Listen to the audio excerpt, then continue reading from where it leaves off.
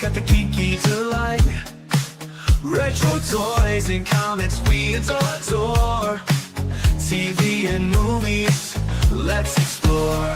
Sunday Night Geekery, it's the place to be. With Marc D with a C, let your nerd run free.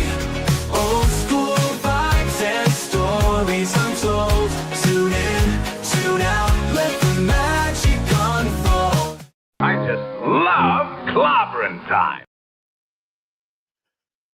Hey everyone, welcome to a very late, only a half-hour late edition of Sunday Night Geekery. And we got Tom here too, but I got this up because I want to really thank the Geek and I, who's been sending me some awesome Marc D with the C artwork. So he made me look a lot better, I think. I look a little bit skinnier, I think. Maybe I've got even some more hair, I don't know, but I like my complexion there and very clear skin.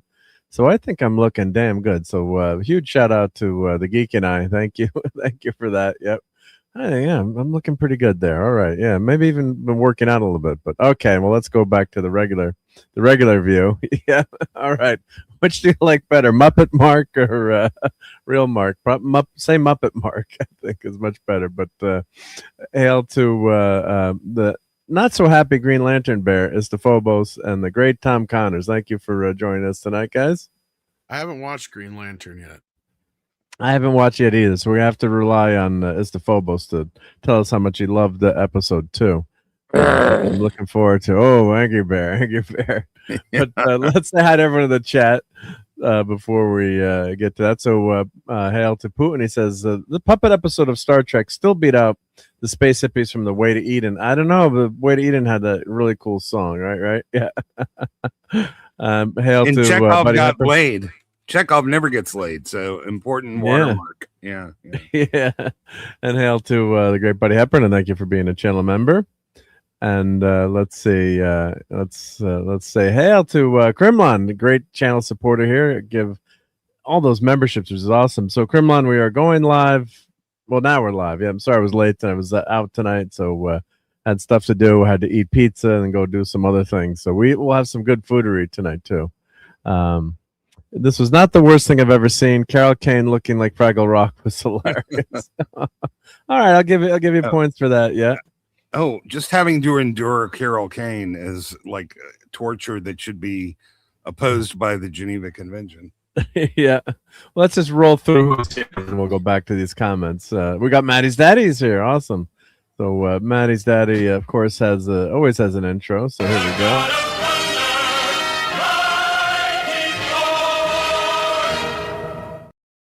I'm hearing sounds of action figures being falling over in the background, which is not good in a room like mine. Yep. And Buddy says his dad says hi. Yes, hail, thank you. Yep. Let's see. We got Putin's cat here. Oh no, that's Cap After Dark. Get new contacts in there. All right, so I think we got everyone. So let's check out these, catch up to these comments here. Yeah. Lost was even worse. Yeah, Lost. Oh, it did give us some great the great Evangeline Lilly. No. You skipped one though. He said it was RJ better. Yeah, he said it was better than Way to Eden, and I'm like, I don't think so. The puppet episode was completely meaningless. It's all a bullshit dream. Like, fuck. It's a dream. Yeah. I started watching it. I've only watched the first 20 minutes of it, but we'll get into it. Yeah. But hail to RJ Godzilla. Oh, did I spoil that? No. No spoiler. But no. That's Krimlon's already here. Yep. But we'll get into more details as soon as we catch up to these comments here. Yeah. The prettiest girl in Vegas has a cold, so I'll watch the replay. Have a great night, everyone. Okay, that's Maddie. So tell Maddie we hope she's feeling better, and catch you on the replay, Steve. And thank you for sending me all those cool license plate photos. Vegas has some really cool nerds there. Yeah. And Resolute Germ, hey Germ, great to see you, buddy.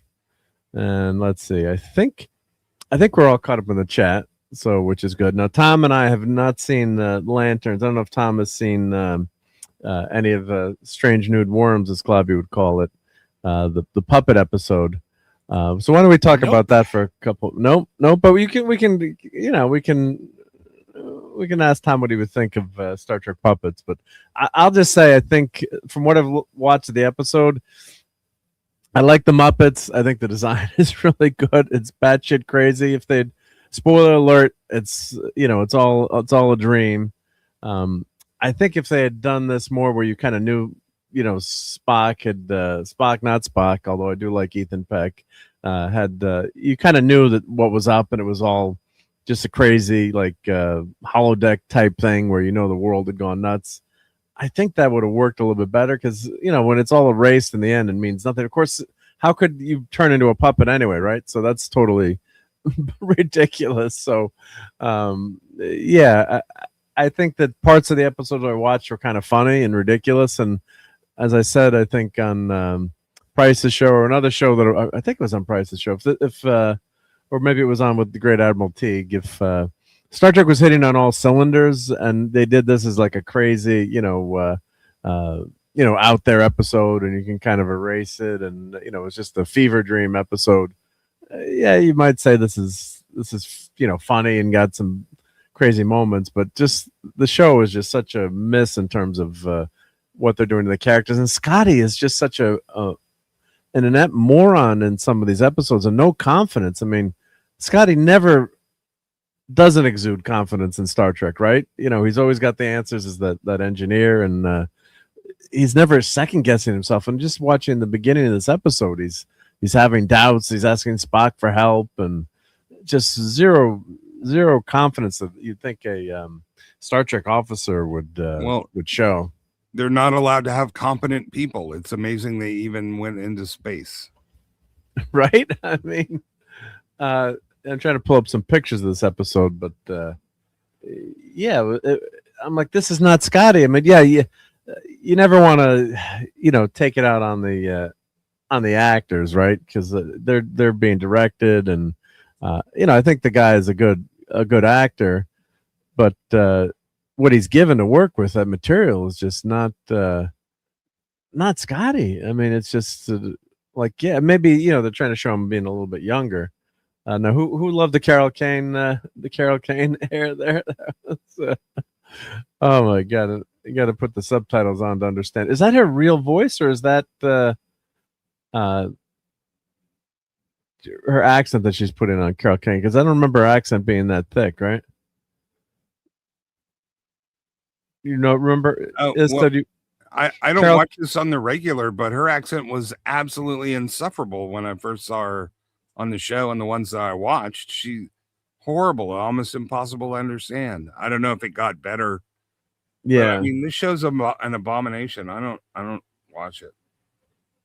I think I got to say, like, the puppet technology and doing, we always. Now, was this Jim Henson's Creature Shop doing this, or was this someone else doing that? Was it Jim Henson, or? I don't think it was. I think they might have gotten. I didn't even. I hate to break it to you, but Jim Henson died like 30 years ago. True. Yeah, but the Jim Henson Company. Years ago. Yeah, unfortunately, over the flu that took him out, or just it was something to do with pneumonia. Pneumonia, or flu. Yeah. So, but I wonder, was this the Jim Henson Company? I don't know, but no, they did it in collaboration with the Jim Henson Creature Shop. Okay. So I guess they had they said they had 14 professional puppeteers on set. It was led by Frank Minchkulite. Okay. And so, I'd heard that before, like they got some help from the Henson organization, from the puppet shop, but it wasn't really their production. So, yeah. And Buddy's saying, the only time Scotty is that way is in Wolf in the Fold, when he doesn't know what happened after the MDK. Yeah, and that's kind of understandable, right, Buddy? Yeah. So that's something that you could kind of see. Scotty's like, what the hell happened here? I can't remember. Yeah. And SNW is tame compared to many shows, says Putin. I feel like season 4 is lacking a little, but I didn't see any Muppet Scissors, so it beats a lot of Star Wars. I didn't check the end of that comment before I read it, but yeah. And Godzilla says, I said last night on Jill, Andrew of Jill's great channel, the episode would have been better if Q, who turned everyone into puppets, and since the dream anyway, it doesn't matter that he shows up 100 years too soon. Yeah, that could have worked. That could have worked. Yeah, yeah. Hey, Killy Child, roll tide, roll tide. Yeah, yeah. Yeah. Or how about make it some better writing and make it not a dream and have it actually have some meaning? But it's too much to ask. Huh? Yeah, like if Q had done it somehow, because Q could have understood it. Yeah, and Gap After Dark, thank you for putting that in, Gap. I appreciate that. Yeah, it was Jim Henson Creature Shop. Oh yeah, the toxic shock from bacterial infection. Yeah, just very sad. Yep. Just watched the Angel season 5 Smile Time. I haven't seen that episode of Angel. That's the way to do it correctly. Did they turn into puppets in that one, or? Yeah. Well, Angel did. Yes. Okay. I got to check that out. Yep. I've watched a bunch of Angel, but I don't remember that one yet. Yeah. Oh, yeah. The episode's classic. It's incredibly well written, funny, and just awesome. But so he gets cursed by this essentially a puppet vampire that sucks the life out of children. Okay. Cool. Yep. Hey, Dude Bro is on the Rumble side. Thank you, Dude Bro. And thank you to everyone who's watching on Rumble and Twitter and anywhere else you might the signal might go. So yeah, I'm about, as I said, I'm about 20 minutes into the episode, and there's more ridiculousness with T'Pring again. But I gotta say, I love the design of these puppets. This is hysterical. Of course, I was showing this the other night here. I'm bigging myself. Here we go. Check that out for how about that for a Muppet? They should have turned the Enterprise into Muppets too, right? So, why did they turn Chris Gore into a puppet? I don't know what's his connection with the show is. Oh, Chris Gore was in it? Go back to your slide. Oh, where's that? Where's Chris Gore? You have to go back on the slide you were showing, the image. Just show the one with Pike. Yeah. That's Chris Gore. Okay. Well, let me just show my this. Now, this was in the crib of our kids. This is another toy that I bought just for me. Oh, no, for the kids, excuse me. Oh, it was really for me. But so this was Think Geek. There's the class. Where's the classic Think Geek logo? It was very sad when Think Geek went out of business. Yep. Oh, they got purchased, but they're shelled them for themselves. And unfortunately, the batteries have finally given the ghost after 20 years. So the nacelles actually light up, and you can't hear it, but it's making a phaser sound. But I've got to rip the threads here and then change the battery and then sew it back. But to make this safe for kids, they made it so you couldn't open it up. And of course, the count the count is not. Where's the count in this figure? Yeah, what would these guys say about this episode, right? So we got Piggy in the guy. So I have plenty of kids' toys that have zipper or Velcro pockets. Thing after another. So I don't think that's the case. I bought plenty of children's toys where they have a zipper or a Velcro to get the battery compartment. Yeah. There was no reason why they couldn't have made them replaceable. I think they want to sell you more of them, maybe. Yeah, unless these have like little watch batteries in them, maybe they're watch batteries. But that was the only thing I could think of that they sold it. I was really angry. I'm like, I want to get change the batteries, as I call them. Yeah, if you do open it, sew it back with Velcro so you can have easy. Yeah, that's a good idea. Yeah. Don't. I can have it, but it kept working too. I'm like, I can't believe this. Scotty did a great job with the dilithium crystals. I'm like, I can't believe this is still working. Yeah. So so of course I got my Pigs in Space figure. So I do have a really cool video on Pigs in Space reviewing the play set for what Swine Pork was it? The Swine Pork was the name of the ship. USS Swine Pork. What was the name of the Pigs in Space? No, that ship? doesn't sound right. What was it? What was the name of the ship? But I do have the bridge to that I bought. Let me turn the lights on the Enterprise. Let's light it up. Yeah, what was the someone will get in the chat in 2 seconds. Yep. Big. I thought it was USS Swine. Oh, the Swine Trek. It was Swine Trek. Swine Trek. I was halfway there. Yep. So, but. Yeah, I mean, that's the way you do it. So I think, we're not going to spend a ton of time talking about this episode tonight, but let's see if you thought you saw Chris Gore in one of these. Let me get this back here. Yeah. Bring up no, it's just funny because Yeah, look at the Pike one, where just any of the Pike where he's in the captain's chair. That looks more like Chris Gore than Anson Mount. Look at that. Okay, yeah, I guess, yeah, It's yeah, totally Chris Gore, man. yeah. And thank you guys, for the USS Swine Truck. Yeah, so I do have a cool video of that. Yeah, let me put the link into the chat. If it's one of my older videos, but let's go to my channel and let's say view your channel. If I search for Muppets, let's say I want to put this link in.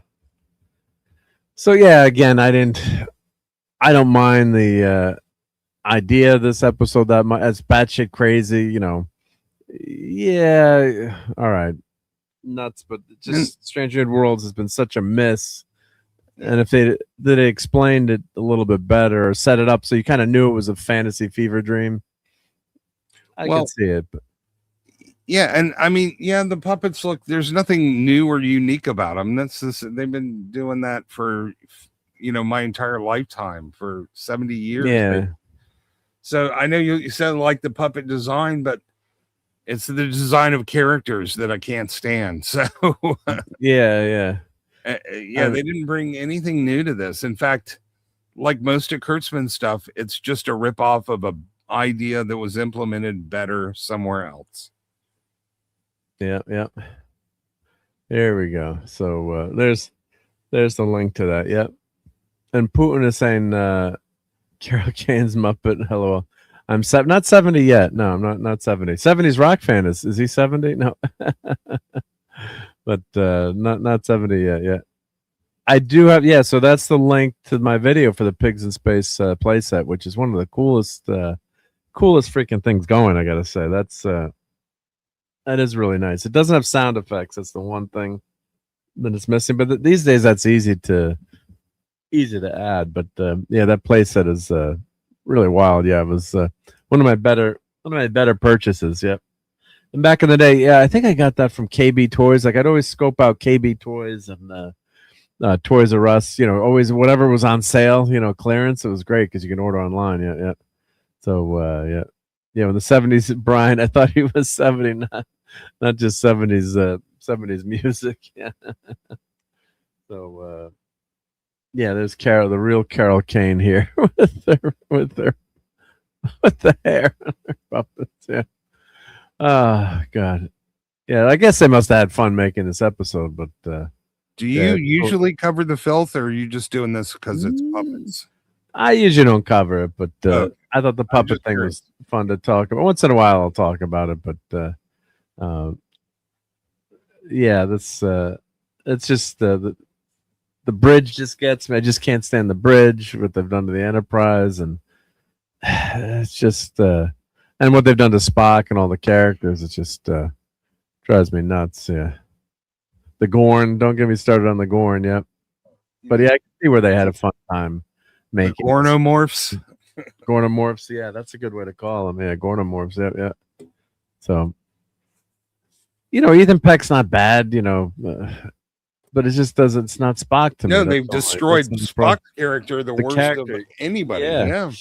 Oh yeah, that's what's terrible. Yeah, but Peck, he's not bad actually. He's not. Well, after all these years, no, I hate him now. After all these years of destroying the character of Spock, if I saw him, I think I would try to stab him. Well, don't say that, please. Metaphorically. In Minecraft. In Minecraft, yeah, can't say that. Yeah. You can only. No, I've seen him. I've seen him at cons and stuff, and he seemed, Hey, listen. According to Disparu and Gary, all of the Academy people are really nice and sweet, and it's like good for them. But, oh, did they jump the shark? Yeah, they're just doing their job. I mean, they're not responsible for all this stuff, but it's still hard to get past that part of your brain that associates them with desecration and evil and. Yeah. I think Morgan Clark is the worst for me. Yeah, I mean, Discovery was really tough to get through, but once I've been through that, at least they were original characters. For the most part, I didn't care. And then they brought Pike in. I remember my first ever YouTube super chat was to Nerdrotic, and it was, why don't they make a show with Pike is in charge of the Enterprise? It was like, be careful what you wish for, right? Yeah. At least Discovery just ruined itself mostly. Yeah, it was just terrible storytelling, and yeah. Hey, Teague viewers raid. Yep. Great to have everyone here. Hey, Admiral Teague. I was just talking about I cannot keep quiet for the Discovery apologist bullshit. Fuck that show. That show is what made Spock have a half retarded fucking sister. Yeah. Oh, yeah. that's No, right. no, Yeah, no. yeah, Yeah, I'm not making any apologies for it. No, y'all sounded like it though. You're like, well, at least it was only its own character. No, bullshit. It did a lot of shit. That's with right. Pike came from that show. You're right. Yeah, you're right. Yeah. No, Fuck Discovery. I got no. PTSD from that fucking show. That's where it came from. Like I told Yeah. Andre, I'm like, I can't do this shit anymore. This is hazardous to my health. Yeah. I started checking into the Geneva Convention. I'm like, this ain't right. And honestly, I didn't watch enough of it to know everything. You know, it's horribly wretched. Like, Oh, I mean, it's all this bad. other stuff is probably bad, but Discovery was so fucking bad. Like, I watched enough to know that much. Yeah. Great. Glitter vomit. and sonar in space and shit. Yeah, no. Yeah, but I was trying to. You're right, Tom. I'm trying to erase that from my memory. I forgot that what they did to Spock on. Yeah, that, I forgot about Mickey on that Spock. Jesus. Well, what they did to Spock's character on the show, yeah, which was his drama and his lore. Yeah, well, you know, it's all Thank the you, same Tom, thing. for setting us straight. Yeah, yeah. And hail to Headcase. Sorry, Hey, I couldn't Headcase. sit back and watch my friends no, don't turn sit into back. fucking Trekaholics. It was crazy. Yeah, no, I don't even. I don't even consider it separate shows. It's all just one big blob of Kurtzman shit. So I don't really differentiate between Discovery and Strange New World. All the shows, Academy, they're all the same crap to me. Yeah, I mean, it was just really bad stuff. Yeah. Yeah, Teague wanted to jump on. We were on a stream and we were trying to raid you, but we couldn't figure out how to raid you. And okay, yeah, and it looks like it did get figured out. Oh yeah, so that's why. Let me get him the link. Let me get him the link. Yeah. Yeah. Oh yeah, of course. Yeah, let me get him the link. Yeah. Kurtzman I just sometimes like, when I'm streaming, I don't see the. I'm trying to do two things at once, and it's just. Yeah. Let's get the great Admiral Teague in here too. Yeah.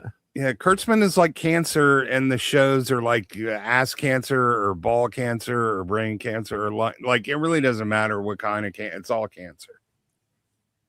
Yeah. What's up, Tom? It's the Phobos, Mark. Hey, Headcase. Yeah.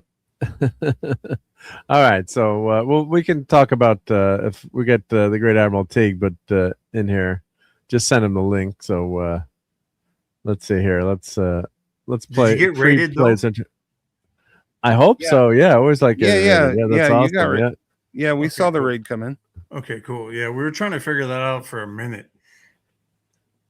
Well, you did it. And they say, sir, they're in Iranian airspace. And I say, oh. I've been sitting here trying not to make an immigration joke. Till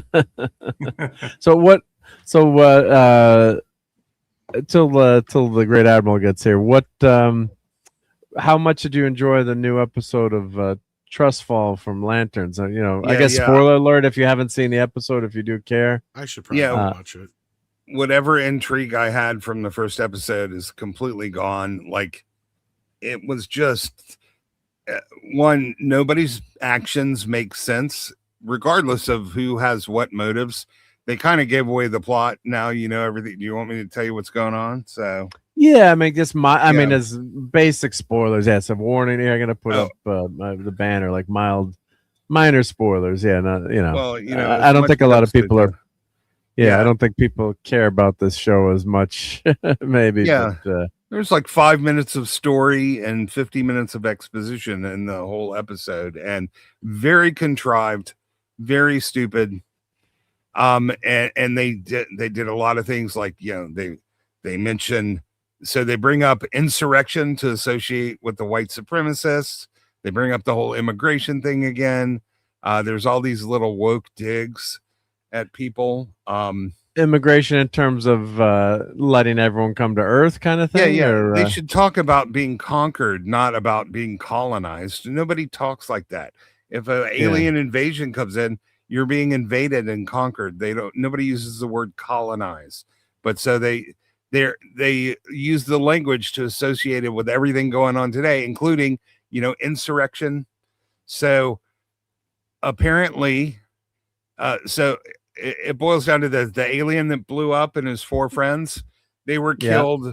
They were killed by Raising Hope. Garrett Dillahunt. So I call him. So yeah.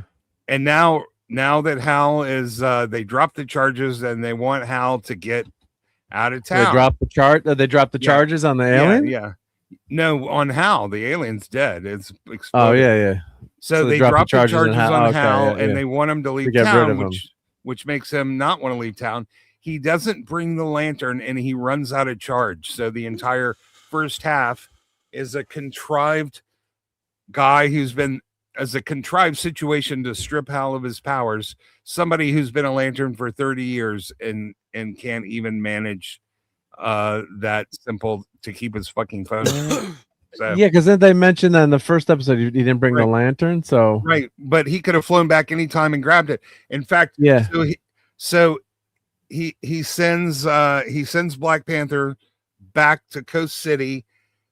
Somehow he manages to get on a cab, get to the airport, get on a plane, get another cab, go, and he's there like in 30 minutes in Hal's house. He gets the lantern, but then he gets beaten up and kidnapped.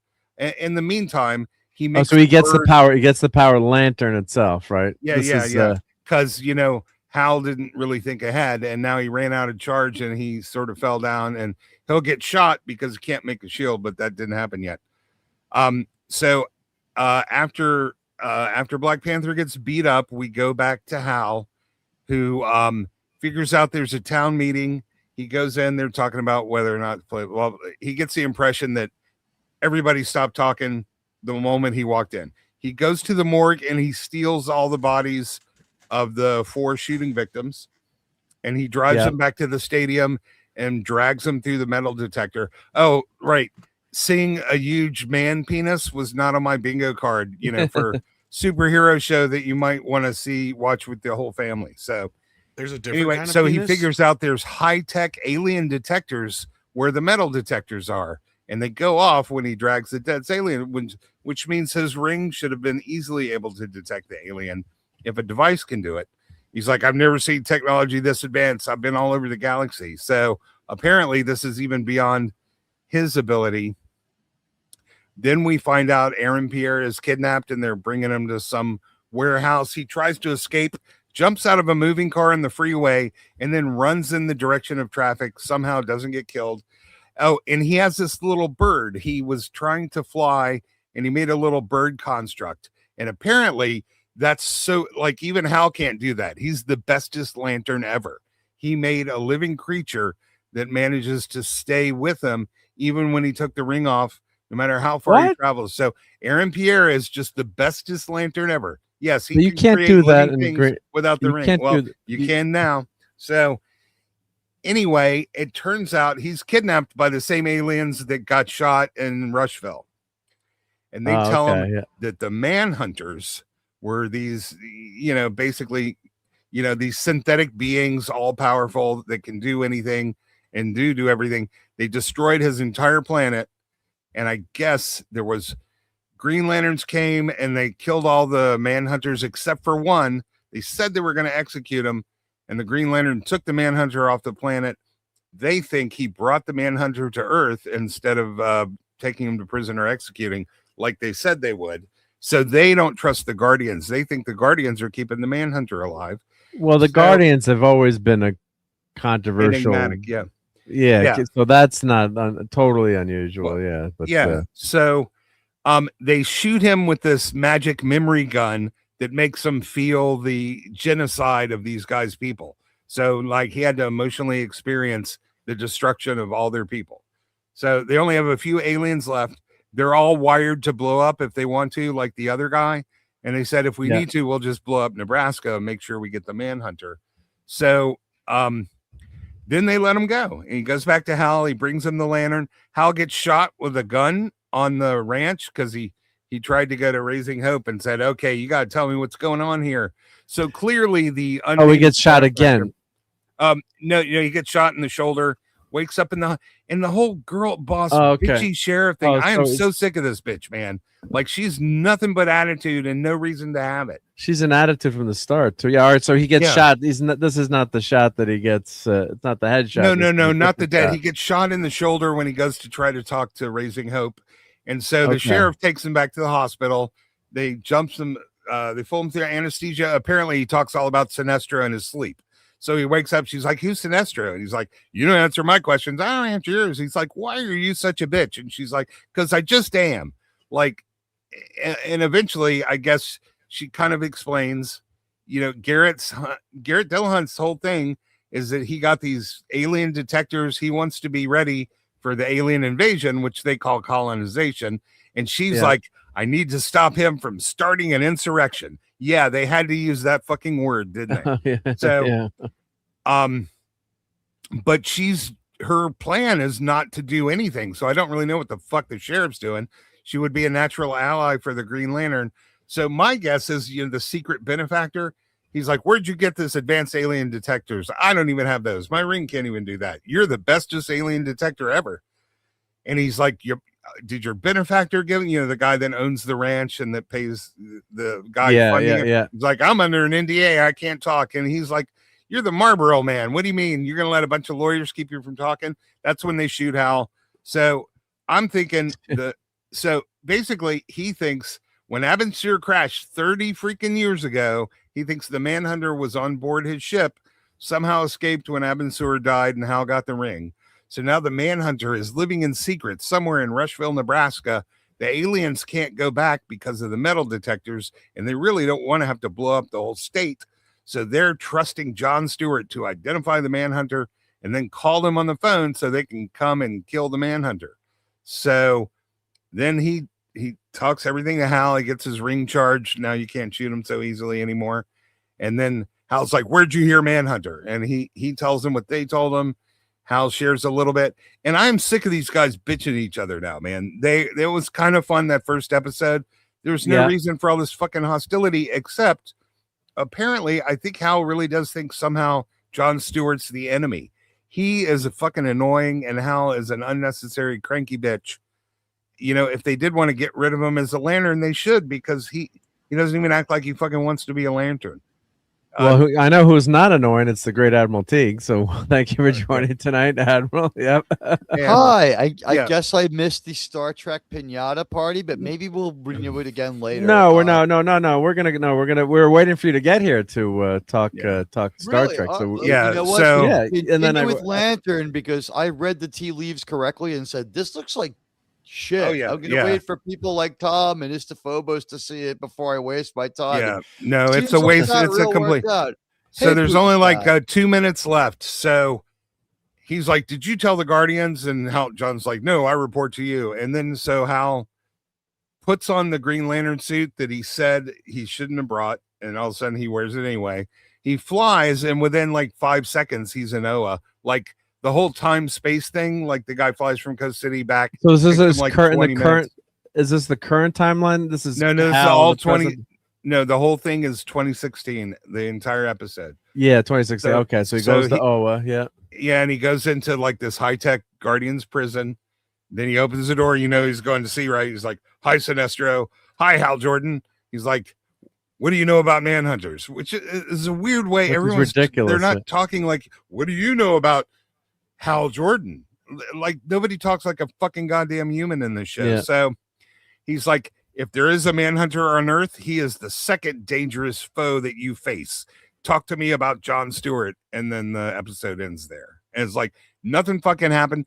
Hours of exposition, the aliens telling John Stewart about, what happened to their planet, the whole genocide thing, the whole, So basically, the Manhunters are Israel, and they went to their planet. They created genocide, and now the Guardians are trying to hide the remaining survivor Israelis on Earth, and these guys are trying to go chase them down so they can kill them. and they can blow up Earth. They just don't want to. They're the nice, good, vengeance-seeking nice, aliens. good, bad aliens. Yeah, yeah. Yes. I'm confused about one thing. Clear this up. You said it's Jon Stewart and he is black. Yes, Jon Stewart's. Yeah, he's a he's been retconned. He was an architect, and now they've retconned him as a Marine in the comics. My thought would be that wouldn't that be Trevor Noah? But Trevor Noah was never a Green Lantern, and thank God, because he was. I see what you were trying to do there, and I really empathize with you trying to reach just beyond your grasp. Yeah, the people don't know who the Manhunters are. If they haven't read Green Lantern, so the Manhunters were basically the first Green Lantern Corps, the first but corps, they're the first police force. Yeah, they're unclear, but they're not in this show. They're just a group of synthetic life forms that somehow can change into other life forms, and they can build anything they want to build. Like, they're basically the Borg and the Q joined together. They can basically do anything. So, because originally they were basically like Big Blue. Here, I'll share this screen here. So just let me look up the Manhunters. Let me, they were because it is very interesting. Yeah, so let's share this. Let me share this tab. Yeah, so the Big Blue Smurf robot AI alien. Well, now we say AI. Back then you wouldn't have said AI, but you would have called them, like an android. You would have thought of it as like an android, like Data. Yeah, and I didn't get the impression they actually worked for the Guardians. They just decided that they were law and order in the universe, and they're basically Israel. They go around planet to planet genociding. So, Well, yeah, originally, I don't know what the show is giving you as a background, but because I haven't watched the second episode. That's what it gave. So they were created. Then the Green Lantern Corps is, what originated out of the failure of the Manhunters. So they rebel, classic AI rebelling against their creator. So this is, Jack Kirby, 1975. So another great Kirby creation. So you know what? This is why I always, after I put my prompt into Grok, put please. Yeah. The thing is that they say because they're synthetic, they can create any life form they want. Well, that doesn't make any. If they're synthetic, then they can create synthetic life forms, like the logic and continuity of the idea. So you just kind of have to. They're basically magic technology that can hide their synthetic nature. So I'm thinking several things in common with my ex-wife's boobs. Yeah, I'm speaking of ex-wife. I think Grandma might be the Manhunter. Oh, they did have a little scene of Jon Stewart and Granny again. Hooking up. They didn't have sex this time, but he's like, your husband's weird. She's like, I know he's weird. He's like, well, why do you stay with him? She's like, he's incredibly weird, but I like the security. He's like, well, why don't you run away with me? And she's like, well, I love him and he loves me. And he's like, but you said he's weird. Yeah, he is weird, and he's going to start an insurrection, but I still love him. And just like, what the fuck are these characters? Like, it's just, let's have a scene like this. So we'll just have them talk like this. How does it fit in the story? It doesn't have to fit in the story. We're just going scene by scene. They don't have to connect to anything else. They don't have to relate to anything else. There's no real narrative continuity. There's definitely no logical or internal consistency. It's just, let's do one cool scene after another, and we'll make fun of, genociding people and insurrection people and redneck racist people and homophobic people, and we'll ding them. We'll have a scene, and we'll really own the chuds here, and then we'll go to this next scene and we'll own these other chuds, and it'll be great. That's what this show is. Yeah. So I mean, the Manhunters have infiltrated planets. If you old comics, so they had older comics. They had that power to do that. Just I don't know how without having seen the episode, I don't know. Yeah, there's only one though. Comics, but there's only one. Their power was in numbers in the comics. This is only one, but apparently he's magically omnipotent, but apparently not as dangerous as Jon Stewart is. That's what Sinestro says. The Sinestro guy was also in his pajamas in prison, so he didn't look very Sinestro. Just do a movie about the squirrel lantern. This sounds. Is this Jimmy Gunn or is this someone better? No, it's someone worse. It's Tom King, right? Tom King and well, Gunn is the president. He's in charge of all of it. But this is Tom King and David Lindelof, the guy who brought you Woke Watchmen. David Lindelof is really fucking incompetent. I've hated everything I've ever seen from him. Everything, and not just disliked, hated. Yeah, and Tom King, who hates superheroes but loves copying westerns. So there you go. You got the plagiarizer and you got the incompetent Booth. Well, he did. Supergirl was based on a Tom King, right, which was a ripoff of True Grit. Yeah, and also he left Batman at the altar with Catwoman dumped Batman, Bruce Wayne at the altar. That was a big scandal when they were supposed to get married. Yeah. And Jon Stewart's upset because Hal Jordan didn't say I did good with the ring. He's just such a big meanie, and I'm the bestest lantern ever because I made a bird. Yeah. So, I mean, the Manhunters are a great classic creation, and it's really a really interesting story when you have that. Yeah, these aren't those Manhunters. These are Martian Manhunters. Okay, well, that's got me even more confused, but, you're supposed to be. Is the Snyder DEI Martian Manhunter back? The one that was like retconned into it after they made the movie because it doesn't line up with jack shit from the other two movies? Yeah. But basically what happened in the first episode is 4 aliens went to a football game. They walked through the metal detectors, which are actually alien detectors. So Raising Hope got his posse of redneck racist militiamen and shot all 4 of them. But they missed one. Why didn't he go through metal detector? I don't know. Why did the other guys stick around when the other guys got shot? I don't know. Like, again, I know now, now they're looking for the Manhunter, but like going to a football game and it seems a little stupid. And then where is Raising Hope getting all this advanced alien technology and money? Apparently he has weapons too. So this is all related to the Abensur crash that gave Hal Jordan the ring, which is 30 freaking years ago. So none of this shit makes any sense. They're trying to tie everything together and like have a big grand conspiracy. And dude, it really tied the room together. Because as we were saying before the show, I didn't mind that first episode if it was like an X-Files type episode, not X-Files itself, but don't call it Green Lantern, but if it was a kind of a new sci-fi, mystery show, I wouldn't have minded it so much. But you got all this lore with Jon Stewart and you're not getting any of that. You're not getting Hal is crankier than the first episode, and Aaron Pierre is bitchier than the first episode. And we're going to find out around episode 7 that Hal had some kind of trauma that made him not want to be a Green Lantern anymore, but he's not ready to give up the Green Lantern either. So he's just wants to like hang on to the ring and be a bitch about it. We can tell by just his hair here. Now this, as you analyze his hairstyle here, this is like disheveled, kind of like ragged and Jake Skywalker over the top. Yeah, like giving up. You've kind of given up, right?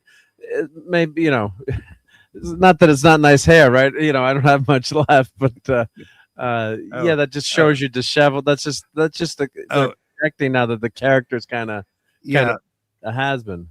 If you do watch this, I direct you to pay very much attention to the language, like the specific word choices. Another thing.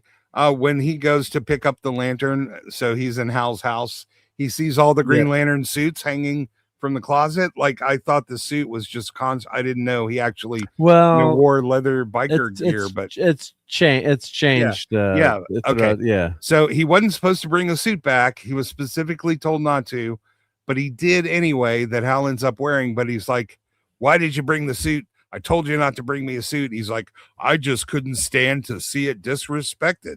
That's the exact fucking words that he used. Quick question there. This guy who's playing the Lantern, he is the guy who was supposed to be the movie star in Peter Jackson's King Kong and the head of Intel in Zero Dark 30, the guy who keeps playing a spy over and over and over. Kyle Chandler, you mean?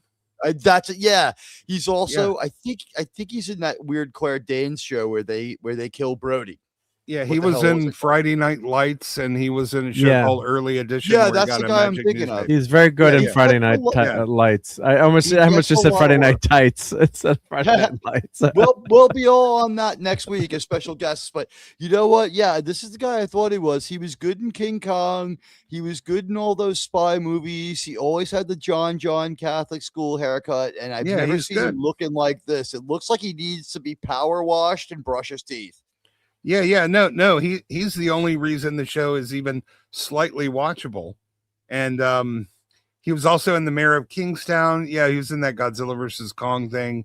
He's a good actor. Yeah, very good. Midnight Sky. He's also funny. He does stuff like Robot Chicken, Saturday Night Live. He does a lot of like fun. He was in Argo, Super 8, and Zero Dark 30.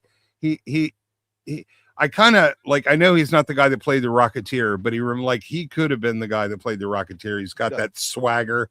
He could actually play like a young Kirk or a young Pike if he was younger. Well, not with the resemblance, but I will say this wasn't Argo was like 3 of the same role in the same year. He was the head of the foreign CIA operation in Argo, in Zero Dark 30, and on TV at the same time. It was just like, wow, typecast. Wasn't he? Wasn't he a spook in Super 8 as well? That might be what I'm thinking of. He plays like a spy, and specifically, he plays like the head of an operation, like the Moscow operation for the CIA or whatever. He's always a super high-ranking, super competent spy.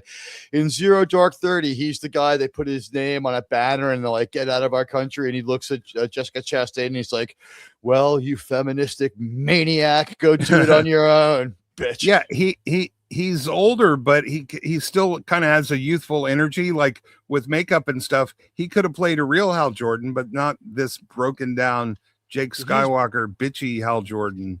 He was also FBI agent in The Wolf of Wall Street. I forgot about that. So yeah. That's right. He has that great cat and mouse on the yacht. Yep. He's, I like him. And like I said, really, if he wasn't in the show, I wouldn't have even bothered watching this. I probably wouldn't have finished the first episode, but they make him so unlikable, so cranky, so, Mark Hamill bitchy. Like, obviously something happened and they're saving that for the end. But in the meantime, I'm just sick of watching these guys be a bitch. I'm sick of watching insufferable girl bosses. They're nasty to each other. Like that's what Jon Stewart was like. It's like he's being replaced, and that's not how it works in the comics. I mean, he had to take over for Hal Jordan. I'm forgetting the exact reason, but I think Hal had to go do something. I don't know if something happened with Hal, but it wasn't. It wasn't that he had to be replaced. They weren't replacing him. Yeah, he snapped when his entire city got destroyed, but. Here he's just just being an asshole for no apparent reason. I think Jon Stewart's on the scene even before the destruction of Coast City, if I'm remembering there's so much lore to Green Lantern. They did that parallax thing too, but I think the bottom line is you're working with writers that all they know how to do is deconstruct superheroes. They don't like superheroes. They're embarrassed by the IP. So now we're back to some weird True Detective bullshit where a bitchy Hal Jordan is dragging naked dead bodies with giant flaccid penises into a rental car and driving them around. Language. Oh, sorry. Mr. Phobos, you just nailed it real quick. Here's the thing. Since the beginning of movies, and especially since sound movies, the most reliable, lowest cost is horror, but the most reliable, lowest cost, and most profitable has always been crime and detective stories. So that's why they keep trying to mix it into Star Wars, Star Trek, and all this other shit. It's just like the mystery box era, and like we still can't fully shake it off.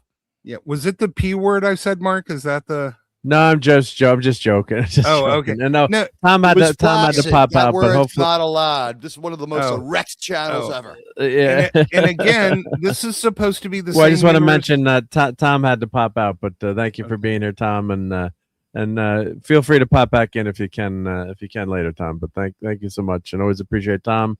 And actually, he's got Midnight's Edge channel number 2, part 2. as I like to say. So everyone, let me put Tom's link in the chat here. And Tom needs to get up his watch hours too. So Midnight's Edge After Dark, part 2. So here's Tom's link. So everyone, please go over. If you're not subbed, and hopefully you already are, please subscribe and watch a bunch of Tom's awesome videos, please. I'd like to, Yeah, I'd like to so- have, I'd like and- to have and- a oh, wait, shout and we out have- coming YouTuber on. I think he's going somewhere. Yeah, and we have Professor R2 here, so I've got to Yay. trying to. Hey, Yeah, what's what- up, what am Professor? I? We were What am just I? talking Just- about you before. Yeah, chop Waste liver. of My God, circuits? What? my Come God, on. Yeah. jeez, taking this long to introduce the great Professor R2. No. That's Yeah. great. I'm glad. I'm busy. I've been busy tonight. I was just sitting down. I was like, kind of put stuff away for now. What's going on? Oh yeah, Mark. What's Mark talking about today? Oh, he's talking about this filth. Oh, great. Yeah, let's hop in. Yeah. And we'll talk about. Here's the thing: you took your kids to see Superman. Maybe they're young enough that they don't know any better, and they really liked it. And they're like, "Dad, can I watch Green Lantern now?" And I'm like, "I'm sorry. There's a bunch of racist rednecks and naked corpses running around, showing all their genitalia, and using that word 1,000 times." Saying every other word. Yeah. It's funny because as I was watching this, my exact thought was, I know Professor R2 is as pissed as me right now. Like, insurrection, colonization, the language choices. Those are not words that somebody who is on that side of the political spectrum is going to use. Yeah, not at all. And also, tell me how a racist Nebraska town elected a 4.5-foot woman tall as their sheriff. If they're really that bad. That's the real shit that's happening right now.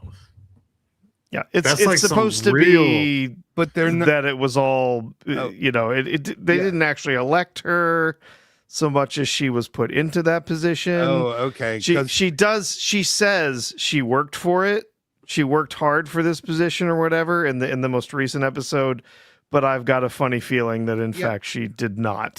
She doesn't. She was placed there. She doesn't seem to have any motives that make sense about her behavior. She's going against everybody else, claiming that she's helping the town, but her idea is to do absolutely nothing. So it doesn't make. You've got aliens invading, lady. You got to do something, and she just wants to sit on everything. And Darth Plato was very disappointed we were not in puppet format tonight, but this is the best I can do. And thank you again to the Geek and I. So we'll leave this up for a minute. But thank you so much. And Tom says, "Hey, I like Superman." So you're talking the James Gunn Superman, right, Tom? Yeah, I know he does. Tom, go watch my video on the DCU. It'll. You know what? Sean, sorry, hey, you don't know where the hands are on this robot avatar. I might just be a puppet. Yeah, I am a puppet, but do you still do I'm a stuffed animal? We should make sure that we make that distinction. Like Mark's puppet right here is a Muppet. It could never have been on that episode. It is really important to remember part of the episode where all the puppets look at their hands. The reason they do that, and every one of them does it, and we spend a minute making sure they do it, is to show off the fact there is no wand on their hand, because that turns a puppet into a. There's like 3 things that turn a puppet into a Muppet, and they're only allowed to do a couple of them. Like the new Hura Muppet was so close that they could have gotten sued if Disney wanted to even. But I thought it was Henson doing the Muppets, though. No, Henson's dead. It's Henson's not so talented son. Yeah. It's the Henson Creature Shop, so they get to keep, it's his name, he can keep it. The Muppets are Disney.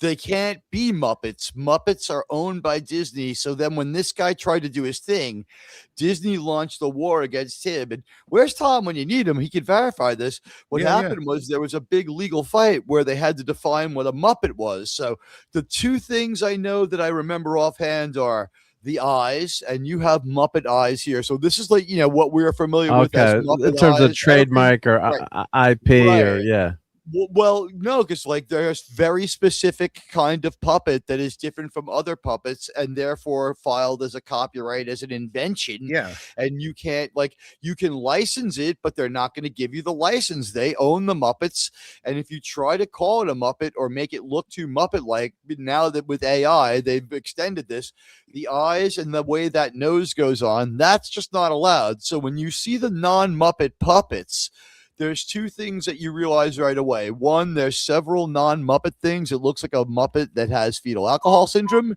And the other thing would be that they have articulated arms. Now, this would seem to be like some kind of an advancement, but I would point out they are all exactly like the blank puppet form body that you can buy on Amazon for about $40 with levers and pulleys as your traditional puppet arm movements.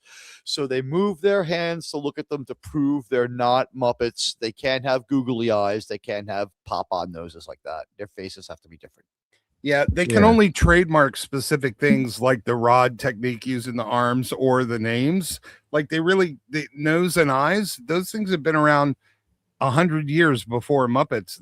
They don't have a trademark over that. Those style eyes all on CGI a anyway. Be tied up in court, though. You have to realize like it's a loser. Yeah, it could be. I mean, I don't see it not getting. Well, I'm sure they would. But nobody wants to get sued by Disney for sure. And I think I think that puppet was from Darth Plato. I think that was in like a botany lab. That we're talking because you think he's talking about the plant that's someone's hand inside of a glove that looks like it like reaches out. Oh, you're talking about the one in Charlie X that reacts weirdly. Is that Charlie X? It's either in Charlie X or Enemy. No, I think it is Man-Trap because it reacts to the salt vampire. Man-Trap, that's what it is. I'm sorry. It can tell. It has like a sixth sense. It can perceive what's going on, and it like freaks out when. Yeah, it's just some guy's hand in a glove that has like little leaves on it. Yeah, Teague is right. They do. Low-res TV. Yeah, the Admiral is right. They all do look like they have fetal alcohol syndrome. I didn't notice that, but you're spot on. They all look a bit off. They all look a little bit fucked up. And if your mother indulged too much, I apologize, guys. It's the only way to describe it. All of their noses are flesh colored. Like they don't have the big colored noses. And flattened out. They all look a little like Nagilum. Their eyes are too far apart, and they can't be googly.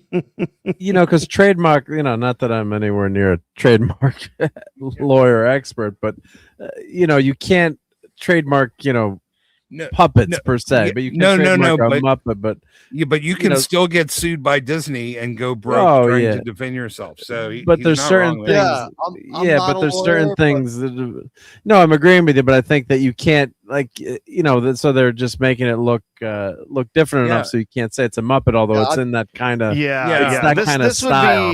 This wouldn't necessarily be trademark. This would fall actually more under what we refer to as trade dress.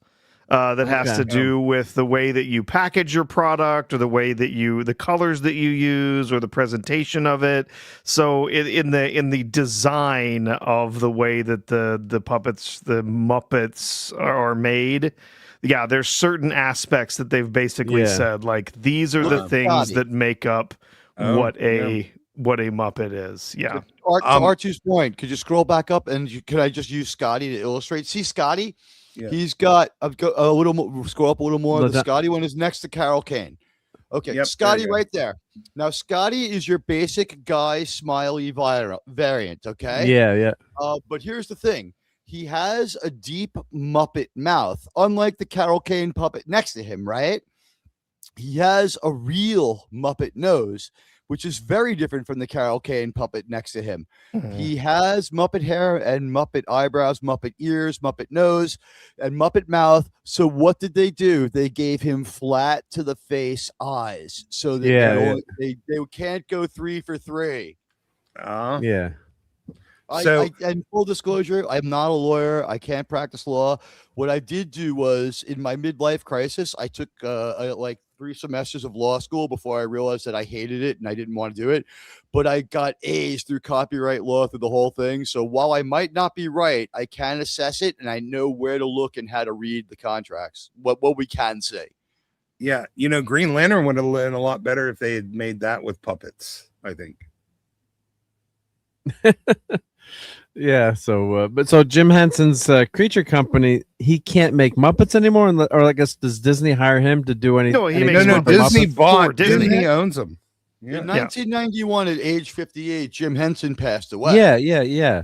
So, but who the Jim Henson company is owned by Disney Disney. owns all of his it. heirs. His heirs sold the company to someone else, who then sold it to Disney. It might have been Fox for a little while, but now Disney has it. Yep. It's now 100% Disney. There's been no remuneration. They got it when they got Fox, so that their deal's over. The Henson family's over. The thing is, John Henson owns his name. So you can't, only Leo Fender that I know of sold his name. But if Leo Fender's son wanted to do something, he probably would have had a case. So he had to differentiate it. It's not called John Henson's Muppets. He was smart enough. It's called the Henson Creature Workshop. So that's totally separate from Disney. These are Henson creatures. These are not Muppets. They're separate from Disney, and they have totally to be separate from Disney. Okay, so what I was trying to get at, no relationship with Disney. This is not a crossover. There's no crossing of the streams.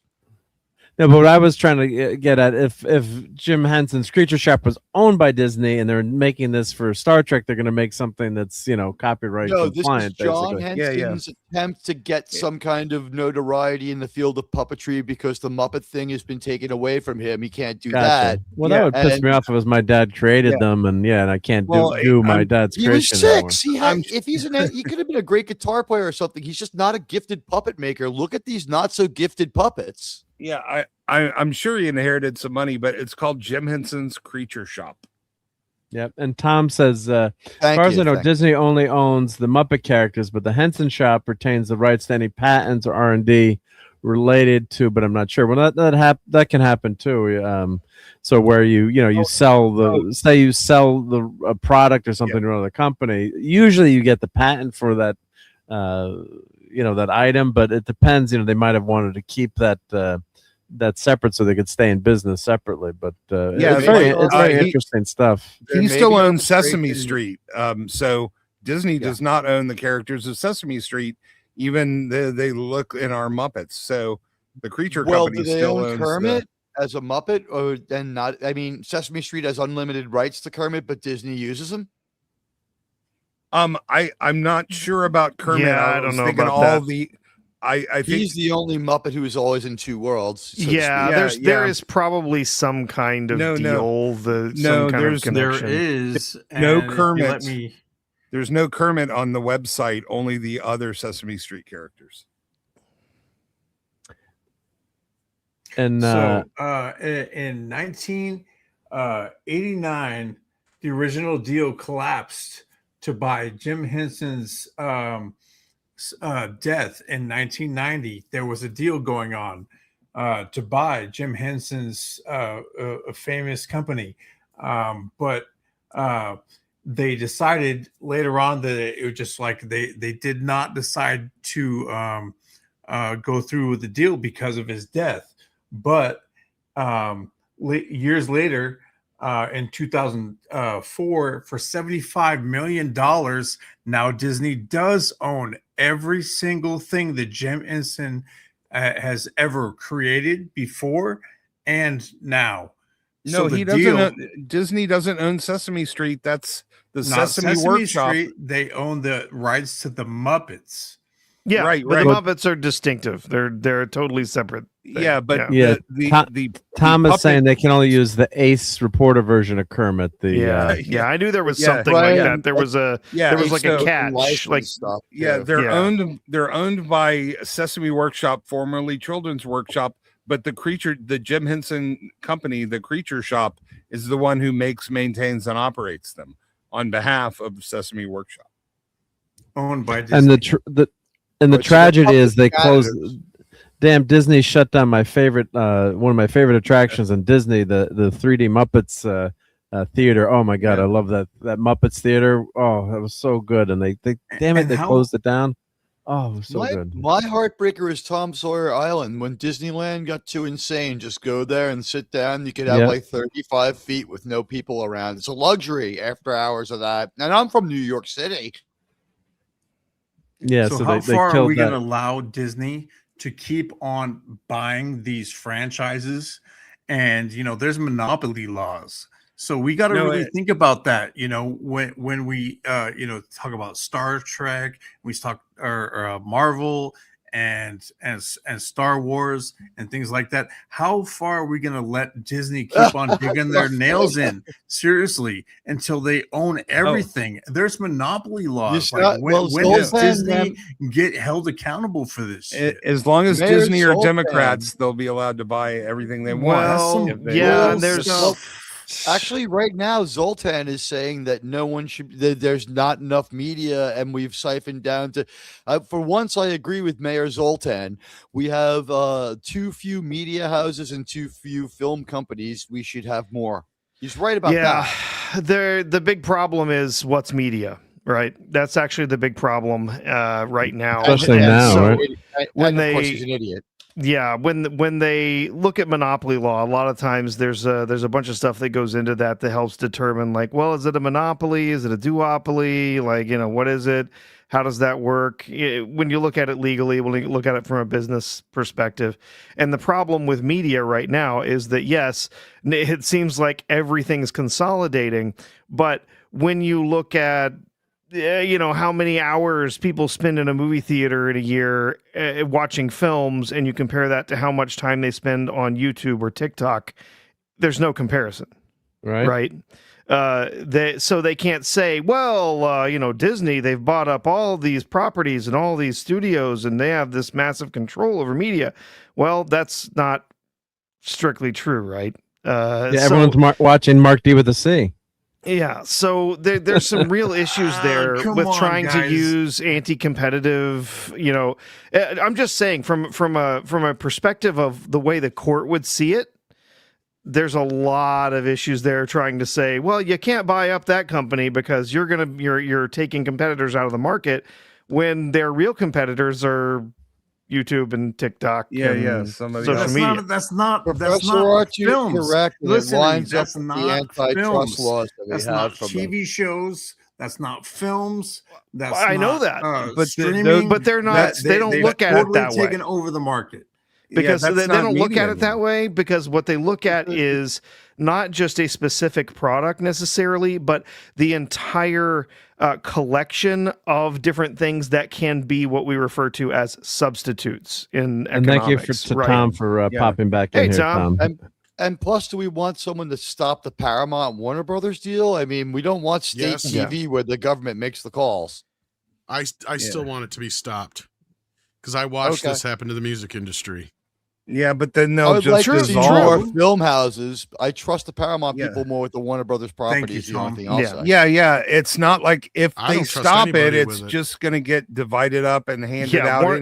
It's going to consolidate. Let's ask Tom. Tom, well, what do you? Let's give Tom the floor for a minute, and thank you for popping back in. What do you think? Well, A, about all this IP talk we've been having, and B, what would you like to see happen with the Paramount merger? I would be happy if they stayed separate, because the problem is we have too much conglomeration as it is, and these two big companies shouldn't be allowed to combine. In fact, if anything, if Banta or whatever the hell his name is wants something to actually lean on instead of his fucking politics, which he's just showing his hand right off the bat, and it's going to all get tossed out of court if he even tried. Instead, he should be using the Disney-Fox merger as an example of why this shouldn't go through, and the music industry is an example of why this shouldn't go through. Because that's exactly what happened to the music industry in the last 30 years, is we had several different companies that own tons of music all throughout the world. It was basically Michael Jackson stopping a monopoly by the big wigs in the music industry from owning everything, because he owned so much of the other music, being the solo owner of so much stuff that wasn't owned by a corporation. As soon as he died, Sony bought up that music, and now that there's Sony, BMG, Universal, and Warner Brothers. That's all there is. There's no other music companies whatsoever in the world, right? So because of that, they control everything. There'll never be another biggest album of all time again. There'll never be a new Taylor Swift or a new anybody again. That's why anybody who's doing anything is like Taylor Swift, even though she's 40 fucking years old, because that's the newest music that makes its way through anything anymore, because they're known and people trust them. Unless you discover it on your own, people's musical tastes and everything are all over the place. Yeah, Billie Eilish is maybe the next one in line, But like even her, like look at her, she's probably pushing 30 now too. She's been around for better than a decade. That's not even the point, but the point is like, yeah, you don't have anybody who's ever going to come close to the weight or the size of somebody like a Madonna or a Prince or a Bruce Springsteen or a Michael Jackson ever again, because this can never happen again. They're too corporate and they're not willing to take risks. You're saying, Tom? Is that what there's that? It's just they're too corporatized. They're too monopolized.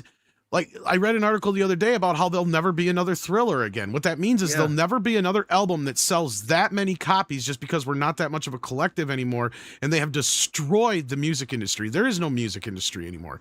It's just people's selective whatever they want to do, and it's the same thing happening to movies and television right now.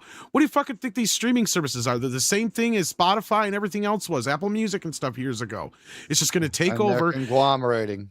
Yeah, and in 10 years from now, people are going to rediscover DVD and Blu-rays again, right? Like that's all it's going to happen. Except the players won't exist. So it doesn't matter if the company's conglomerate or not, because it's all owned by private equity anyway. You could have 10 companies, it's still all one company. It's still all private equity. That's the thing.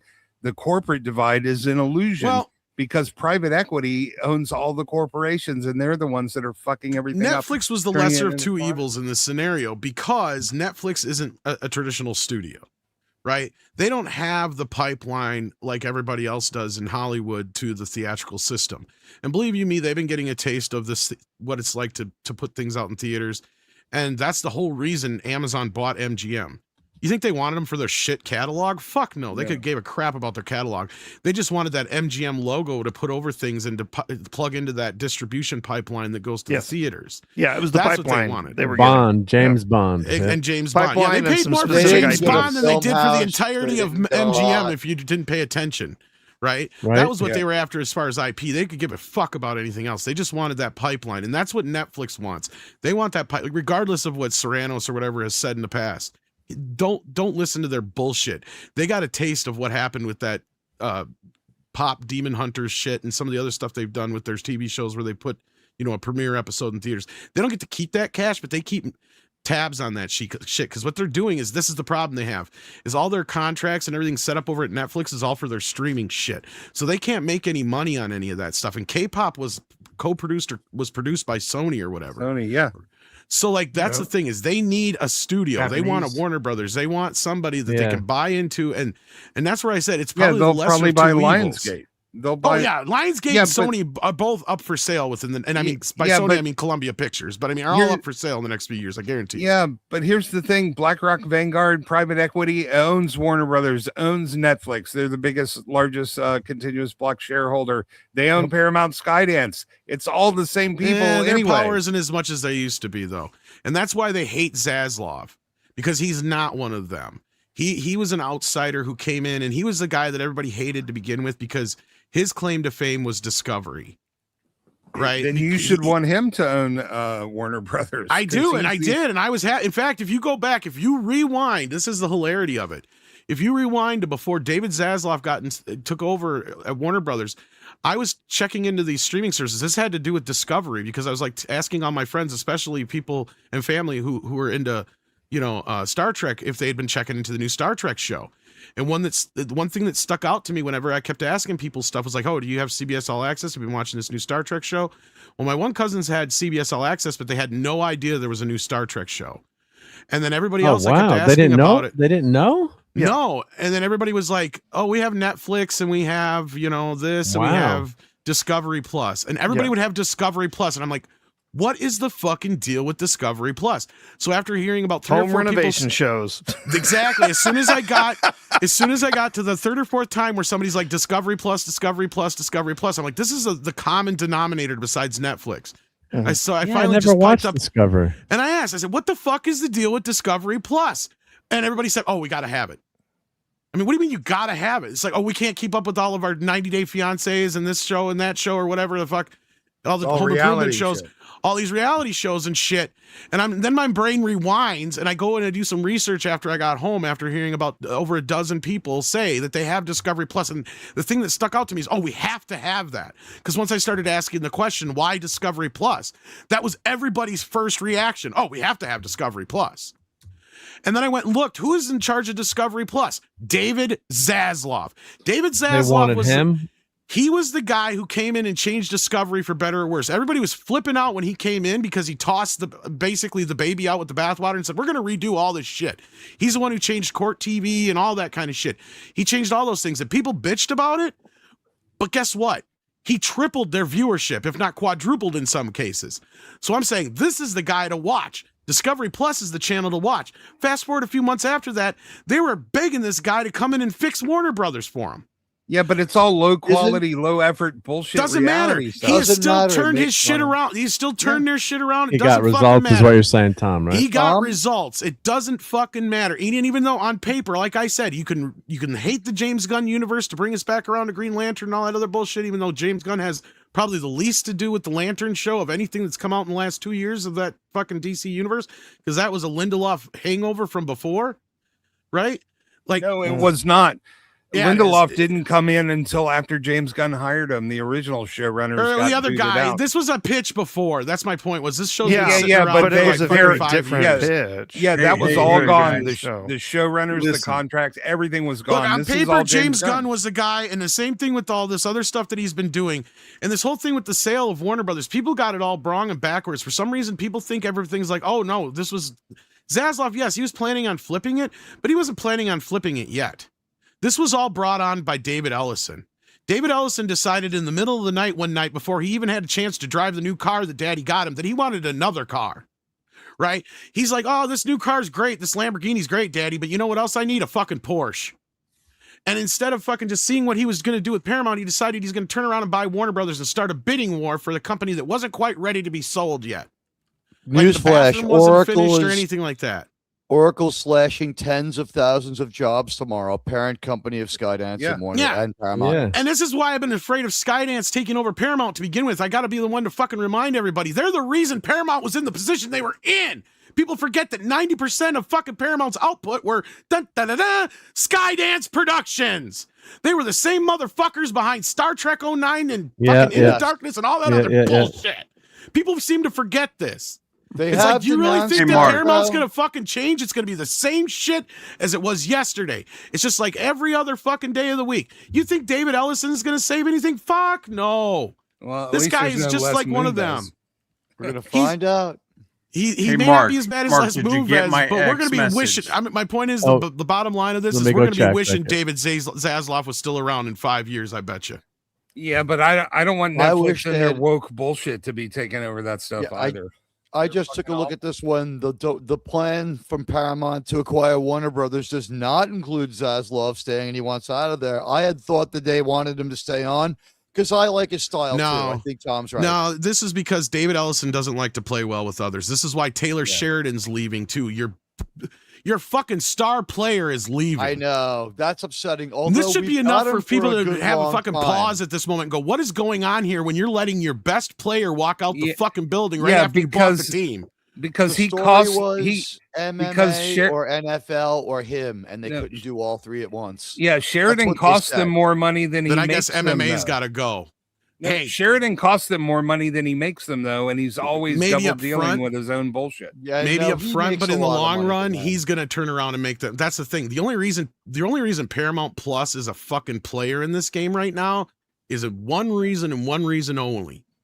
Because if it has anything to do with Yellowstone, people watch it. Yes. Taylor Sheridan is the modern Gene Roddenberry. He's a genius.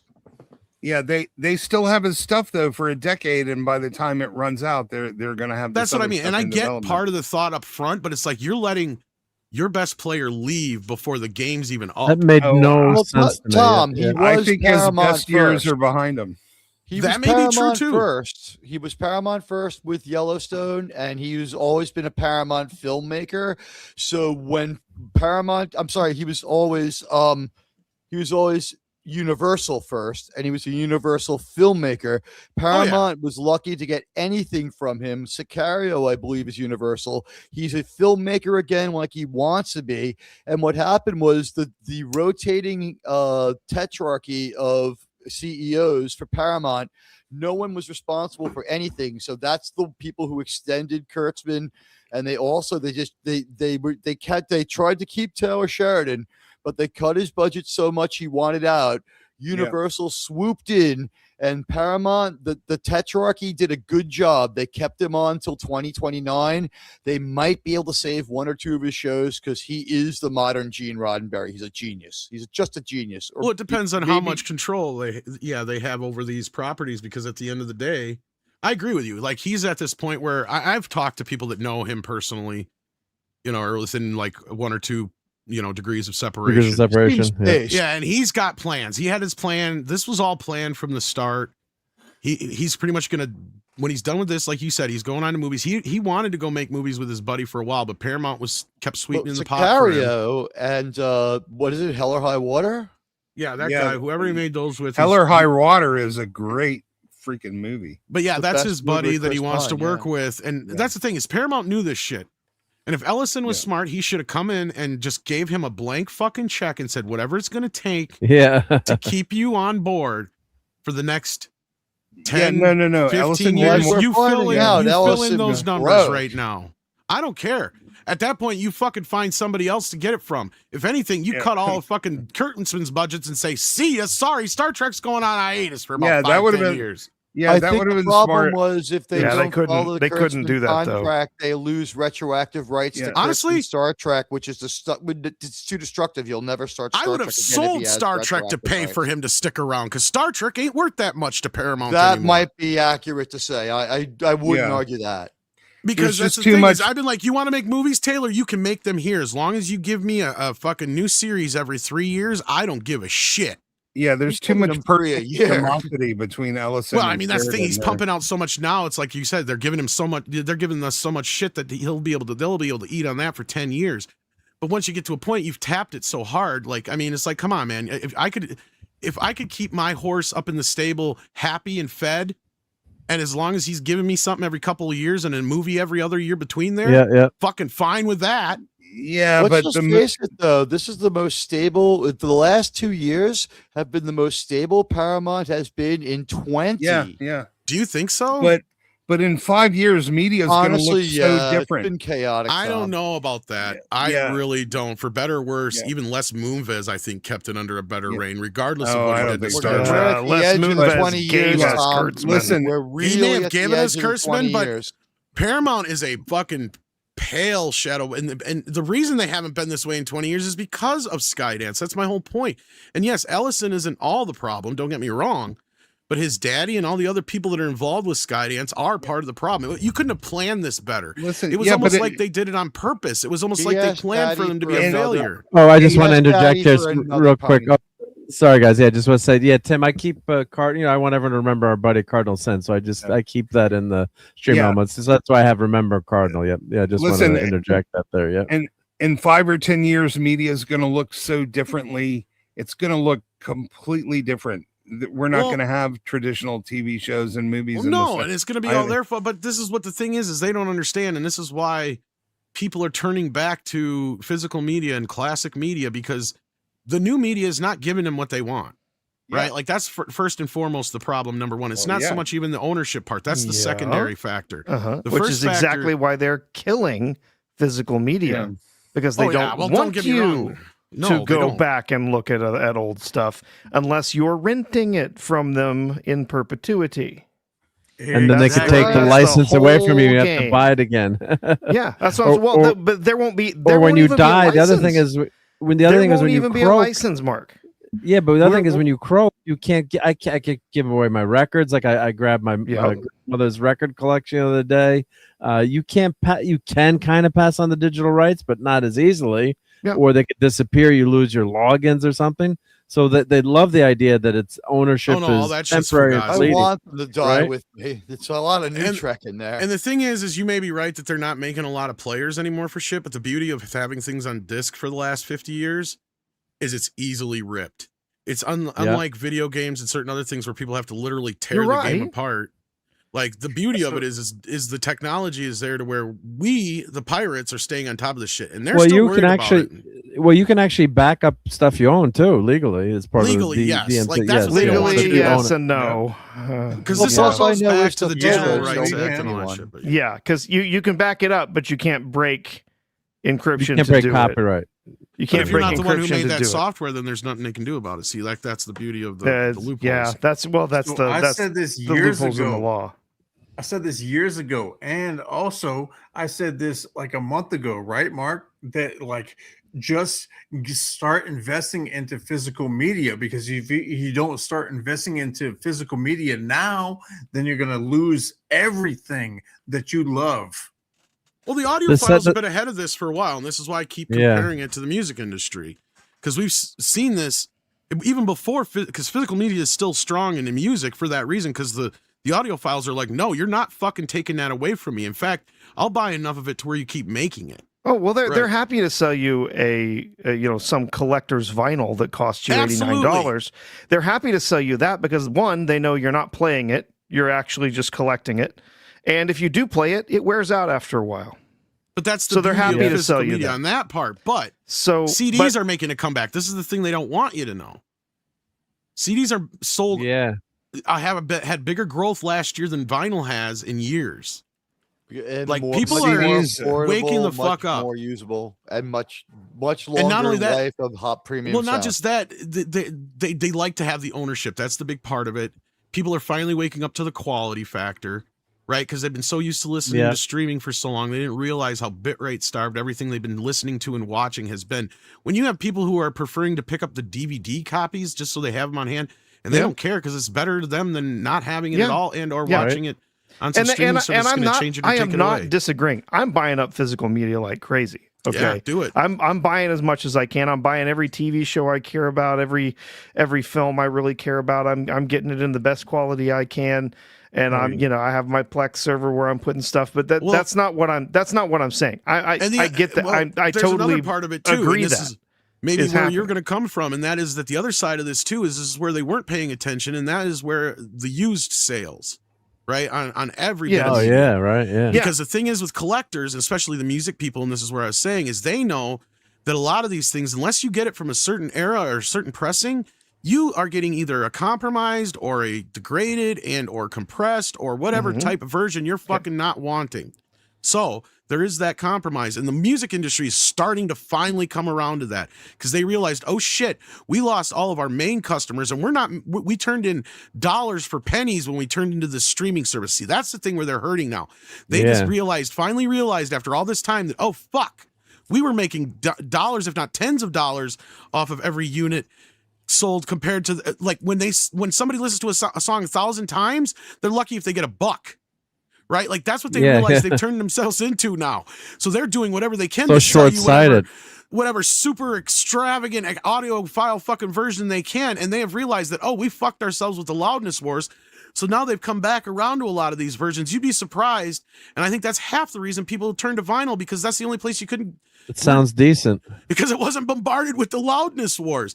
And now people are finally like, if I get these older CDs or I get some of these newer pressings where they're not compressed to shit, then I'm actually getting a better version, and that's where people are finally coming around to it. Yep.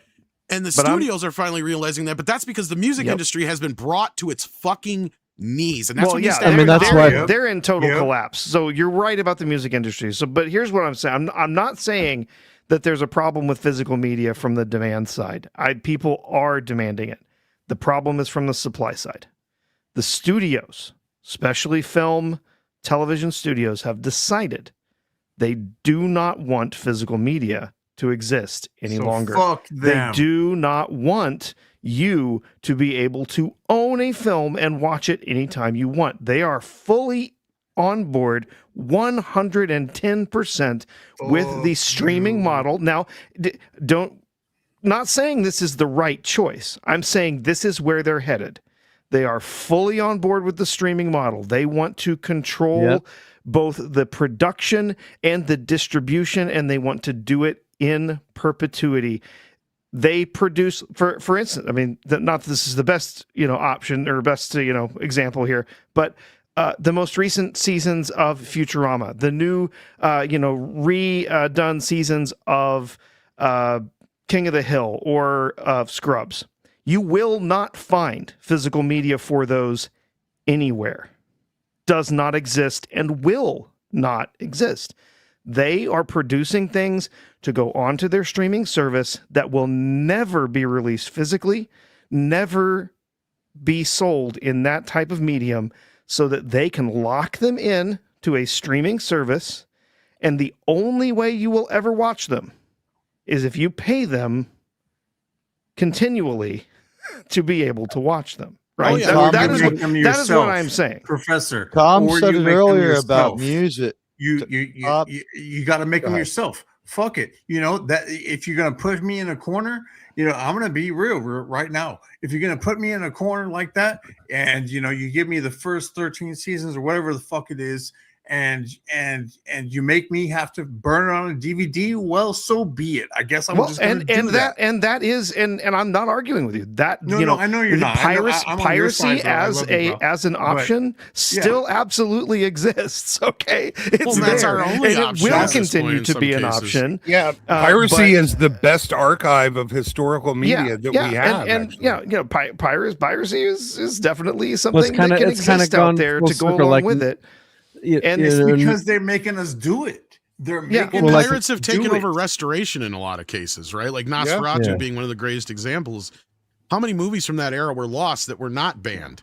Right. Well, the only most reason silent films are the only lost, reason Nosferatu is still around is because pirates decided, oh, they're going to try and take that away from us. Well, let's make 50,000 copies of it and sell it. Yep.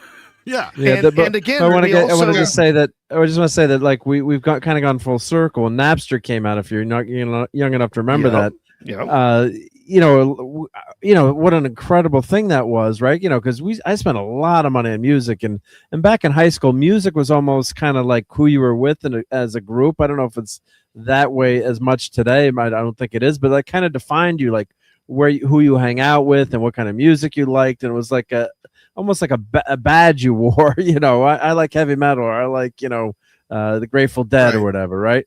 And when Napster came out, I was like, oh my God, we can get whatever we want. But the problem was the artists weren't getting paid. So, you know, and of course we had the Metallica, the Backlash, you know, some of the artists did stupid stuff too. But now basically the artists can only make money by touring, which is a real mess. And you don't see innovative stuff, creative stuff, or risk taking too. That's the problem. Yeah, they used you to want to tour have to people support taking a risk. Yeah, they used to tour to support the album. Yeah. Now the album supports the tour. Yeah, exactly. Yeah, and you wanted to, like, as an example, like my dad sold his house, or our house, in 1973 to start a business making tools for electricians, and he moved in with my grandparents, and we lived there for like five or 6 years. He wasn't even drawing his salary, so we could have never started that business without my grandparents, you know, basically supporting us. But you know, you know, it's a much more, you know, small fry example, but you know, today these companies don't want to take a risk. They want just the produce thing, or what looks good in the AI, or what looks good in the algorithm.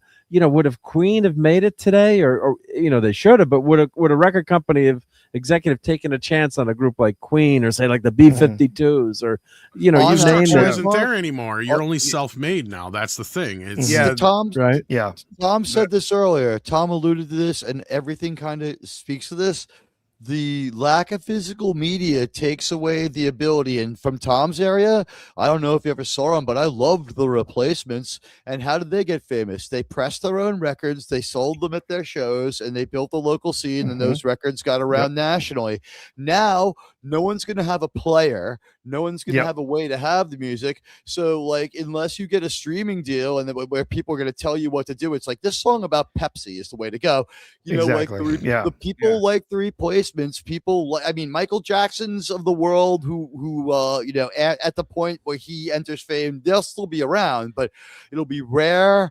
We're only going to get sure things. There'll be a few professional songwriters. I mean, Bonnie Tyler's an example. The Jim Stenemans will be the ones just writing one song after another for people who come and go, and it won't be of that quality. And your local guys are screwed out of this. Yeah, and so that was the third layer of kind of what I was talking about there is not only are these studios saying, okay, we're 100% on streaming, we're going to lock you in, you'll own nothing and like it. Well, you say, well, you know, maybe there's, you know, I think it was RJ Godzilla in the chat said, well, they'll still make physical media for areas that don't have streaming. No, they won't, because the companies that produce that physical media are the same companies that are producing the product.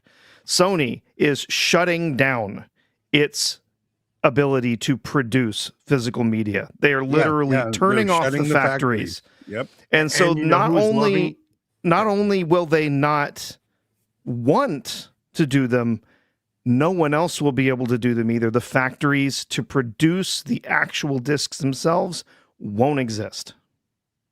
Yeah, unless there is a major change, in the market where some player decides, no, actually, we do want to make physical media. We are going to keep this company running. We are going to keep this fab open.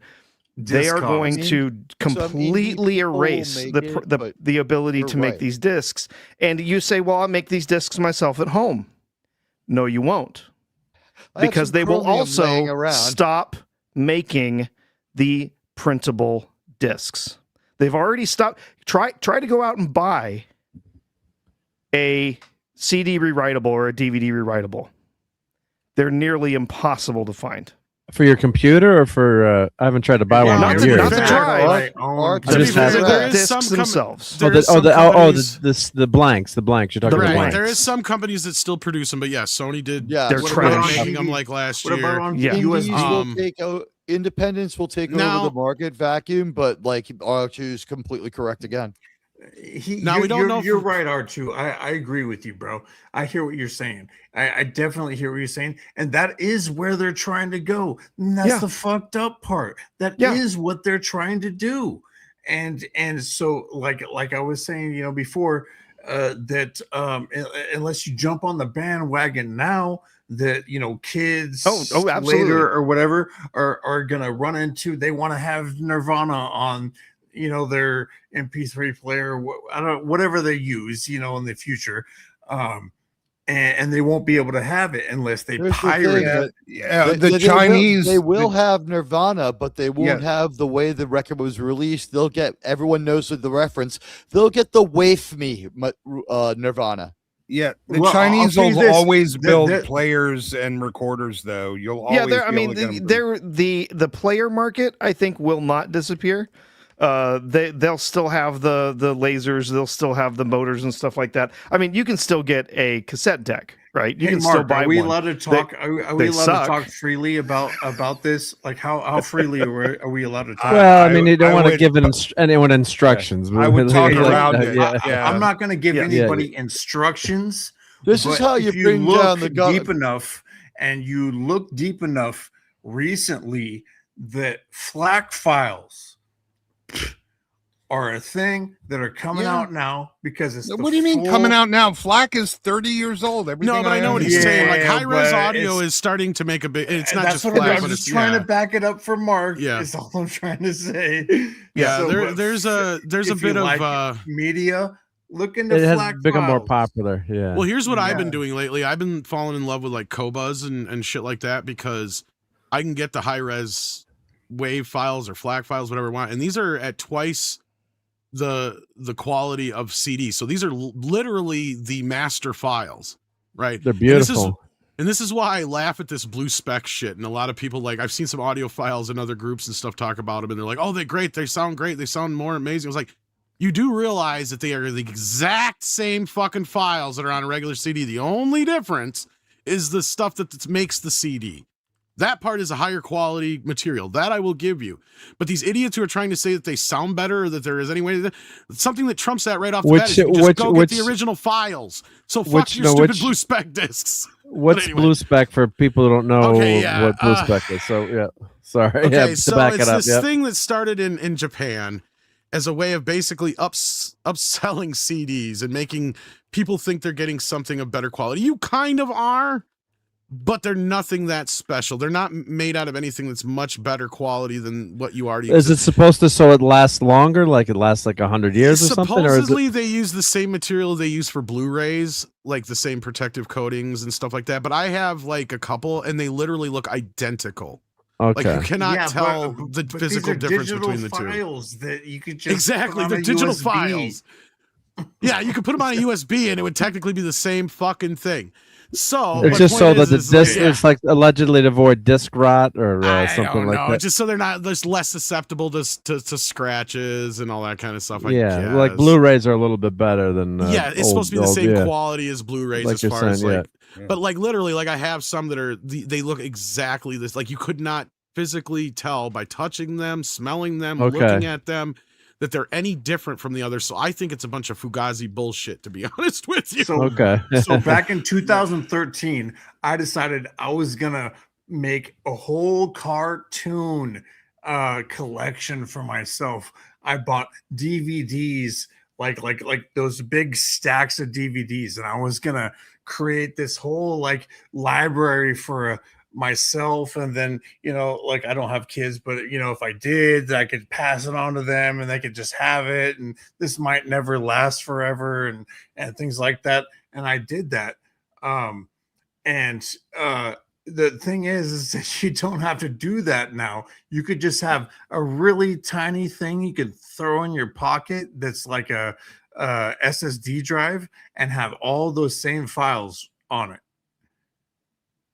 There's still something though to be said about having something in your hand as a physical copy that matters. Oh, absolutely.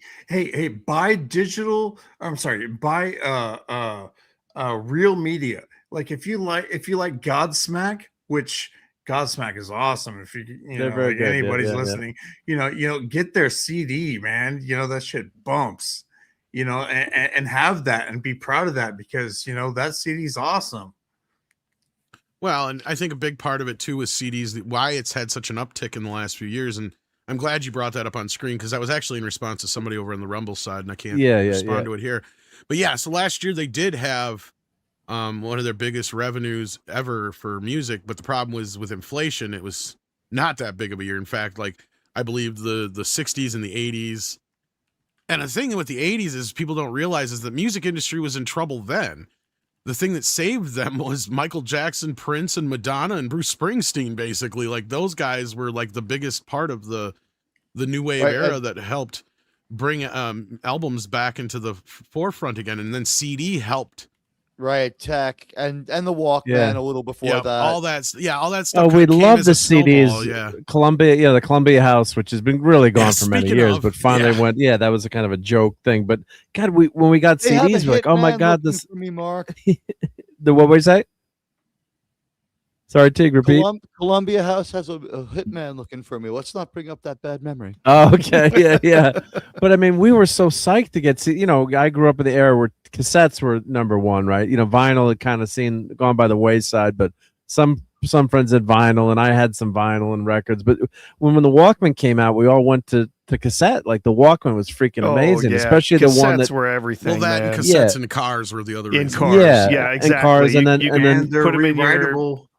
Yeah, and then when you had the Walkman that would flip, well, you didn't have to flip it; it would keep playing the tape automatically. It would go change to auto reverse. Oh my God, you don't know how good that was when you had auto reverse. Amazing, and I could listen to Physical Graffiti nonstop. Hey, you don't know how great auto reverse is until you got a best friend whose tape deck in his car will not let the tape eject.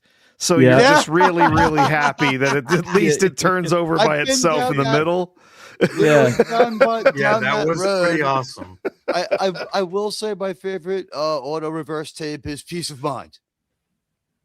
Yeah. Oh, there you go. Well, I think the thing is that people, and this kind of gets back to my initial point I was going to make, and that is, I think people forgot how good CDs sounded, right? Like, it's kind of funny, like, I was going to make a video about all this stuff with the blue spec and high res audio and stuff. It's like, by the way, most of y'all have high-res audio and you don't even know it. It's probably shoved in the back of your closet. It's called CDs, right? Like this, it was the greatest technology. And people need to remember the stupid idea that some scientist or doctor, whoever it was, that come out and really fucked everybody's brains on CDs to begin with, when they're like, well, it captures music in these little steps. It's like, you do realize that that's in increments of 40,000 milliseconds, right? Yeah, like, that's all digital. That's every digital. That's how it's recorded. That's how it's. No, but they made people think like they were missing something in the digital music. It's like, exactly. No, you're not. Yeah.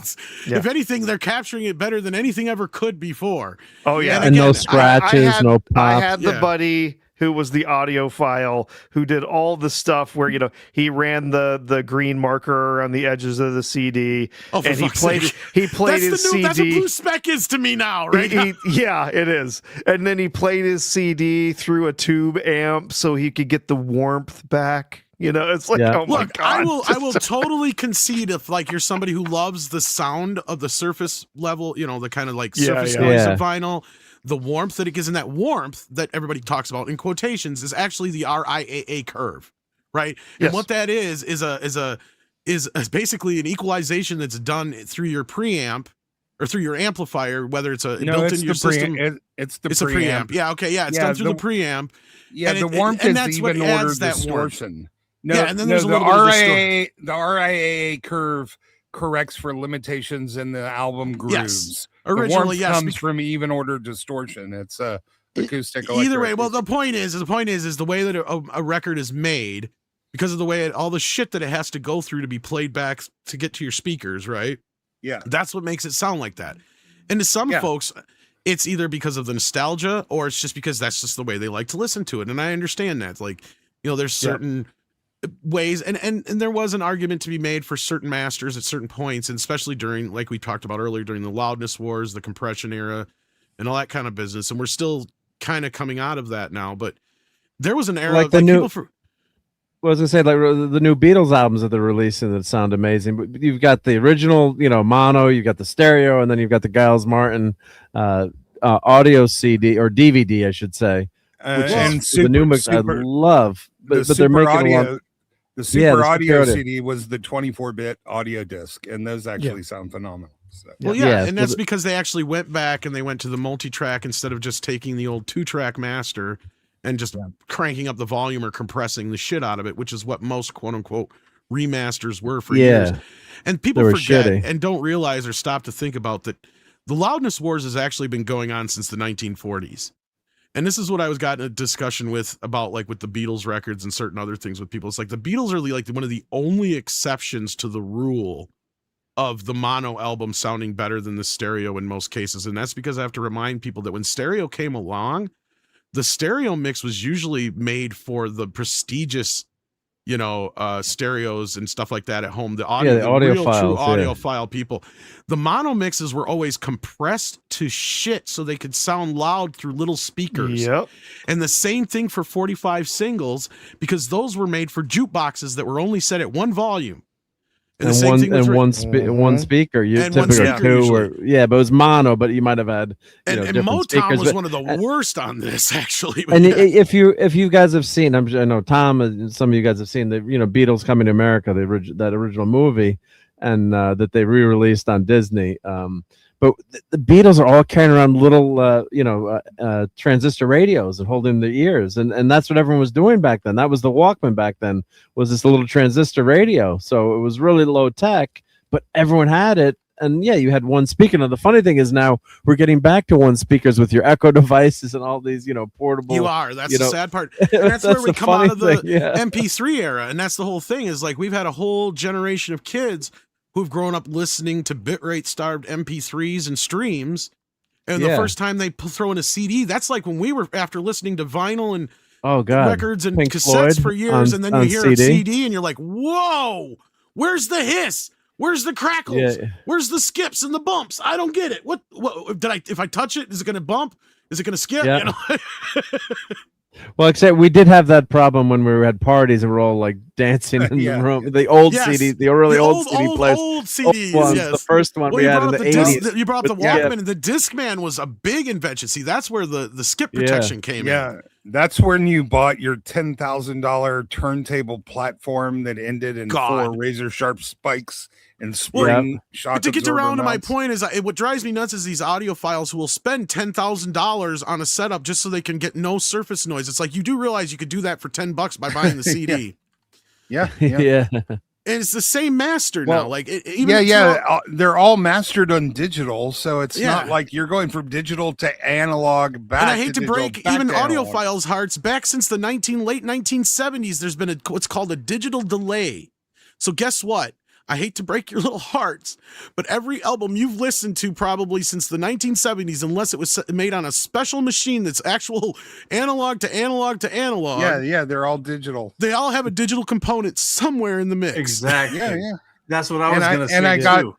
And I got news for you. The people that buy $5,000 speaker cables, I've been in recording studios. They will connect shit with paper clips, baling wire, and old phone cord. Like with your they absolutely will. Yeah, the Beatles actually used a paperclip to connect this microphone. Well, so I don't think it's you like need the a lightsaber noise. You know how the cable. lightsaber noise was found is because of a broken fucking wire. Yeah.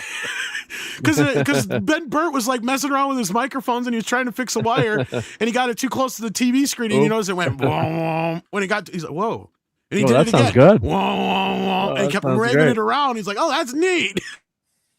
So here, and we just crossed 80 people watching tonight. So thank you everyone for hanging out on Sunday Night Geekery. We must be doing something right now. Yeah. The beginning of what is it? Day Tripper or whatever is just because John left his guitar laying on the amp and it got feedback or whatever. And they like, whoa, what was that? That sounds good. Yeah. Yeah. And the Kinks sliced their speaker cones with razor blades to get their. Well, shit, talk about echo chamber. The reason why it's called an echo chamber is because they literally had a little room in the basement. An echo, That was set up with microphones and speakers and everything, and that's where they did it. It was you realize fucking that music and music and media video pirates, they are the actual media archaeologists of our day. They preserve and collect things that nobody else has. The point we were getting at, though, about how, a lot of this stuff was put together with bubblegum and tape. It's like, back in the day, like, especially the Beatles and some of these other guys. When back in the day, like last month, even, they'll do whatever they can to get the. Well, nowadays, a lot of that stuff can be done on computers. That's kind of what I was getting at. But, like, you just didn't have that ability back then. So they would just kind of search for sounds, and even like, one of the more famous ones I remember was like when Michael Jackson found the sound for the beginning of Beat It, he loved the gong. And it was on this other album that they played off this synthesizer that he heard it for the first time off this demo record. And he's like, I want that. Well, the guy went and brought in the keyboard and everything. And he brought it in. And he's like, nah, it ain't right. He's like, well, this is the actual keyboard. And that's the voice that they used. And he's like, yeah, but something don't sound right. So the guy had to go back and basically reverse engineer and figure out what they did to make it sound like that. And he figured it all out. But like, it's through a bunch of filters and but at that time they literally had to do it like quote unquote by hand, right? You didn't have a switch or a it was all analog. It was all analog. Yeah. Mm-hmm. But really quick, I couldn't help but think of you last week. I went to the Met game, and when in the 7th inning stretch, the stadium goes dark, and they play most, if not all, of Beat It, and the whole stadium is themed out like a disco. A Friday night in Queens, everybody was wasted, going crazy, singing along, people moonwalking. I think you would have loved it. I was like, man, Tom Connor should see this. And you know, the whole bump last year with the music industry and why they made so much money. Here's the thing is you got to go look at the fine print. I guarantee you the reason they made so much had more to do with people like Billy Joel and Bruce Springsteen and Prince and Bob Dylan and whoever else was more popular at the time. Mac, whoever. What are all of those have in common?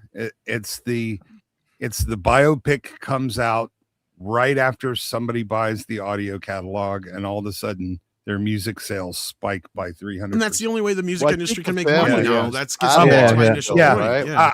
I want to address something Davinia Duckworth brought up in the chat. She's like, a lot of these new masters sound worse than the old ones. Absolutely. Some of them sound really shitty. The best way to know, like, most of my music is Mobile Fidelity Sound Lab. It's super expensive, compression. But so you definitely want to. There are websites that sort of catalog most of the time. All if of Mobile the Fidelity does the better, because they won't compress the shit. But they also do the most balance of the mixing. So and the problem is, the compression comes in for the streaming versions, and then they usually don't pull it out for the CD versions, which sucks. So I want to just throw this out there, and if you guys can agree, you can't agree, but so I've studied music for a long time, and I'm not trying to be a smart ass or a smart man, but so. If you just like put everything aside for a second. Everything with CDs and beyond CDs is digital.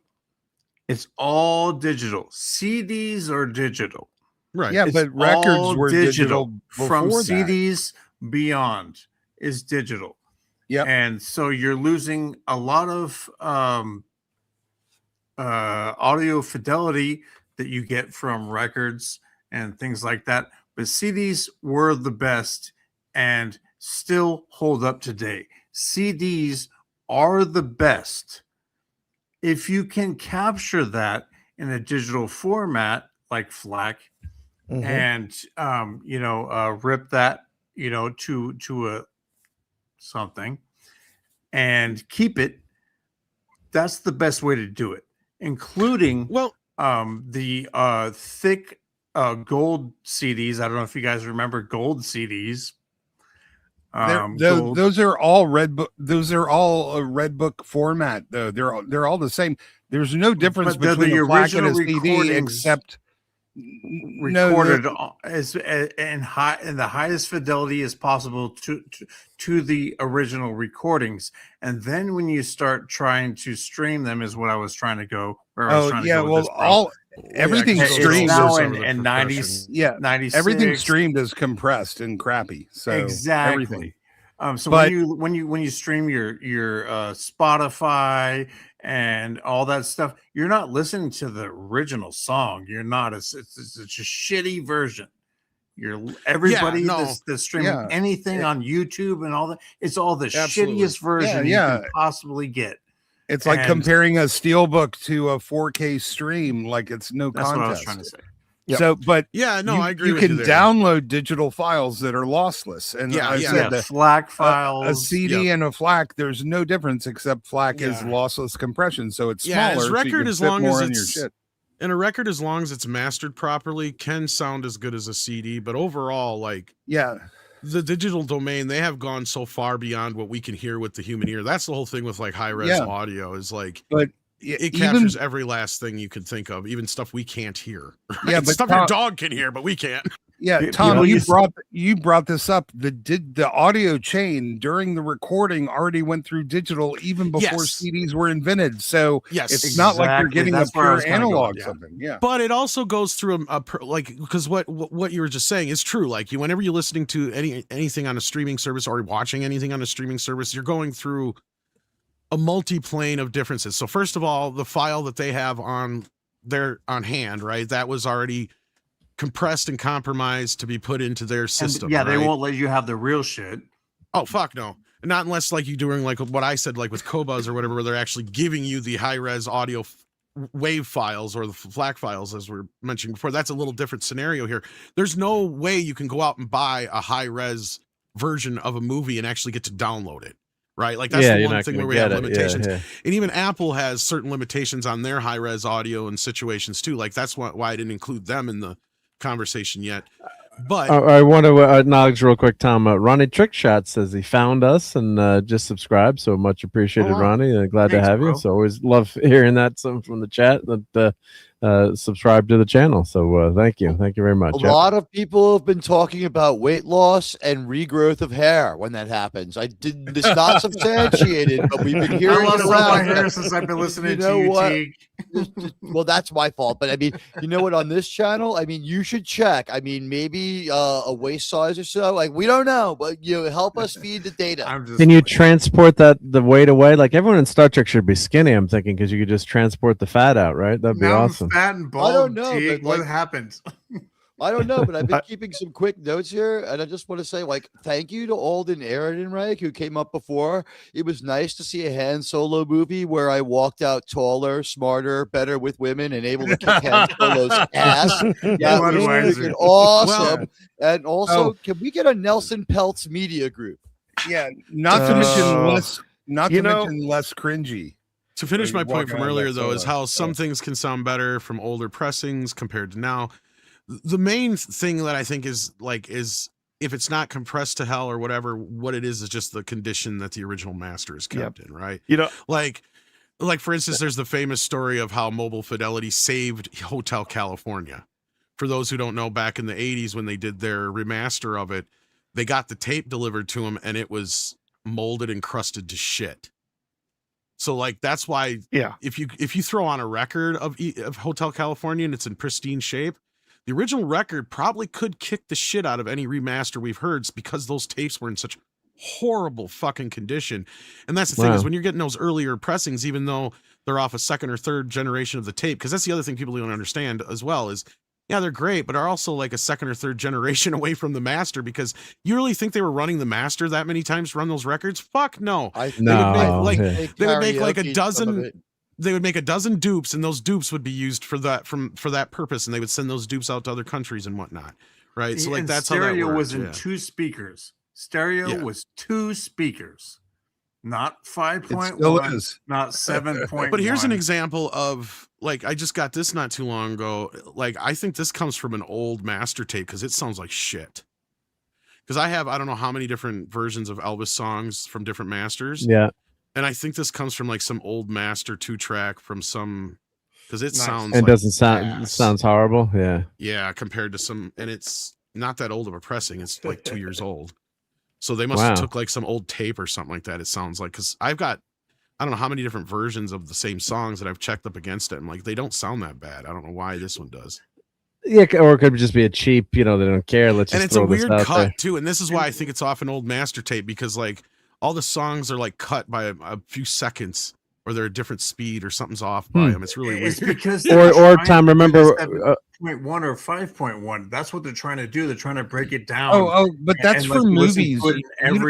You can't just throw it in your car. You know what I mean? And listen to it. Yeah. Well, that's the problem Apple Music has with their Dolby Atmos mix down. Yeah, that's all for movies, though. You listen to music in stereo. That's what it's mastered for. You only have 2 ears. All this. The Beatles stuff was freaking amazing, but it's a mix just for that. So I agree. Well, but I do like the quad and the Atmos mixes when they're done correctly. Yes, you're right. Yeah, but like the initial mixes of most things were meant to be heard in stereo. Yeah, just stereo. Look at you, the Who Quadrophenia. But my issue with like and this is why I'm not, because I got a free month of Qobuz and I got a free month of Apple, and I'd pick Qobuz over Apple because I don't like how they're mixed down for the Dolby Atmos, and I have to buy a proprietary Apple box to even hear it in Dolby Atmos. Did you say Doubly?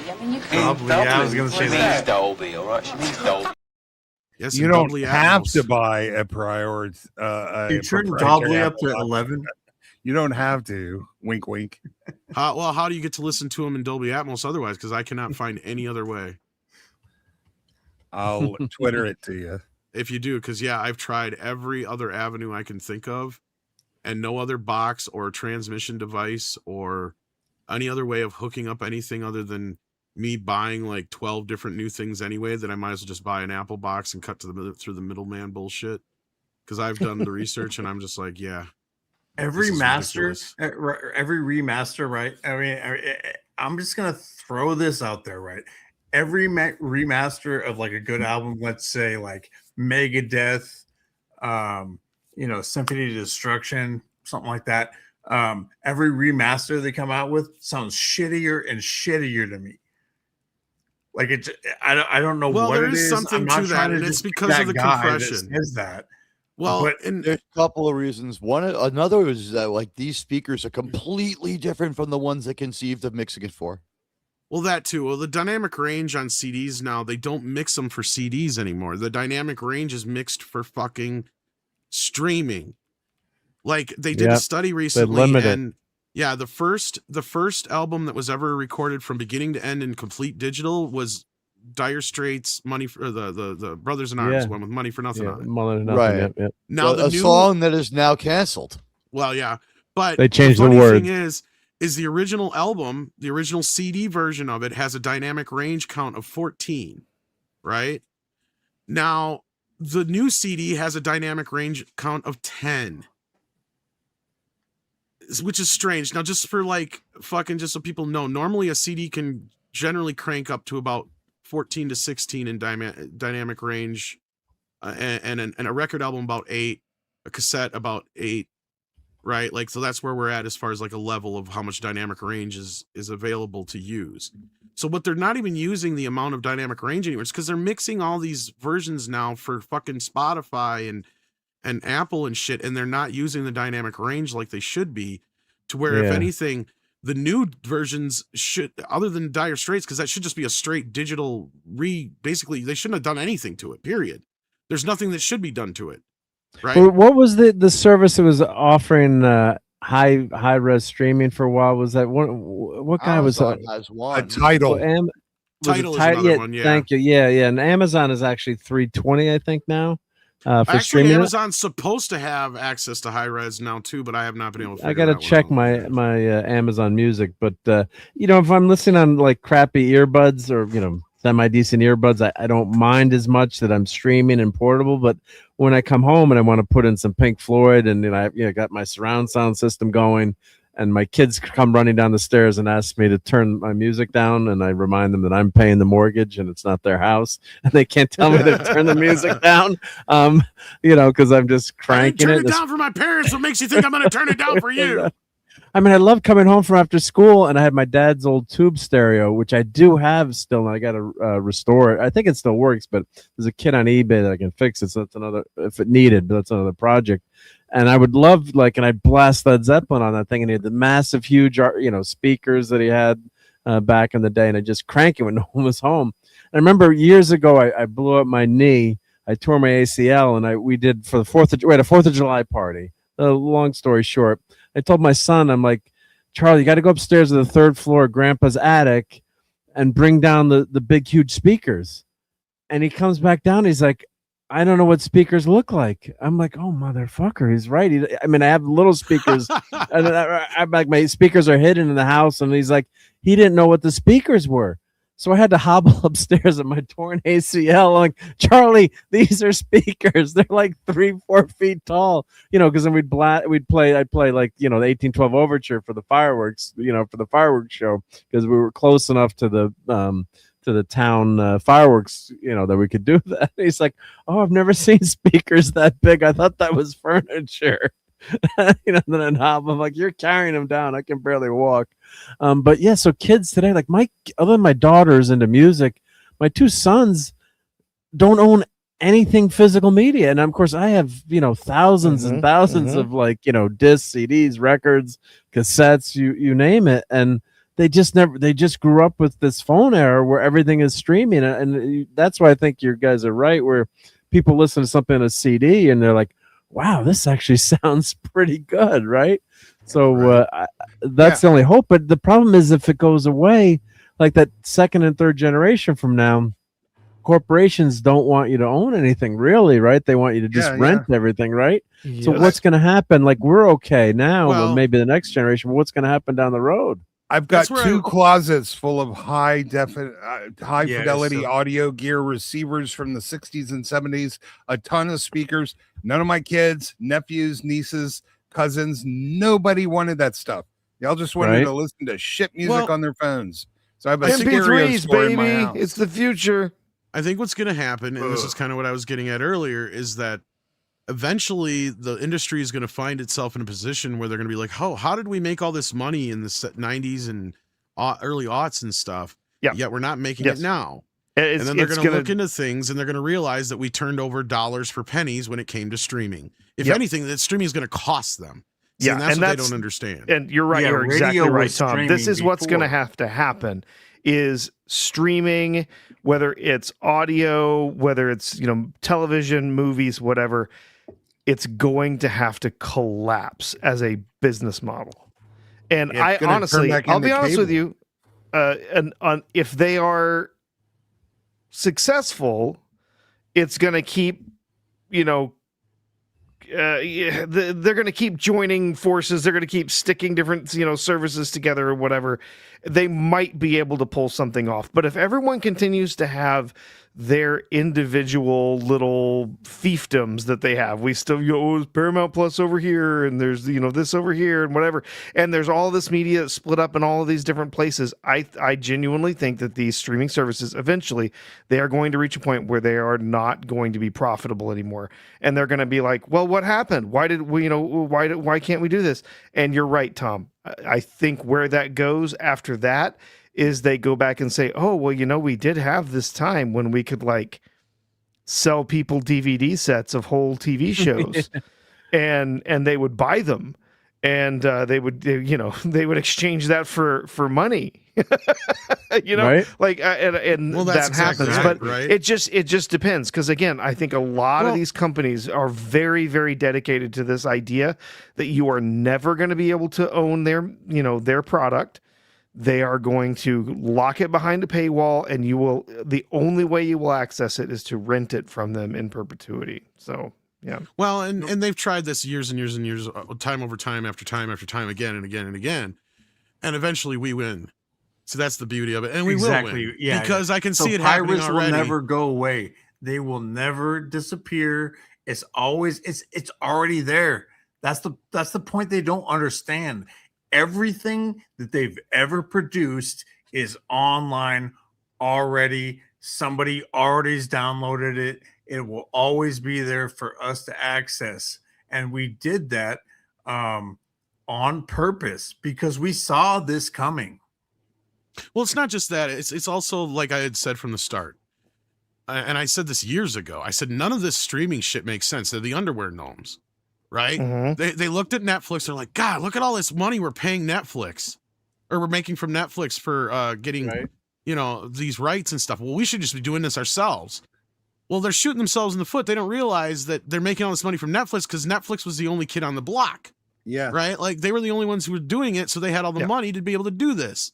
And they weren't producing they most of diluted this the shit. value proposition. Exactly. They diluted the value proposition, and also they're not producing anything that anyone wants to own anyway. No, Because really, or it's even just- watch. it's just Cobra Kai, Yeah. I don't even want to watch it, much less own it. Jeez. But Yeah, that okay. being said, Can I just say, isn't that the irony though? Like all these great things that we had, they're finite. We've lost, like we've mentioned, several apocalypses of like media. We lost a lot of early silent movies. We lost a lot of film. We lost a lot of other stuff. But this digital stuff like Disney Plus, isn't it great to know that in 100 years people will be able to watch a perfect copy of Echo? Yeah, No, they yeah. won't. I'm so thrilled. This is not going to stick around for a while. And this is the rest of my point real quick. Sorry, is they're eventually going to make us, this is going to turn into cable all over again, because this is what they realize. Oh, it's already almost there. Yeah. Yeah. It's already almost there, is that the people are jumping from stream to streamer to streamer to streamer. Well, they can't have that. So they're going to lock us into to contracts. You just wait. It's going to happen. Yeah. It's the next inevitable thing. 6 months first, and then a year, and then you're back at cable, paying money and getting ads. And it's all because of them. It's because they fucked up and they had all these revenue sources. And this don't even get me started on television, because television is even worse if you think about it. Because at least with movies, you had your theatrical run, you had your pay-per-view and your home video run, then you had your sale run, and then you had your network television premiere, which also was all a big nice nut chunk, plus your HBO Showtime money, all that business, all wrapped up into one. To where if it didn't matter if your movie like Supergirl didn't make any money, it was going to make its money back on all those other ancillary things. Mm-hmm. Yep. See, and here's the other thing where I said that there was no way they were going to make any money, is because when they're sitting here and I can get an entire month of HBO Max for the same price or less than I would pay for a copy of Wonder Woman on Blu-ray, how are they making any fucking money? Yep. And Tom, I'll tell you this. I've got to head out. It's back to the grindstone for me in the classroom tomorrow. Good luck. Before I head out, I was just gonna say we're gonna see this in real time very soon, because the gaming industry is speed running. Yeah, this collapse. They are speed running this in ditching physical media and locking everyone into ecosystems where you're the only thing you'll ever own is a license to a game that you can only play if you can activate it on the internet. And all they are going down this road rapidly. We're going to see Xbox, Sony, the ones that have been running this game for years. Oh yeah. And they're going to fail. Desperation. Fail. Yes, they are. They are going to be in dire straits, losing money quarter after quarter, and they're going to ask themselves why. And we're all going to know why, and we'll be there with those answers when it happens. We can hope so, but otherwise, there's people that already have the game. So people already have the game. I'm not going to get into, no, they can turn it off whenever they can shut it down whenever they want.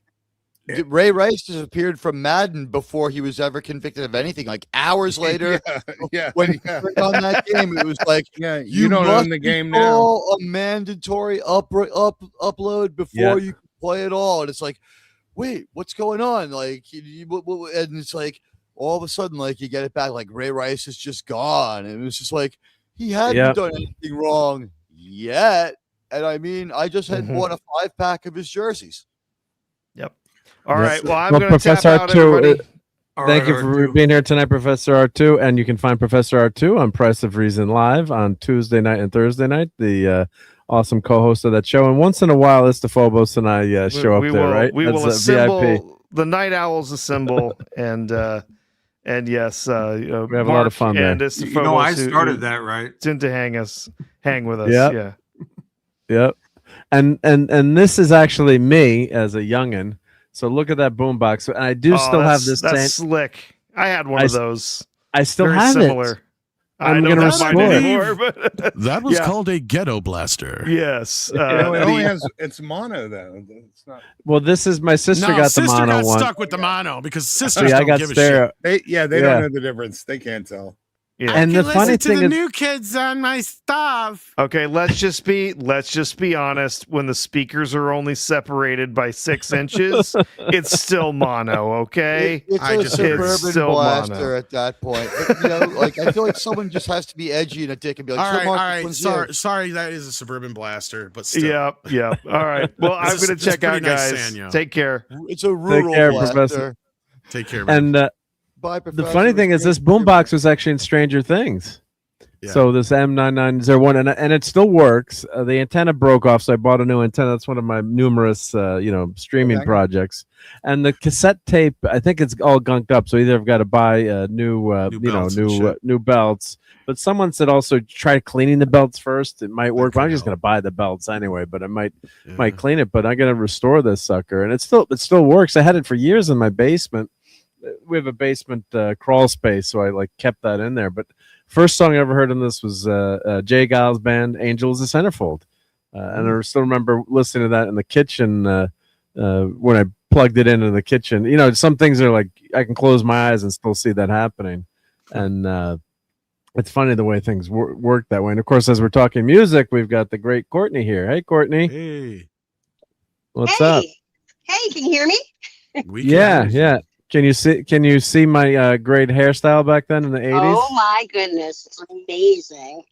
Yeah, I'm trying to see if there's any Star Trek toys in the background here. Mark, you had the what's her name from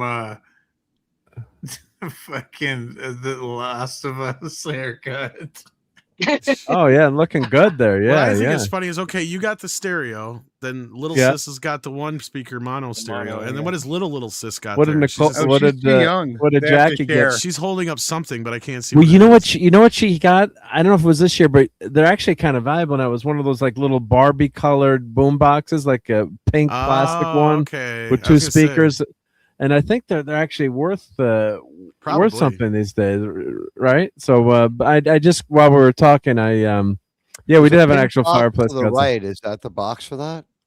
Yeah. Well, the box is right here for. I don't know if she got it that year, but for Barbie. Found. Yeah, I might have had that exact same one. This boombox Barbie one. Yeah, I had the Barbie one. Unfortunately, my dad refused to get it for me, and he made me get the one Mark has. Mark, is that the flash washing it out, or is it white? It was pink, but it sounded great. Say again, Teague. The what? I said, is that the flash washing it out? Or Tom, it did sound it's great. It's a flash. It's silver. It's silver. It's silver. Yeah. I love listening to Pat Benatar on that after having a snack from my Holly Hobby Oven. I think I had like a Snoopy record player or something like that. I had one of them. I might have had that too. They made a lot of those. I don't know. It looks a little white supremacist. I'm gonna the white one because the volume has more power. You know what? Someone's gonna clip that. I had as a kid, and it probably sounded like shit now, but it was one of the coolest suitcase fucking record player things I ever had in my life. One? No, it was actually like my parents had picked it up at like a rummage sale. The close and play. What was it? No, it was like a full on like. I know what you're talking about. Pop down like this, and it was like in a nice faux leather kind of thing, and the speakers would come out like this. And it was like this whole little setup, and then the record player like sort of fall down. I remember those. Yep. Yeah. I'm gonna go down to the basement, grab this boombox, and I'll be right back. And the stream is in able hands, so just I'll mute myself. Funny. You know, I'll be right back. I also had an actual fireplace as a child. I'm reading the chat. An actual fireplace. They existed. Okay, it's the Phobos. It's time for you to do a face reveal. Ready, set. Huh? Yeah, I just want to see the time hop on the on the rural blaster. No, I thought everybody was doing their face reveal there for a minute. So. I don't have a camera. This isn't my face. I carved it off a dead homeless guy on the subway. I'm actually black. I look exactly that's what happens in New York, you know. Yeah, Tom, was yours a Westinghouse? Because I remember those where they had might have been. I don't remember. Pretty substantive suitcase. You know, when you were talking about all the consolidation of media, this all started with radio stations and fucking Bill Clinton. Yeah, this 1996 Telecommunications Act. Yep. Yeah, I was talking. Killed radio. Once radio died, music started to follow. Then the music industry, and now I learned that movie Working Girl. What? Oh. So also we used to do recording, people call it pirating, whatever, way back in the day, where you could tape over your tapes for your tape cassettes and you record songs off the radio. And that wasn't pirating. Movies on VHS. I always did that. Yeah, that's I'm talking about recording. You had 2 VCRs. And you could do recording. Yeah, it was. They had Macrovision to stop you, but it wasn't lossless, so they really weren't worried about it. They got their taxes from the cassette tape media, and they were happy. Wait. So you're I used saying to write music that way, like a dual cassette player. Are you telling me that the VCR to VCR recording wasn't lossless? No, not even close. Let me see. Actually on every video blank cassette you paid and every audio cassette, you paid a tax that went to the record company that assumed a certain amount of copying was going on. You were actually paying for that, whether you did it or not. Ika, you're funny.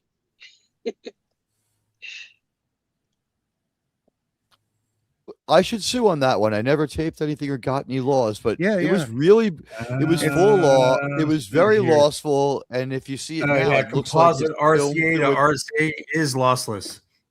What? It looked like it was RCA filmed to through RCA is lossless. No, it's not. It's analog. It can't possibly be lossless. It looked like it was filmed through a dirty because it's from a VHS tape from RCA output to RCA input. Yeah, that's an analog signal to another analog tape. I was going to say, the signal might be lossless, but the tape recording you're making. Your signal path is lossless, but your recording isn't lossless. I mean, I'm just Googling, so I know because that's not the complete answer. Like when you see it, it looks like it's filmed through a dirty fish tank. It's really and the sound it was terrible. Listen, I have plenty of 4th generation movies that I got from other. It's definitely lossy because you could barely see what's going on by that point. You're looking at this. Looks slow, but okay. I'll just concede. Well, I mean, the whole point of when you dub a tape and then you dub a dub of a dub and then you dub that dub and how bad it looks. Yeah. That's kind of the point I use. I love analog just as much as the next guy, but unless I can get my hands on a, first generation or whatever, it's like I might as well just go with the digital source because you're not getting that purity that you think you are. That's why I hate when they'll take and they'll do a 4K release of a film and they don't scan the negative. It's like, what the fuck is the they're point? Just upscaling. I have a 4th generation. My first copy of Behind the Green Door was a dub of a dub of a dub. Like you could barely see anything. Behind the Green what? I've never heard of that movie. It's an old 70s classic. It's a classy art film, Mark. Yeah. Oh, yeah. Actually, yeah. It was sold that way. They showed it. Oh my god, that thing looks so cheap now. Oh no, my I think Mark mine is was take care of mine was- shit though. Look at that. Yeah. That's a great time hop. Did you clean out all the Yeah. little speaker grills with like a Q-tip? I mean, it's perfect. There's no dust at I all. keep my shit in good shape. Yeah, Yeah. Mine was a That thing's Panasonic. amazing. It was I think it was Mark was put Now- in charge of freezing AOC's sperm. He's so Oh, good. look at those AOC's The eggs. he's antenna's so good. broken, look at as I those just said. Oh buttons. no. Look at those And the big ass button's missing. chunky buttons on top. That's crazy. So I have to before 3D Mark print. gets started here, I just wanted to say that there's people online that are converting their digital to VHS because they say it looks better. I don't know. Do you about know that they Yeah, are selling yeah. VHS tapes at Spencer's in the mall now? Yeah. I couldn't There- believe it. Yeah.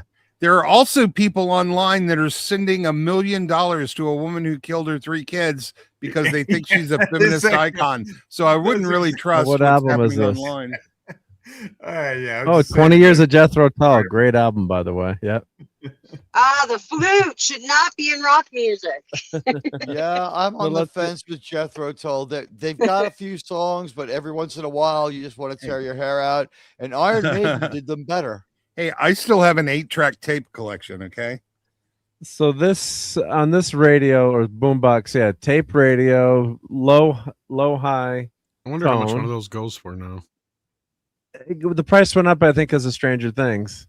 And Oh. you could change left and right, like as R2 was saying, what's the difference? You could change Is that a the car there's the stereo? balance. Ooh, it has control. balance. That's actually pretty There's balance fancy.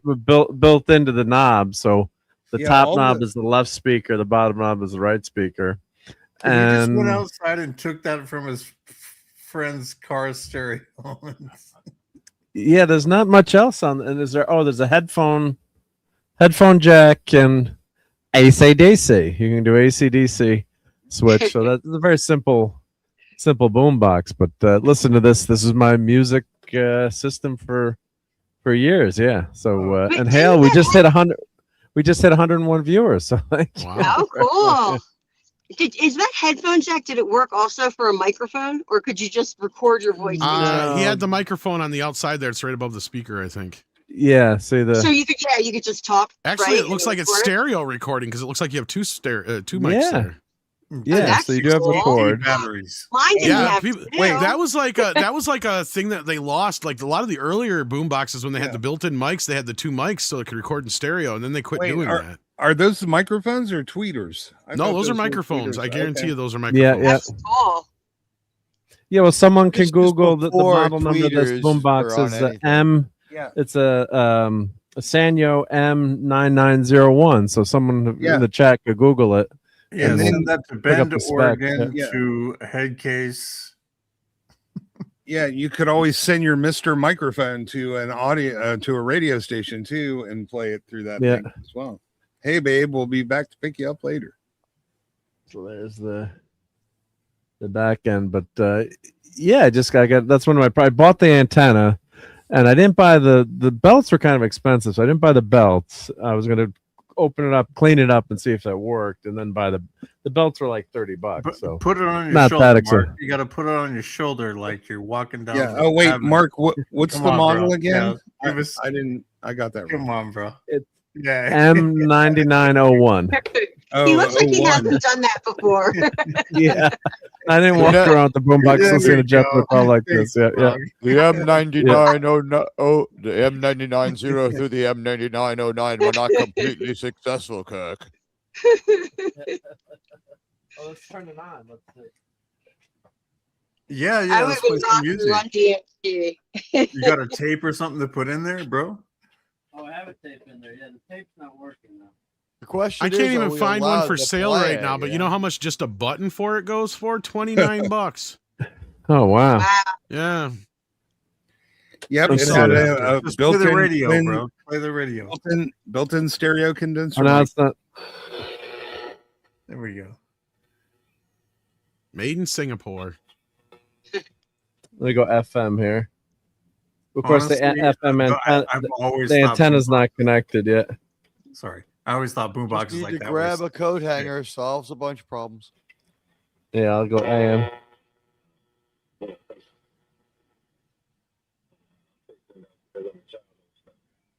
You know, wait for that common saying stuff. I don't think Gotta love that effort and all night grind. next calming. Yeah. I think Now 880. it's about to bad you can't get, like, transform into a ARPAL small coast to coast. robot. Yeah, It's going to transform into a small robot and attack Mark and really make the stream.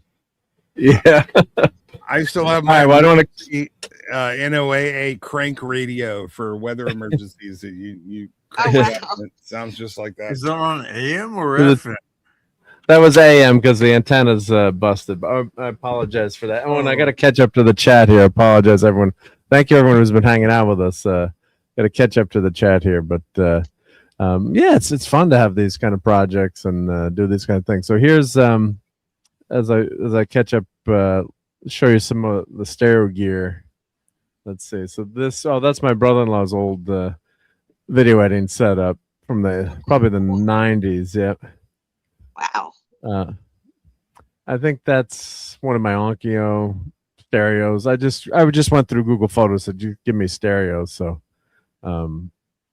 that's this. Now this is my upgrade boombox. Now this, God, I love this boombox. Yep. So this was a That is a ghetto Sansui. blaster.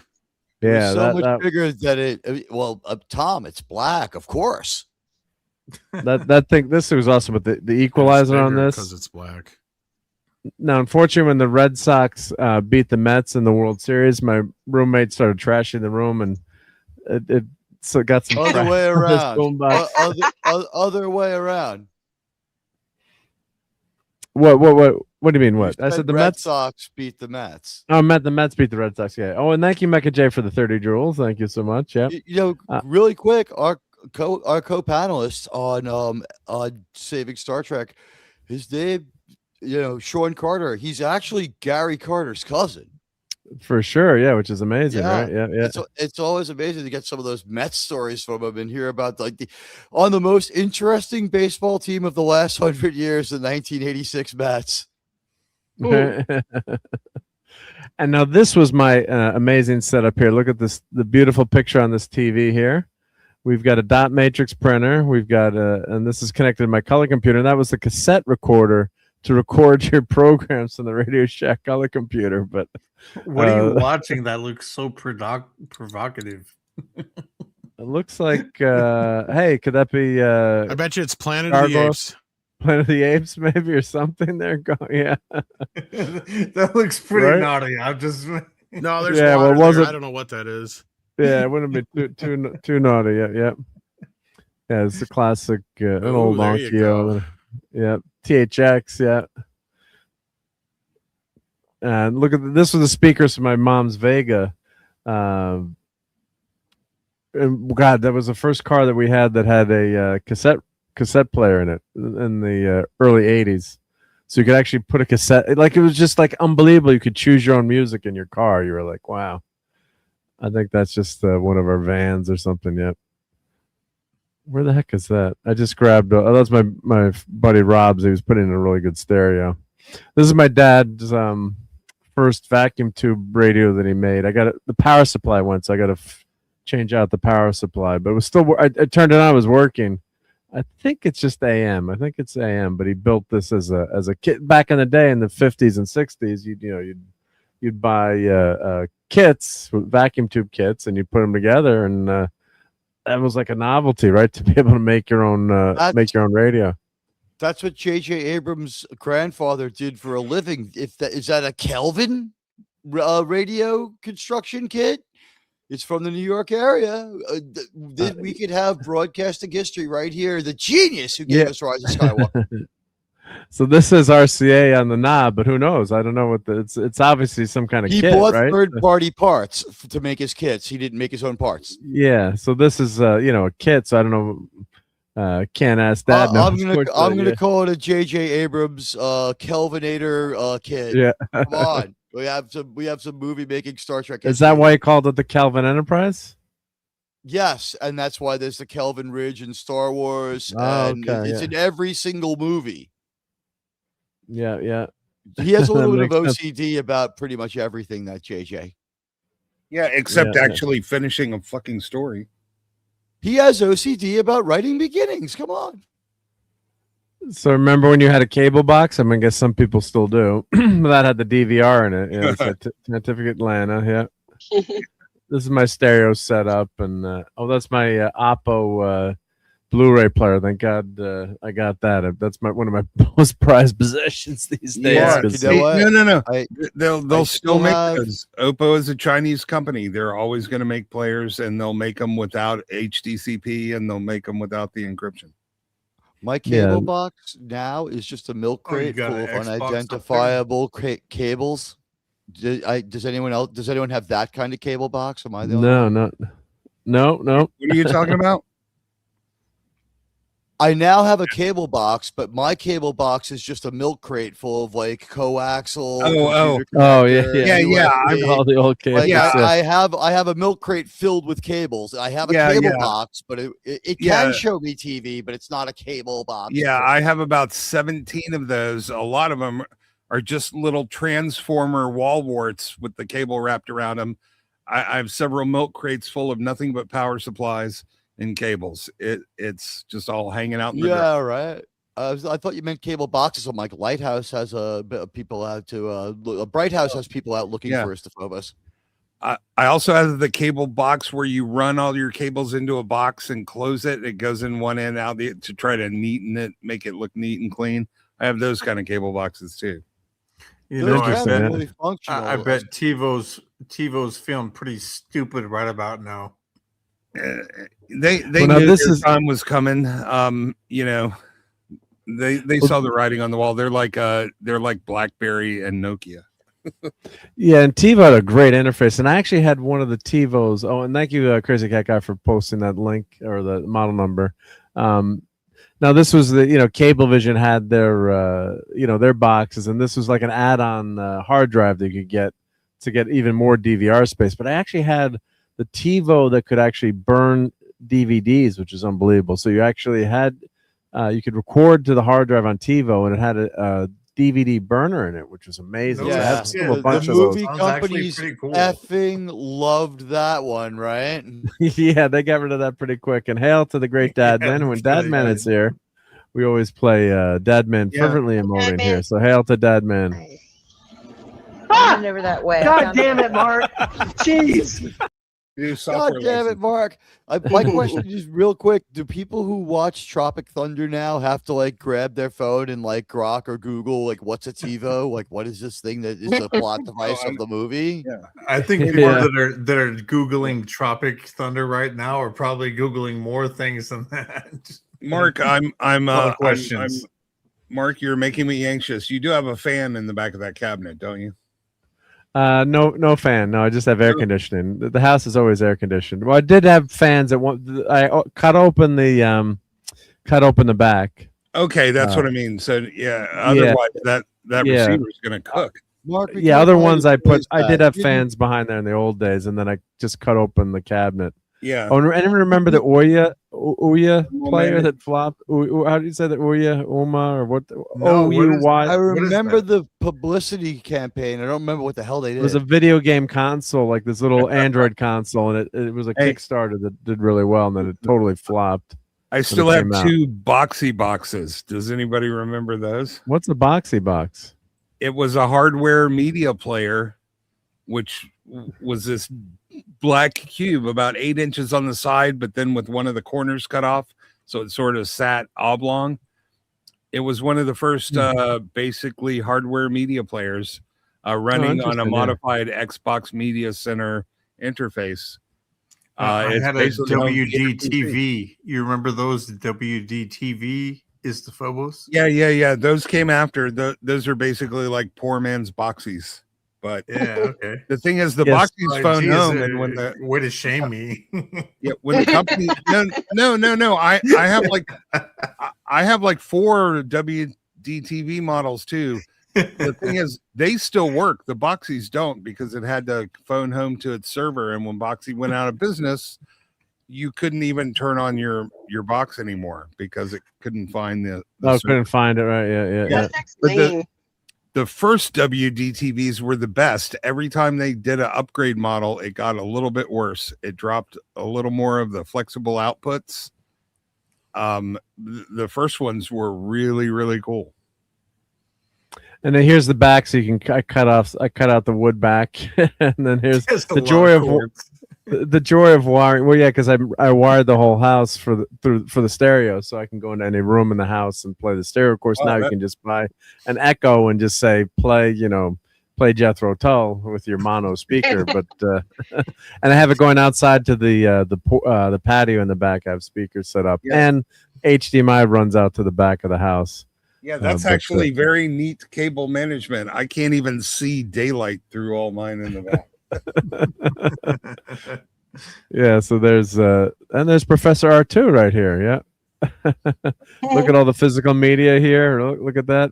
These are boxes of all physical media. Yeah. Every flat surface has fucking toys on it. Like do you even have a place to put groceries? What kind of guitar is that? This is the Rockstar guitar kit. Remember when they had that for the Xbox and you could hook? And I started to learn to play guitar with it. It was a really nice system. And then you hook it up to the Xbox, and so it was like a very basic guitar. But I was actually getting, I wouldn't say good, but I was getting like I could play like a Ramones song. Yeah, and then you know what? Well, they made millions of dollars off that. That's subjectively good guitar playing. Does your wife have special glasses that just blacks out all of the extraneous shit all over the house so she can walk around? It's worse now, and because I have a whole shelf here that I put in, the IKEA cubes, and she's like this. She said the room makes her nervous when she sits in this room because there's so much stuff in there. But she puts up with me. Mark has moved to the pool house, is what it is. Yeah. And this was my Rush Limbaugh radio for many years. This great GE AM radio, nice, loud single speaker. There it was nice. That's how he was meant to be listened to. He had a good shouting voice for that kind of a system. He really did. Yep. And Crazy Cat Guy is headed out. Great, thank you for being here, Crazy Cat Guy, and catch you soon. Yep. It's and here's the first Walkman. And this is in a museum in New York, I think. Where they did display. I thought this was your house. I was going to say, instead of a welcome mat, you have a sign that says the Museum of Not Throwing Shit Away. Yeah, this is New York Museum. Yeah. Yeah, what museum? I can't remember what museum this was in, but they had Metropolitan Museum of Subway Crime. It was like Metropolitan Museum of Art. Yeah. More people were robbed the first year of the Walkman than the previous 5 combined. But design! What a great design that is! When iPods became popular, those things I would hear like people would they'd be walking down the street in New York and somebody would run up and yank their iPod right off the cable and run away. The ones that could. That's why they started encoding them and stuff. Yeah. Now with your phone and stuff, there's no point stealing your earbuds or your phone. But for a while, what you said was a big deal. Yeah, iPod. Yeah. Weren't people doing that with Cabbage Patch Kids in the 80s? Oh my God, Cabbage Patch Kids. I am not permitted to comment on that pending the papers I signed. Now, this is a JVC 200 CD jukebox. I don't think you could play movies to this one. So I had a Pioneer 100 disc one. You guys remember those? And it had a LED display like he's trying to show us there. And you could pre-program each CD and like write your name into the CD. Yeah, no, it has all the names on the CD. Yeah, and then when you fucked up one, it would fuck up all the rest of them. And hi, Jamie. This would and it remembers all the CDs, but I had all my Star Wars CDs in there, so you put it on random, and my wife would always get pissed when Star Wars would come on the Star Wars soundtrack. It's like, but this is great. Yeah, I mean, this is an old. Think of it, the tech to have a jukebox with 200 CDs, and I left all the CDs in there. They're still in there, so I've ripped them all. But when you rip those too, back in the day too, you ripped them at like, what was the lower bit rate, like 96K or 120, and then you'd go back and do them 320. No, you could do 96, but usually 128 was the minimum. But I never downloaded anything lower like than years ago. And I'm talking. I never 30 years ago. I never bought into the MP3. I was using FLAC since the 90s. Wow, I didn't have the space for that. Yeah, me too. No, Well, so these are my dad's Sherwood receiver, nice. and this is the radio. That's the radio. So this is a stereo, and then this is the amp. So I got to restore. I've got to plug it. It might still work, and if not, I've got to. That was what I was telling you guys about. I'd crank Led Zeppelin on this. I guess I didn't need space. I used a hacked University of California Linux server that we used as our repository and storage. Oh, so nice, yeah. allegedly. Allegedly, yeah. In fact, a lot of the stuff you may have downloaded originated on university servers and hidden directories. Right. Yeah. That's where it was coming from. Yeah. So I got to clean these guys up.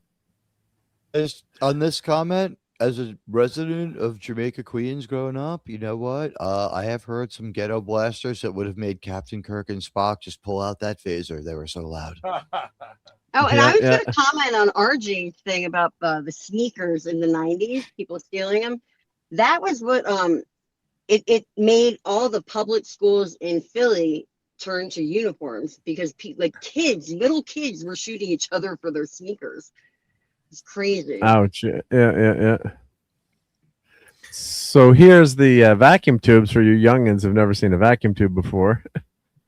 That's in the back of this. I think this is the receiver. Is it the stereo or is that It's like trying to get radio with stone knives and bear skins. Bear skins. Yeah. AM, MX, and aux. And these stereos I found them on eBay. They're pretty pricey. So I told the kids, I said, don't throw anything out. If I croak, just check on eBay. Take a picture and check eBay because you don't want to sell something or throw something out. Especially those are all amp tubes. Where are your preamp tubes? Well, this is. Oh, okay. Well, there's two separate units. Yeah. Duh. I still have a box full of Telefunken vacuum tubes. There you go. For my Valve headphone amps. Nice. Yeah. So this is all the selections. Yeah, look at that aux TV. I remember going to someone's house and bringing my boombox back in the day and hooking up to their VCR. And we're watching a movie, and audio was always really important to me. Yeah. And they're like, I didn't know you could do that. Like the movie sounds so awesome. I'm sure it sounds great, and I love old tube stuff, but I'm not a fan of the beige. I have to say, it wasn't beige when you bought it, right? This is white that's kind of aged out. No. Some of them came as beige new. This doesn't look like it's yellowed. This looks like native beige. I have a hi-fi from about 1958 from my grandmother's house, sitting about 10 feet away. So that's cool. Hi, Polly. It kind of works. The radio signal fades. It has volume for like a minute and then just fades away. So this is the tuner here.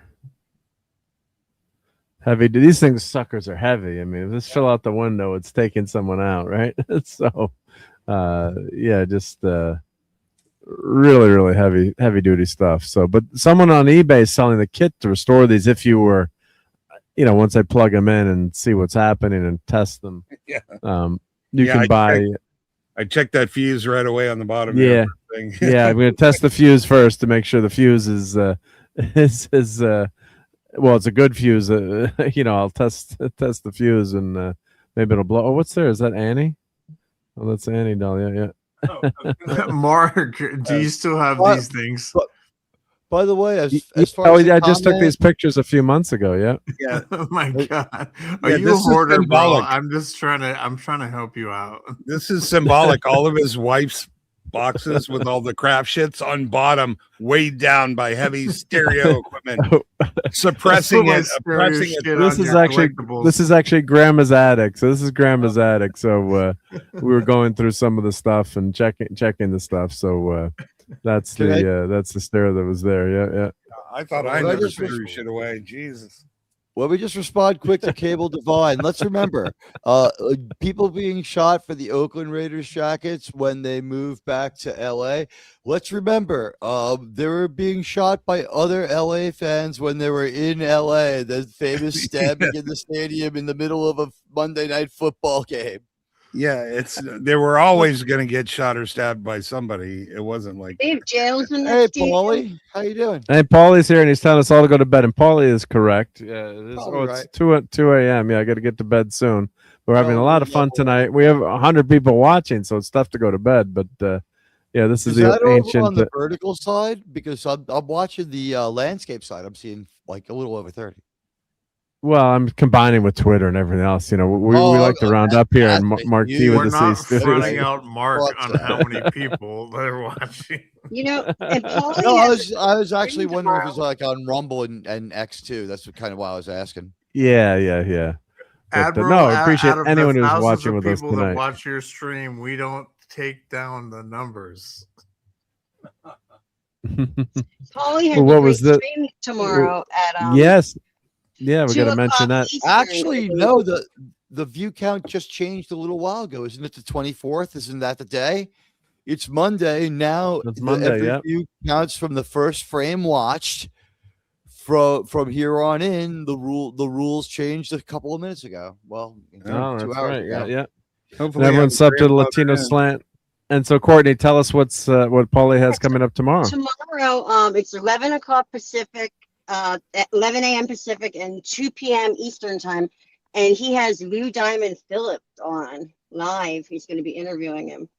So that's going to be a lot of fun. And if you're a channel member, you can actually get. I've got to come up with a good question. I'm a If you're a channel member, you can come on. So everyone become a channel member to the Latino Slant if you want to come on and ask a question. Lou Diamond Phillips, amazing actor. People that have 5+ years take precedence.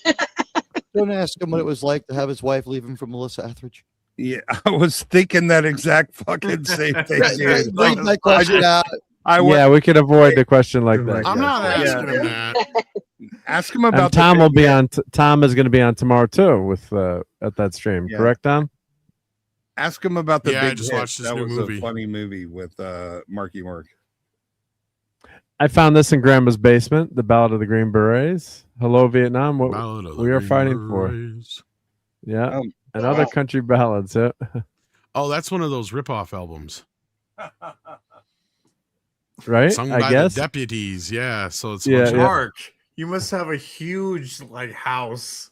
Like how the No, fuck it's just do you have cramped all stuff. this Yeah, stuff? and he Mark- also has a warehouse in the motorcycle. Mark needs shop, to leave too. this shit to me, or I need to just come over there and start a store by Mark or something. He's got extra space. Especially with the use of the All word my song shit. for that I've got particular so song. much shit.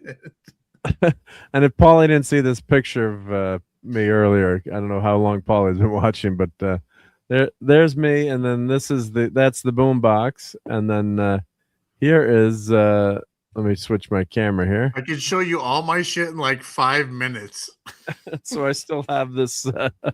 I still have this boom box. I'm being big in myself, even though I'm trying to downsize. But yeah, here's the boom box again. Yeah, still have it, and it still works. Yep.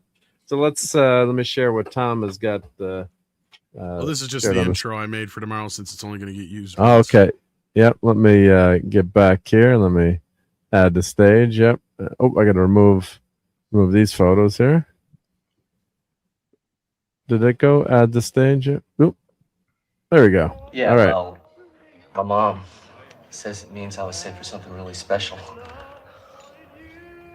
I'm gonna be a star. Love that movie. Because stars don't fall out of the sky, do they?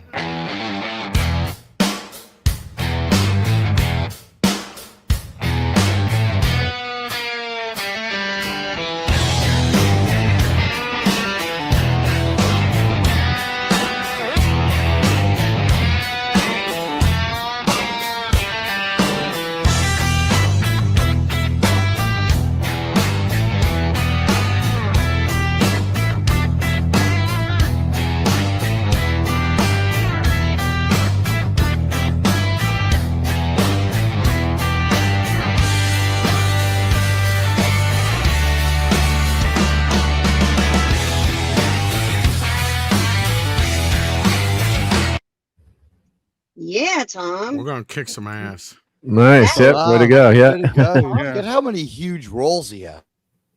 I didn't A even lot get of one it. in there, man. That was just a few of them. His new movie's actually pretty good too. What's the new So one? yeah, everyone. It's called Gangland. Oh, okay. So everyone make sure to head on over to Latino Slant tomorrow and catch Paulie and Tom. And maybe I'll get in to ask a question too. We'll see if I can come up with a good one. I was telling Paulie, I'm like, I'd be so freaking nervous. I shouldn't be nervous, but might lie with Young Guns, right? Isn't there rumors of another one of those? His character might be alive, right? They're not going to be young, but you know. No, I mean the title will be ironic, like when we see the kids in the hall, but like it might be better than what we get from them. Well, now. from what I gathered, from what I heard about the script, it's actually about the old guard training a new group of young kids in a way, like kind of thing. So, like, as far as I know, I guess both Keither Sutherland and Lou Diamond Phillips have all been approached. So yeah. What about Emilio? Emilio's he's like the producer of it. Yeah. So okay. I was because I said that you could do it. You could do a sequel story with those characters, but with no they were Emilio, supposed to be it's shooting not it down in like I can't remember where it was. New Mexico or Arizona because they did like a big old press conference about it too. Like the set of Rust. I'll be sure to ask him about it. Yeah, Tom, do not ask him about that episode of the new Quantum Leap he was on. Ask him about Imagine Dragons. That might be a fun memory. Hold on. Did you say 5 Below run? I just said 5. I went to 5 Below today, so we want to get a new. I go to 5 Below like once a week. Awesome. So I was there. We had to buy a new dish. Call us from 5 Below. Yeah, or another store. Yeah. You're always at some kind of shopping thing. Yeah.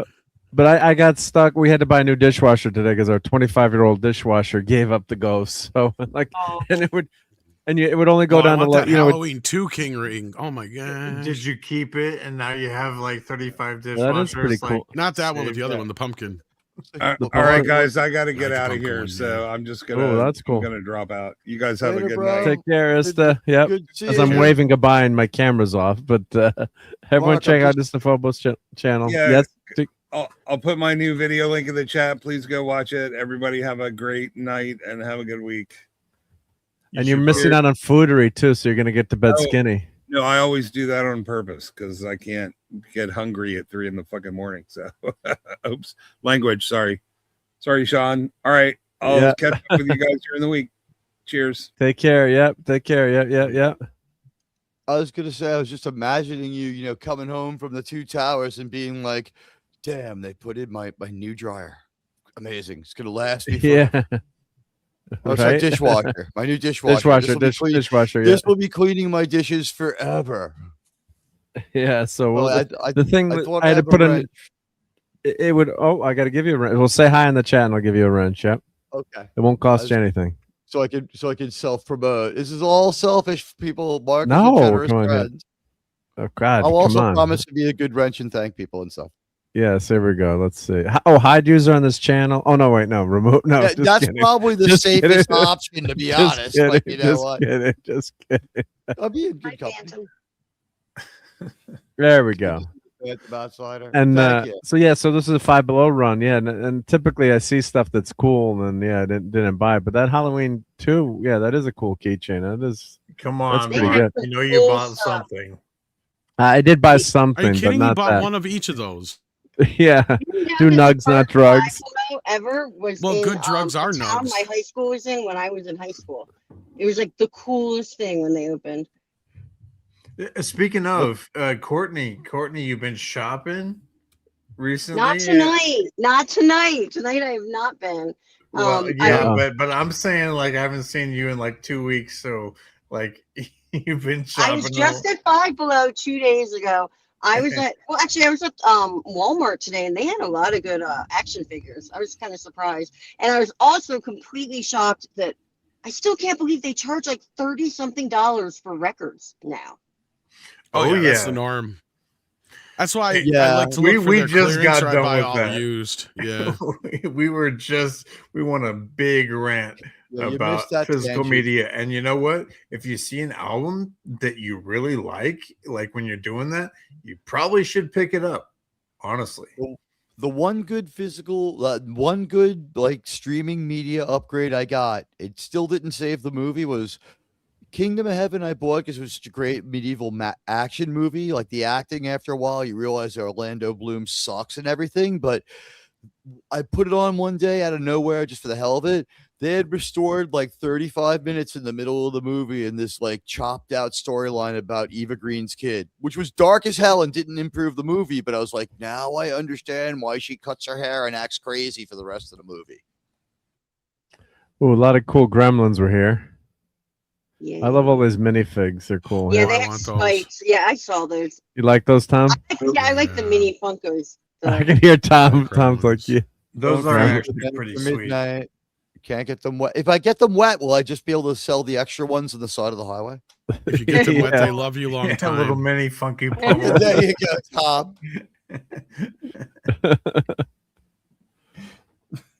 Who is this? Is this like K-pop Demon Hunters? Or is that what Tom said might apply to Robert Picardo last scene with a female gremlin about to get romantic in Gremlins 2 at the very end. Was that the debut of the new bat symbol, or was that just cross promotion? Nah, that was the bat symbol since the 70s. Oh, Luffy. That was just the one they were using at the time. Okay, that's so Luffy. that's not movie specific. Yeah, there was actually a big stink about the bat symbol because Tim Burton didn't want to use the one that they were using at that time, even though that's the one that was on the poster, right? As you remember, the one on coincidence? Wow. Well, yeah, because Tim Burton wanted to use the one with the bat feet. That's his.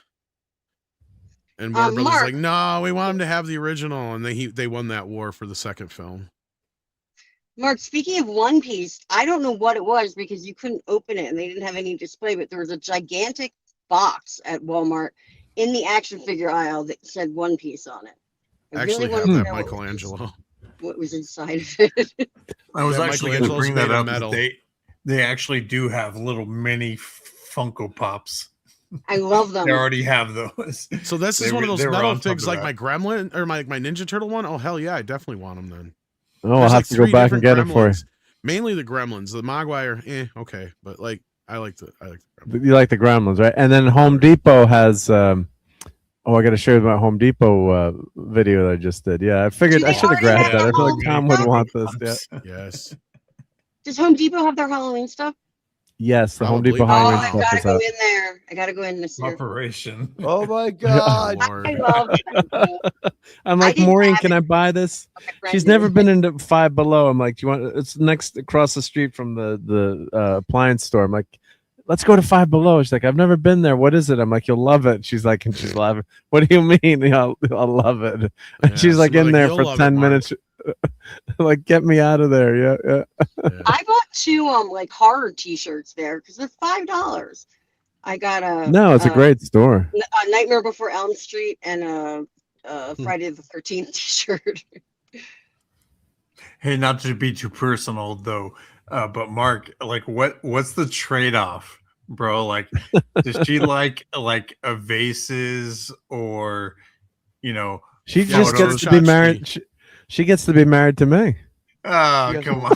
Come on. What do you get the wife? She's got to have what is it? What's the trade-off? Is it? She's got to be. Yeah, he's right. There's got to be something there that she's. She has America's largest privately held collection of fabric. But then again, we've seen pictures of Mark when he's young. So capital D. So maybe that's what it is. Who knows?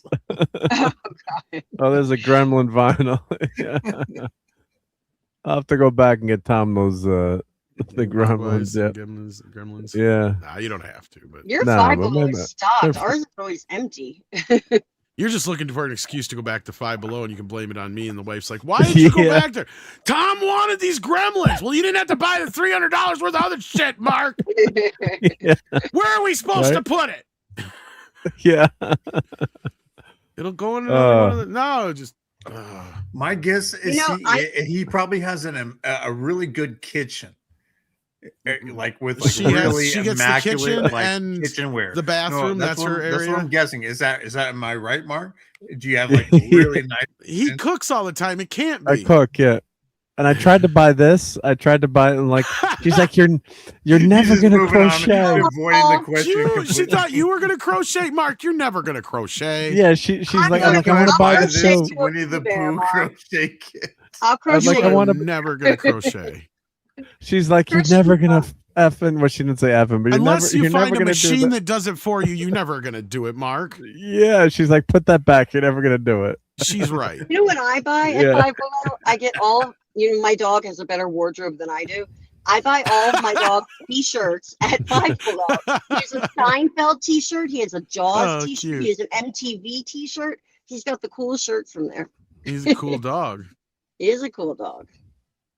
I've never seen this before. Indiana Jones themed Ducati Scrambler. I'm like, what the hell? And it didn't look good, so I didn't buy it.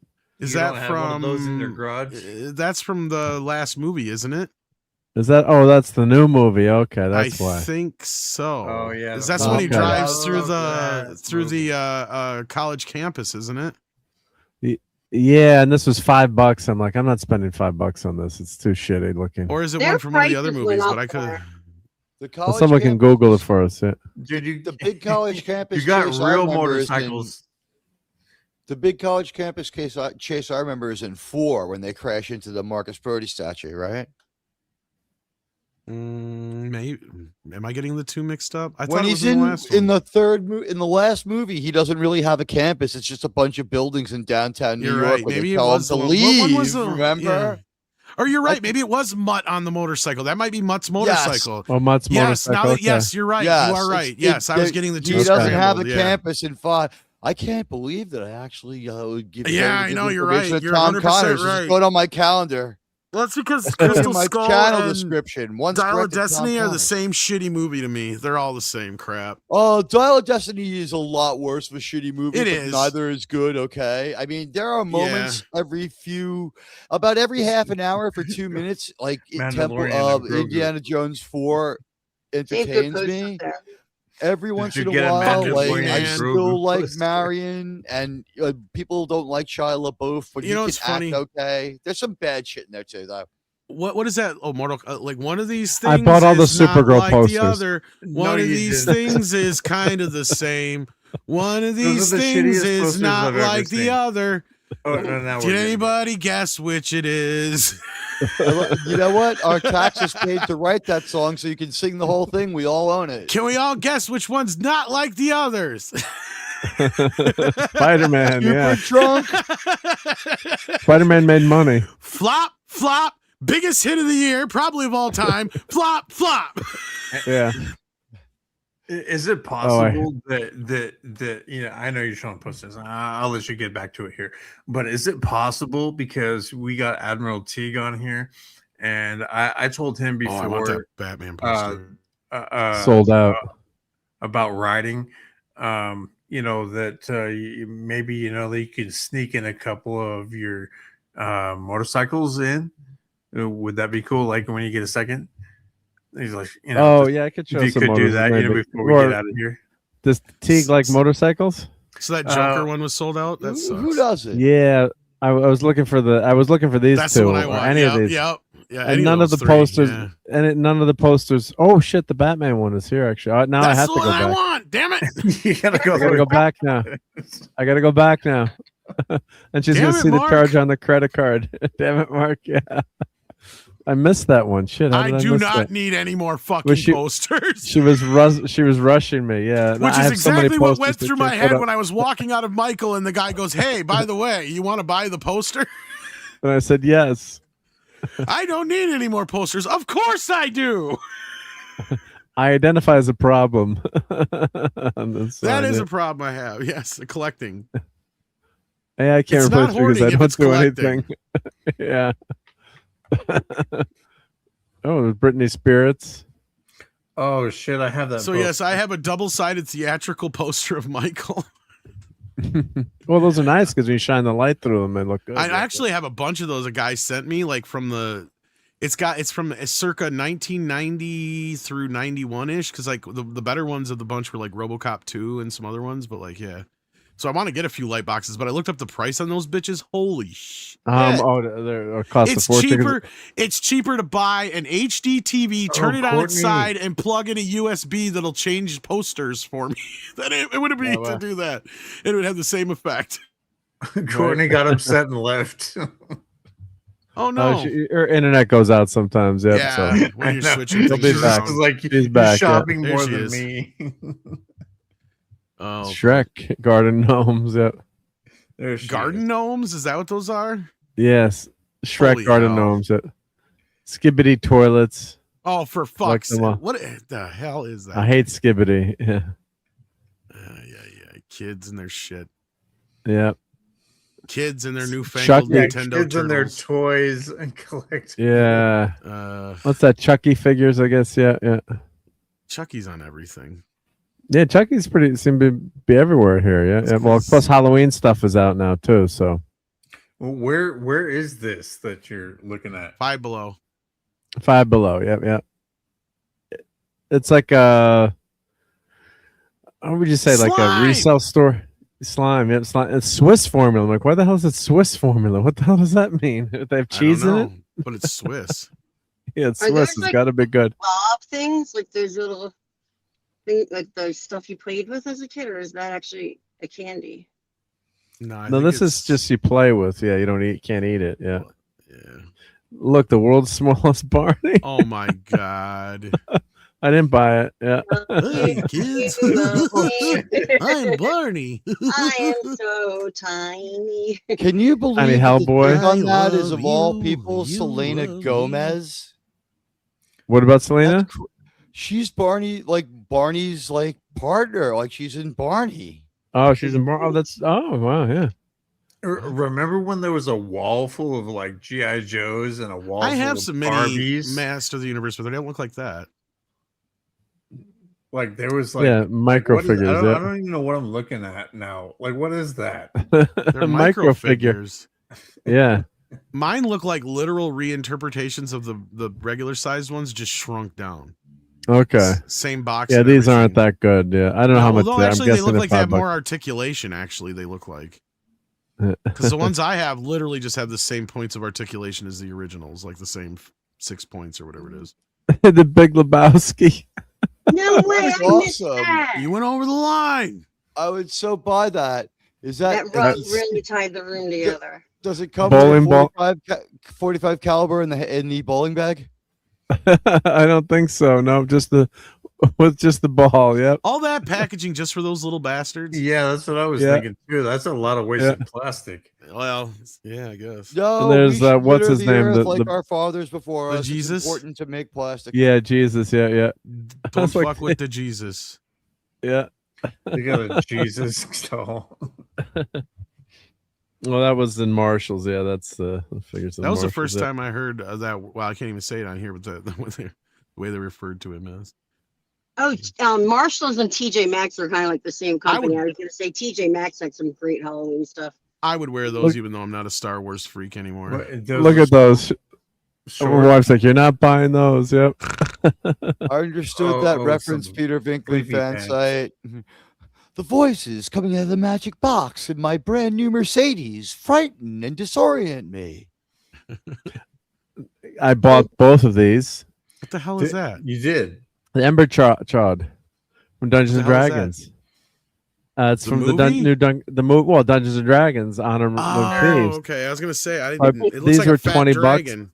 Yeah, that's what it is. So I bought both of them, and I have to sell them on eBay within 3 days because I looked them up and they're going for $80, $60 to $80 on eBay. Wow. Oh my god, it looks like a case of why to put down your dragon. You know, it's funny you say that because once in a while you'll find shit like that, like in a strange way. Like even Temu once in a while will have stuff pop up on there that I know is going for like 3 times the price on eBay. So so I bought, but I kind of want to keep one of them, but she's gonna check to see if I sold them. But I did like that movie. Yeah. You say your wife's gonna check up and make sure that you sold the dragons. Where's my dragon money, Mark? Yeah, I posted a picture of when we're done with this market show. Like I have something planned out for my retirement that I'm gonna get to use to buy a house. There you go. May the course be with you. What? Well, was that a Star Wars ripoff? I don't know how they got away with that. Yeah. May the course be with you. Rootin' Tootin' Cowboy Brew. Oh, Lord. These are cool little lunch boxes. Yep. Or lunches. They had some cool and like bento box things and stuff like that. Yeah. So I did want to do some foodery too tonight. But Teague, you had something to show, you said? Yeah, go ahead and display it. Oh, where is it? Oh, because my screen is too. Oh, yes, we got to talk about this. Yeah. It's the same thing we just saw. Weekend, the biggest movie in America, and probably the only time I'll see a theater stand up and cheer this year will be when they re-release a double feature of Space Seed and Wrath of Khan. These are the giveaways. Look at the ships. Yeah, that looks good. I can go see Shatner in Madison and see Wrath of Khan with him. Do you know how much the tickets are for decent seats? $500, like 300 some bucks. You know what, Tom? I don't know if you have it, but I will say this: I've seen this one twice. I've never gone that deep in it, but just first of all, the experience of watching Wrath of Khan in like a Broadway-sized theater with 4,000 Star Trek fans who know all the lines. Like, don't even think about getting up to pee. They're gonna blow the roof off the place. Then William Shatner comes out and he's all Red Bulled up and he talks for 2 full hours. That's amazing. I can't recommend it enough, Tom. If you can do it. If I hadn't already met him, I might, but like, it's kind of like I just don't know. I mean, the only reason I thought about it is because it's Madison, which is literally like an hour away, but it's like stop by that ice protest for a little while. Is that a 2-boob bucket on the top? Is that what that is? It's the 60th emblem, but yeah, it looks like a set of tits. It's gonna look for that in the background. That's the Enterprise. That's a beautiful lady. Come on, I didn't even. That's one lovely lady I'd like to get my hands on. I would get one. I'm just asking. We got a lady on the panel, gentlemen. I'll remind you. Just as hard. She's sitting there going, "Yeah, it looks like tits." They're just really rubbing it into the Star Trek fans, right? It's like, remember all those? Well, Star Trek fans are rubbing something, all right, but they're not. Remember all those boobs you didn't get to touch because you were watching Deep Space Nine, and she gave you that look. Now you have this popcorn bucket to remind you of your humiliation. Yeah. That cup with all the different ships. Now the thing is that you probably have one of 4. See, it's a mystery topper. Yeah. The 4 ships are Enterprise TV because Space Seed plays first. The other ship is the Excalibur, and then it's the Reliant and movie Enterprise. Where's Genesis? I have to buy about 4 or 5 sodas. Yeah, you know what? The theater smashed, Tom. You're gonna have to wait before I can transmit you the information about Project Genesis. What does he want with a progressive rock group from the 70s and 80s? You know what? Tell me, Phil. We'll Collins send them the entire catalog. Send them on. Phil Collins has to be overjoyed. There's gonna be a Miami Vice movie. He's like, I need that money. Actually, do you hear he's in pretty rough shape? Actually, I heard.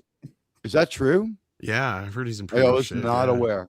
Yeah, I don't know if it was like, does he have Parkinson's or something like that? I don't know. He's got something that, yeah. He's just been talking about touring. This must have been a recent diagnosis. Maybe he got better, or maybe something else, but maybe it was something else he was dealing with. But like, that's I can't remember what it was. My mom has Parkinson's. But like, it was something like he was talking about, like, it was so difficult to even like play piano, where he had to sit all the time and all this other stuff. But maybe he's gotten better. Because Huey Lewis also had an issue for a while. He had an inner ear issue to where he couldn't hear. Yeah, he went deaf correctly. Yeah, Pete Townsend and don't tell Khan, but 30 years later. I have Genesis. Give it to me. You've got Genesis, but you don't have me, Mark. You're going to shut up, but now you got this. God! Like a poor marksman, you keep missing the target. What is that wand? That's I'm going to hurt you. That's the Genesis device. Delivery device. This is the I've done Genesis worse device. than kill you. I've hurt you, and I'm going to continue. Of course, I have it. Hurt you. Okay, I promise not to destroy the Earth. You Promise. will not live to have a ship with a chair. Does it light up? Does it do like something? Doesn't light up, but I got to put some LEDs in this one. Get that sucker to light up. Fucking nobody could have handled what that I was talking about. the way he did. He's just like Ricardo Montalban is just fucking overacting like a motherfucker. Yeah, he's awesome. Another classic overactor, and it's just turns out to be one of the best. You tear that out of there, and it's like, what movie is this guy? Could you imagine what it was like for them reading it to the assistants where they're giving it all that emotion? It's like, come on, Bridges, man. You know, it's well, what's funny about it is I'm sure that it's like, okay, you probably have the two of them going, okay, we're never actually going to be in the same room acting together, which is hilarious. I can't believe that at least one of them didn't demand that. Yeah, they weren't in the same room yet. Yeah, but they're both dialing that in, going, I gotta outdo Shatner, and I gotta outdo Montalban. So like they're sitting there. Yeah. I think that's why they didn't want them in the same place at the same time. Possibly, because it could have caused an explosion. Yeah. There's a singularity opened up at the Paramount lot, sir. The overacting is too much to handle. So now it's time for foodery. So let's get to our foodery here. Hope everyone gets sufficiently hungry. I don't know what Khan would eat, but here we've got. You'd have a Khan's hot dog, Mark. Khan's hot dog, right? Yeah, yeah. So we were in Brooklyn, probably not too far from the Great Admiralty. What the fuck is all that green shit on that pizza? Yeah, Klobby would not like that. That's what he would say. Get that green shit off. Yeah, get rid of the green shit. Even Popeye would go, why is there spinach on my pizza? This one was the best one. This was a vodka sauce with ricotta and that and actually looks sausages.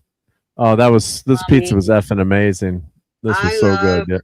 Ricotta, as in my family would say, ricotta. Yeah. Ricotta. And then this was buffalo chicken. So we went. My daughter was headed off to Paris for a semester abroad for 4 months. Oh, that's so we. I did that when I was younger. Sweet Patty. Mark went to Paris.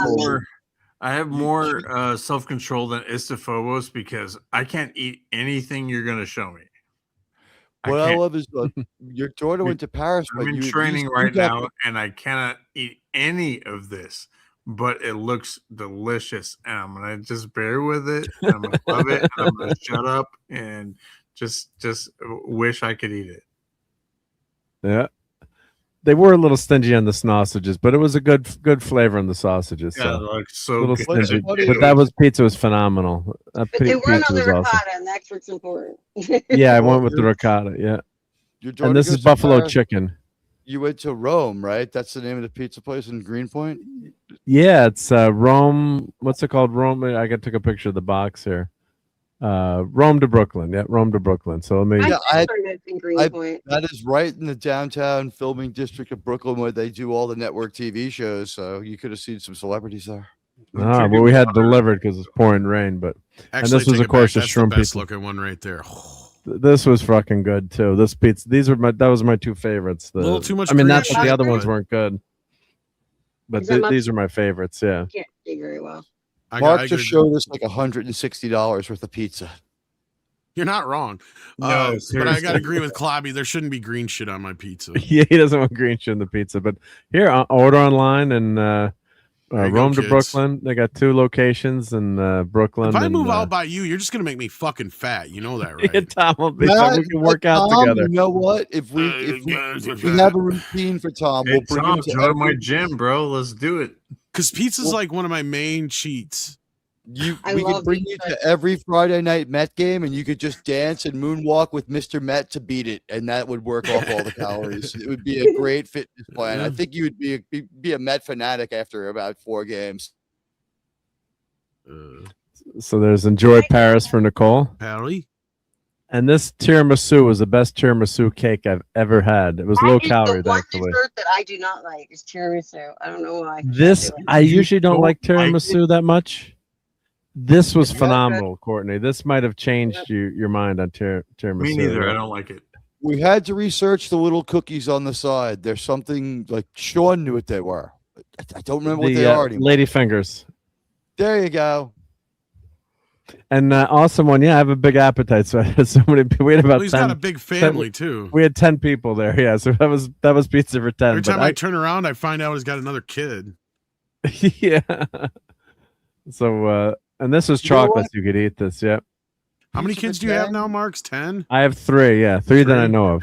No, I should say that. Just kidding. No, I know I have 3 kids. When you extrapolate the cost, though, like where else can you feed 10 people for $16 a piece plus? Like you're not wrong. 10 pizzas times $12. And so that was Fortunato Brothers since 1976. $22.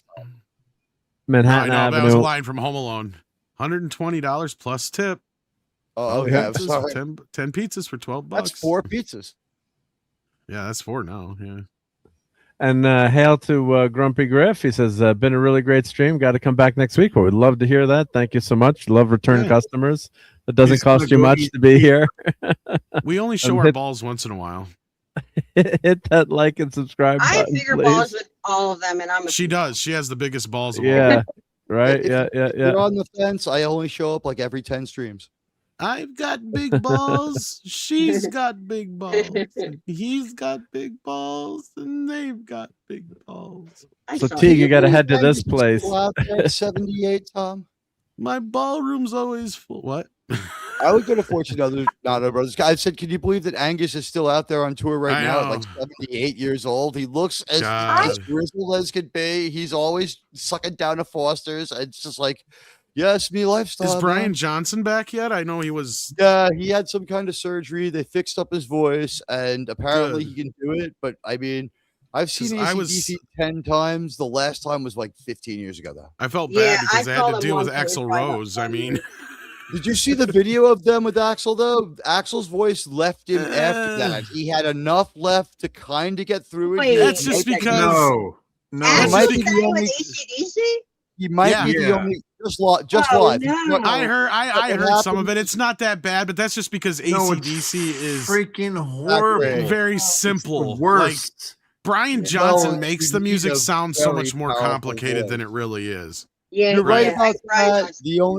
The only song I would differ with is something like Who Made Who has that wild guitar opening. But yeah, AC/DC's a 5-chord rock and roll band. That's what I mean. Like every song is either in the key of G or key of A. Well, it's funny that you say Axl Rose, because when I saw them, Smash's Snake Pit opened up. Speaking of GNR stuff, yeah, it was Smash's Snake Pit and AC/DC.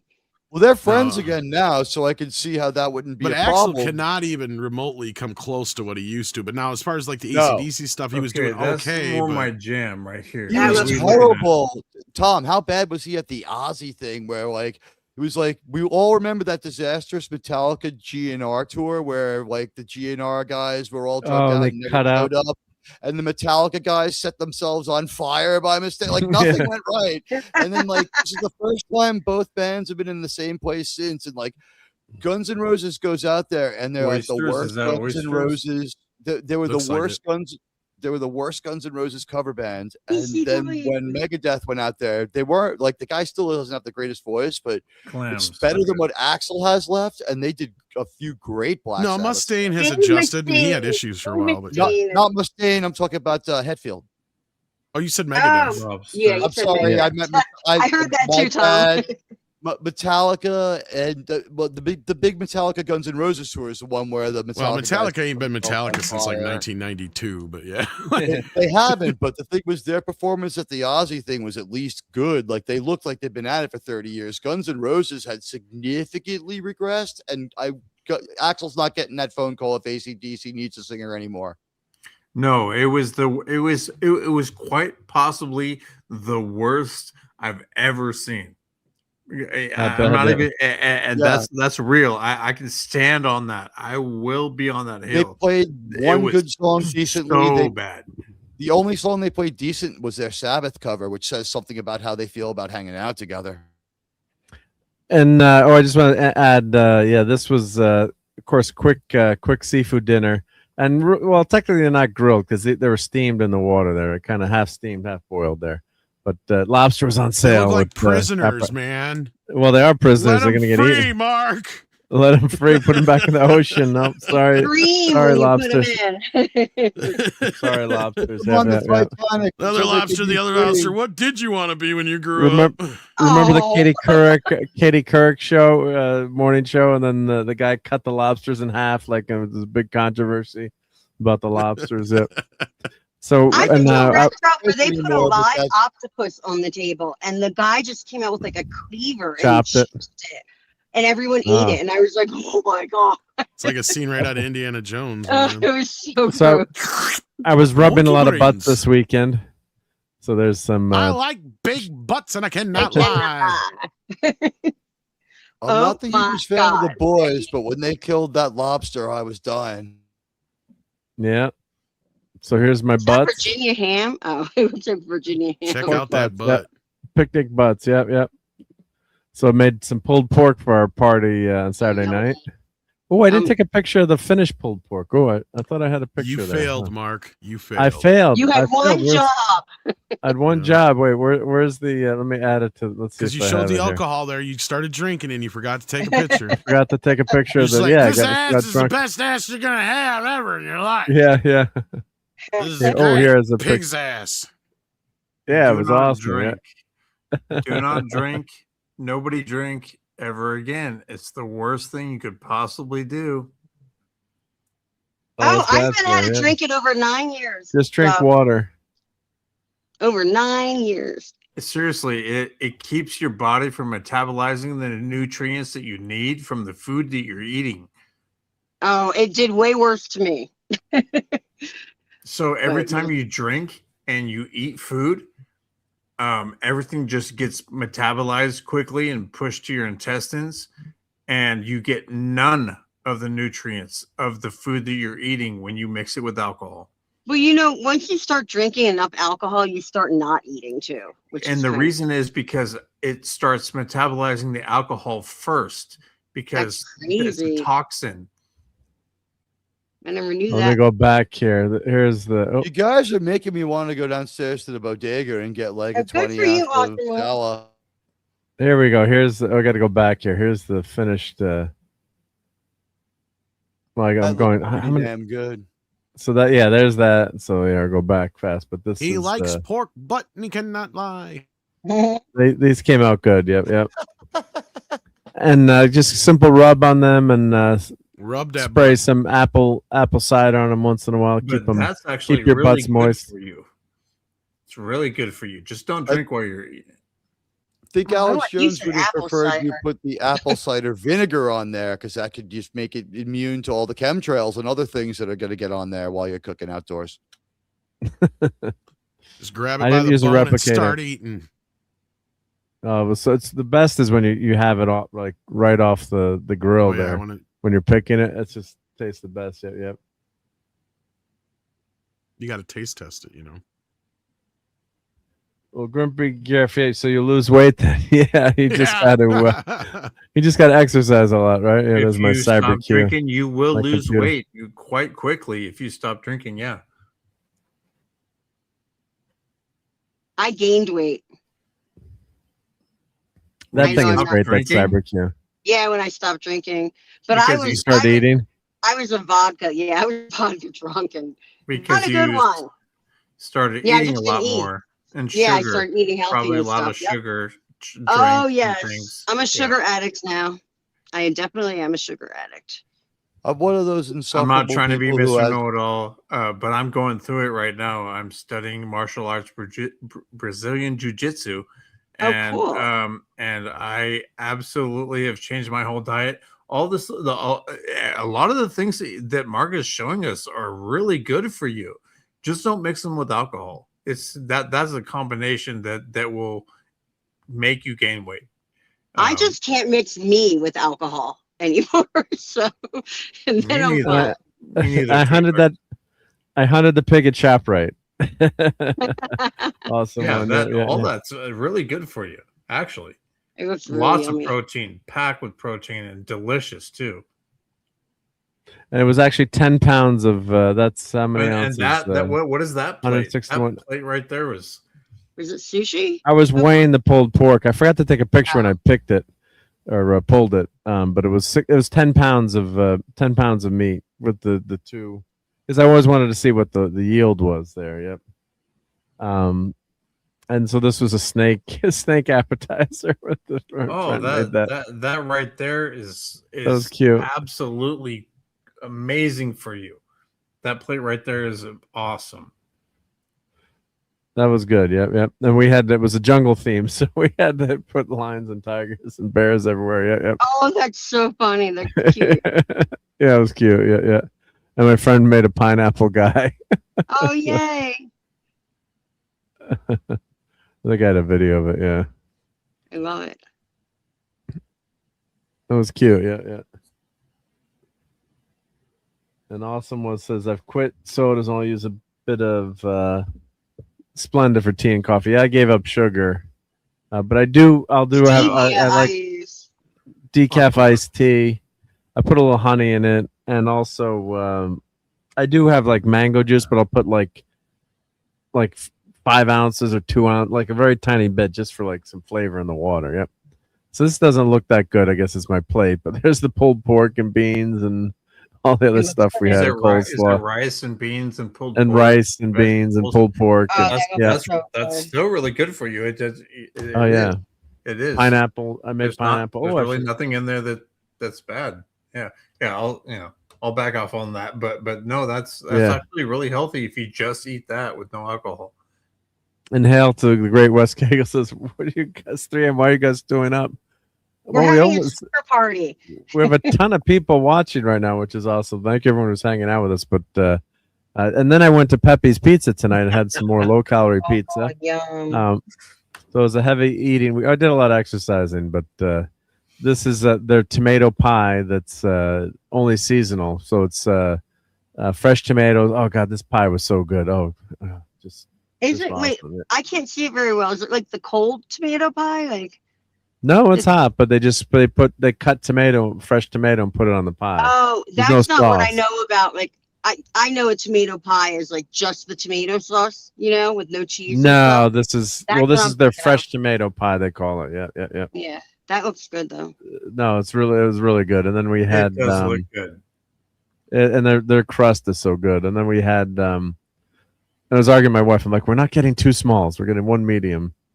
And then this was a sausage ricotta cheese pie. Oh, it was so good. Yeah. A little heavier than the other pie. The other pie is lighter. Not that heavy in a bad way, but man, that pie was really freaking good. So that's Pepe's Pizza. And I didn't get clam tonight. Usually I get the clam pizza, but I didn't get the clam.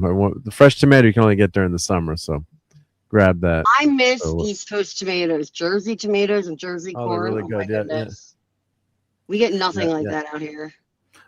I'll tell you what, like even, way before now, like I used to like just regular fresh sliced tomatoes, like not cooked ones, just like slap it on the top of my pizza and eat it. Did anybody else do that? Like my mom used to make tomato sandwiches. That's what we used to tomato sandwiches. Mayo, salt, and pepper, mayo, tomato, and white bread. So good. Yep. Yeah. Really good. Yeah, so this is Pepe's Pizza. And this is the one. So it's pepespizzeria.com. Not that they need the help from me, but if you ever go to New Haven, Sally's, Pepe's, Modern, it's just the best pizza in the world, in my opinion. And of course, I'm always right. So there's their that's the fresh tomato pie here. Yeah, so it's mozzarella, basil, garlic, Romano, olive oil, and fresh native tomatoes. Let's see, what else did we get tonight? What was that pizza tonight that we got? Let's see, menu. Start your order. Here, I'll see menu here. So yeah, the original tomato pie. That's how you can tell a good place if the tomatoes are good. Yep. There's the white clam. The chicken. Oh, meatball. It was meatball ricotta. That's what we got. We got meatball ricotta. It wasn't sausage. It was meatball. Don't forget, Mark. Also, they have to use Corleone olive oil. Yeah, for sure. Yep. From the old country. Yep. Chicken rice. So yeah, so an awesome. I'm not sharing the screen here yet. Share this tab instead. I always boomer something. So here's all the specialty pies. Yep, there's the fresh tomato, the original tomato that Courtney was talking about. That's a tomato pie to me. That's a tomato pie. Yeah. That's classic pie too. That's one of their old original pies. Yep. Tomatoes, Romano, and olive oil. But you got to have it. Yeah. Margarita, white clam. Yeah, of course you just get pizza. Yeah, these are their specialty pies. Yeah, so this is the meatball ricotta. That's what we had. Fan favorites. Yep. Shrimp white pizza. Haven't gotten that one yet. Original tomato pie with mozzarella. So that it's just they're bottom feeders. Yeah, bacon and onion. Oh, I don't know, but someone calls me that. I was fighting words, right? Family for 4. Yep. All right, so couple of weeks ago, you invited me to come eat clam pizza with you. So I'm gonna still hold you to that. So only a slice anytime, of clam pizza, bro. Yep. Oh, for sure. I'll eat Yep. that with you. Yep. It's on me. Yep. Clam While pizza. we're It's on damn this- expensive pizza too. Unfortunately, just kidding. Is it really? Yeah, joking. Yeah. Since Yes, we're on this rant, if I hit 10,000 subs by tomorrow, I'll drink an entire bottle of Clamato live on stream. Oh, okay. I'm gonna hold you to that too. I got both of my buddies over here. You guys are gonna have to do some stuff. How many subs do you have right now? 5,000? Do you need to double them or? No, I'm just saying.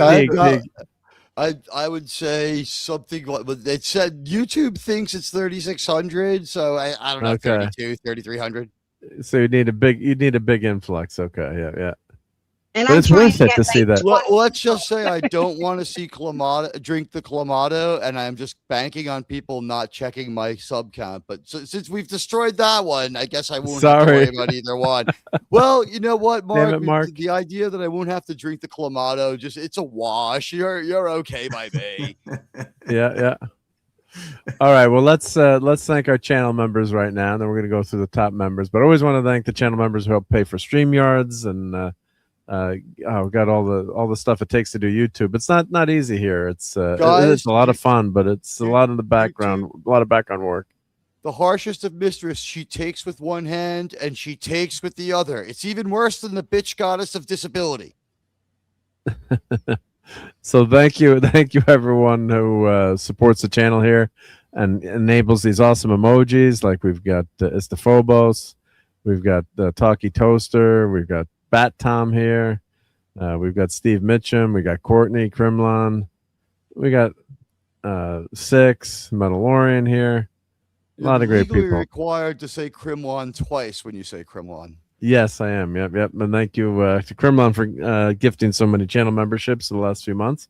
But let's thank the channel members we have right now. Brian Hepburn, JT Kirk, Andrew Jill, 70s Rock Fan, Christian DeLorme's Vinyl Revival, Max Redstone, RTNZ, RobAltis, DJ Ronnie G, The Mandalorian, Dadman Walking, Philip Story, Professor R2, 32 Flavors of Nick Weiser. Hey, this guy Admiral Teague, he's pretty awesome. Sean Estep, Cypher Chaos, Headcase, Joe's Atmosphere, Darren M, Ruby, Sinksak LeMay, if I said that right, Kawako, CJ, Keithy, Phantom Outsider, Lorenzo Sleestack, Canadian Spider-Man, Charlotte K, Horny Alf, Gap After Dark, and Wes Cagle, who's still in the chat. So thank you all to your channel members. And tonight our top fans were... Let's see. Let me switch to top fans. Well, this stream is rocking tonight. My goodness gracious.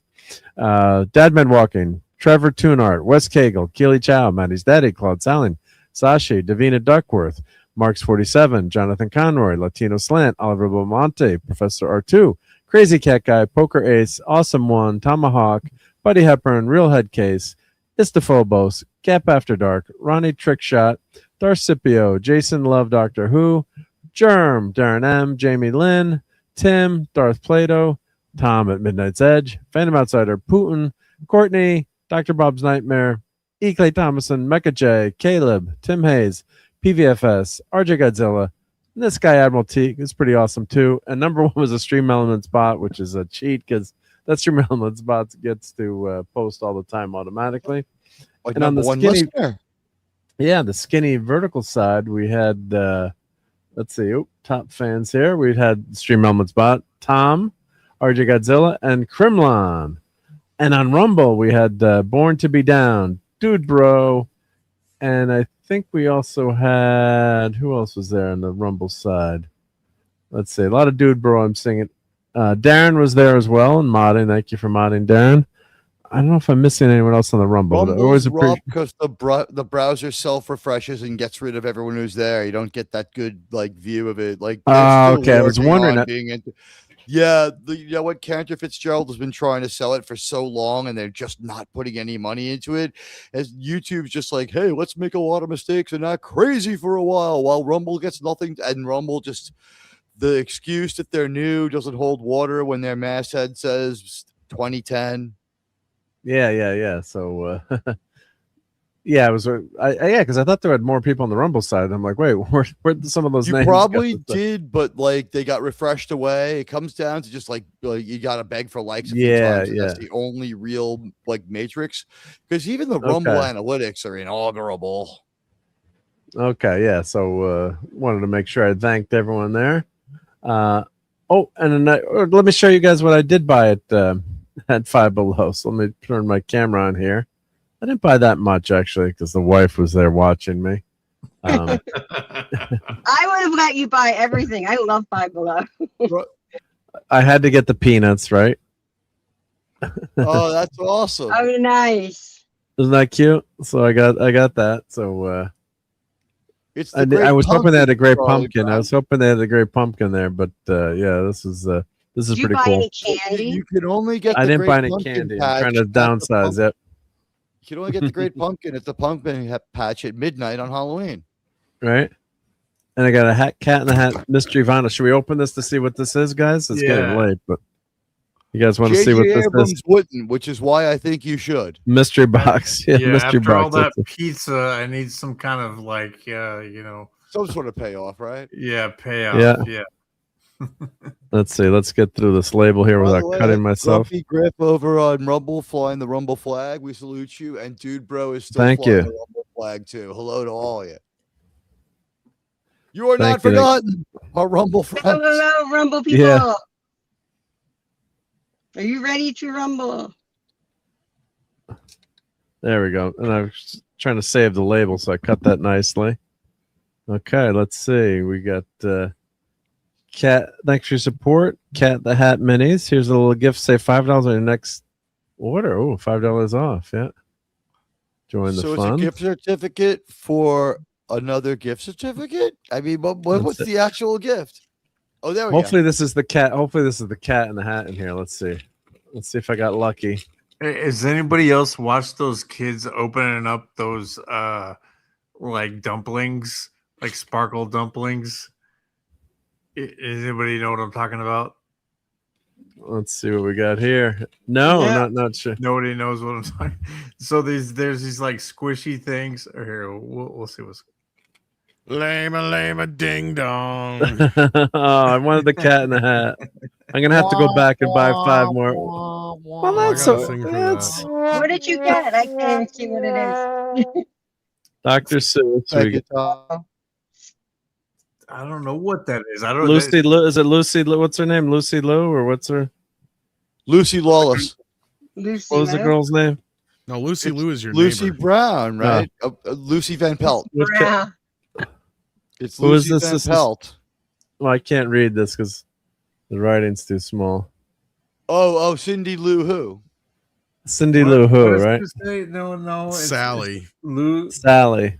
Okay. Sally. Yeah, I thought you were still on the other franchise. I don't know the this one as well.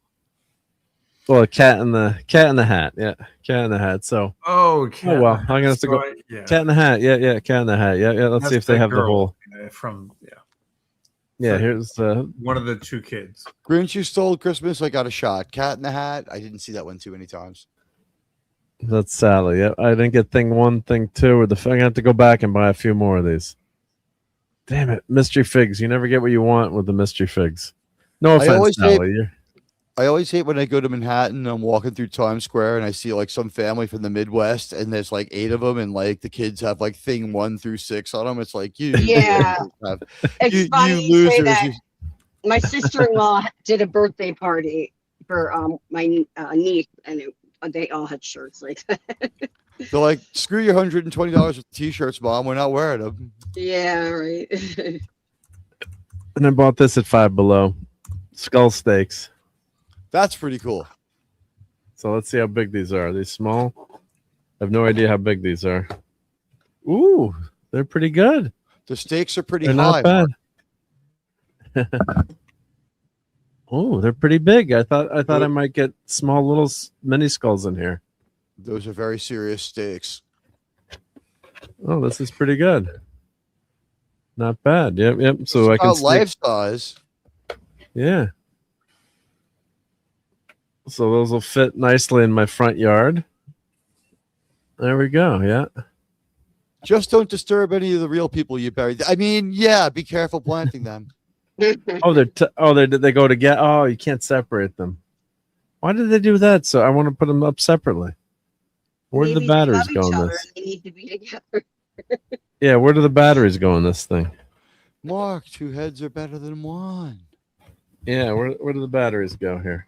Enjoy. Oh, they go. Oh, they go underneath here, and one. Oh, here's the Oh, so there's the batteries are in this guy, and they go together. But I could rewire it so we have 2 different. Separate them because I want people to walk in between them. Have them each side of the. I'll have to go back to Five Below and buy another set so I can have 2 on one side and 2 on the other. I could rewire that too, but there's no battery set in there. Oh well, not a totally bad purchase. What is it labeled? Codependent severed heads? Yeah, it doesn't say that. That's false advertising. It doesn't say that they're tied together. Bastards. But it was only $5. So, yeah. It was a long and difficult marriage before they became skulls, you know? Yeah. Well, yeah, because it's they're showing them like that at the front entrance, but then if you got the two lines in between them, I can wire the wire on the picture, though. They expect you to buy 2 sets. That's why you can see it. Yeah, that's what Tom is right. They're like, trip and hurt all the Halloweeners coming to your house. Have the last laugh. Have the trick. Save the treats. Like, I saved so much candy money injuring the local children with this. Yep. All right. Well, let's get the heck out of here. My contacts are about to. I got to take my contacts out. My eyes are falling apart now. Yeah, we got to get to our next 4-hour stream. So let's go. Yeah. Oh my God, did we do? I was only going to do like 2.5 hours tonight. Always go overboard. All right, but thank you to the Real Head Case. Thank you to Tom. Thank you to Courtney. Thank you to Admiral Teague. Really appreciate you guys spending all this time with us. And of course, real pleasure. Yep. Oh, and PVS. I posted a few opens on my channel before the phone got stolen. You can probably hear me complaining about the smell. Okay. Yeah, I was just catching up to the chat here, and that's why we wear glasses. Yeah, so I do have my glasses on now. There we go. Yep. You can't leave the contacts on that long. But we had huge viewership tonight. Thank you to the panelists who enabled that, not me, but and thank you to the Geek and I for this great Muppet version of Mark. Let's. Oh, there we go. There we go. I'm looking good there, right? I love that. I love. Isn't that awesome? That's pretty awesome. So thank you to the Geek. When you make the clip of the legal definition of what a Muppet is, you can put that up there. Right? All right. So thank you to the Geek and I. Hope you're doing well, buddy. And let me take that off now. All right. So it's late. We're about to hit 4 hours, which YouTube doesn't like. So everyone sub to Midnight's Edge After Dark Part 2, which then check out. Let me put Tom's link in there. And we've also got Paulie Latino Slant with the huge show, which Tom will be on with helping to moderate tomorrow, which will be it should be pretty awesome with Lou Diamond Phillips. So that's going to be pretty awesome. So let me put Paulie's channel in here as well. Let's throw that in here, and of course sub to Courtney. Let me grab Courtney's link here. And I think I've got your right channel now. Yeah. Yeah, remember when it shows that in there. Yep. So let's get Courtney in there, and let us. I've got my. Everyone is listed below in the show notes too, but always like giving the promo on screen. Let's go around the horn here, and of course, great Admiral Teague. Make sure you sub them. I'm Admiral Teague. Check out my Star Trek shows, my uploads, and there's rumors going around that people subbing to my channel have been losing weight and a lot of hair regrowth. We don't know this; it's not scientific yet, but there's rumors going around. So, try it for a while, see what happens. You never know. Look at me. Yeah. Mark's hair has grown back, and he has lost 15% of his overall body mass since he's been co-panelist on my show. Yeah. Look at this. See, look at I'm looking much better now. I absolutely adore that. That is You look like coolest you're made of thing. Twinkies. I just want to grab it and like tear its arm off and eat it. Yeah, right. Good night, Tomahawk. Yep. And if I missed anyone in the chat, I hope I didn't. But thank you so much. Thank you, everyone on the Rumble side. Born to be Down, Dude Brosack, Wes Cagle, still in Rumble. And let's see, did I miss anyone else who was on tonight? Oh, and of course, Professor R2. Thank you for being here earlier. And shout out to Maddie's daddies. Hope Maddie is feeling better. Steve is watching this on the rewind. Steve, if you're out there. Hello. Best wishes. And Professor R2, who also loves toast. Would you like some toast? Mm-mm. Some nice hot crisp brown buttered toast. I love that show. All right, everyone. Thank you for hanging out with us tonight, and have fun storming the castle. I'm going to play a couple of clips, and we're going to have some fun and get the heck out of here. But thank you again to everyone. All right. Take care. Good night, all. Merchandising, where the real money from the movie is made. Why don't you just make 10 louder and make 10 be the top number and make that a little louder? These go to 11. It's because a droid don't pull people's arms out of their sockets when they lose. There's only one thing I want to say to you, Commodore. You're a dumbass. He plays with toys. It's a model. With little figures. Groovy. Your move, creep. Laddie, don't you think you should rephrase that?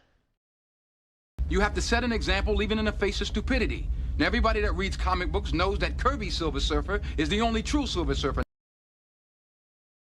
You're a dumbass. Double dumbass on you!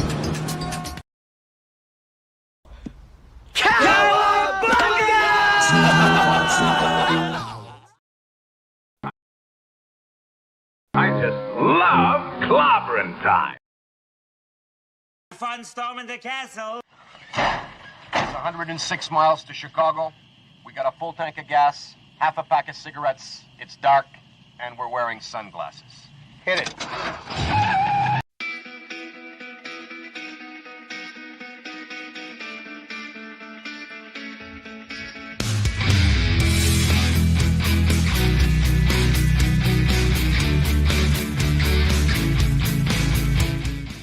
You're still here? It's over. Go home.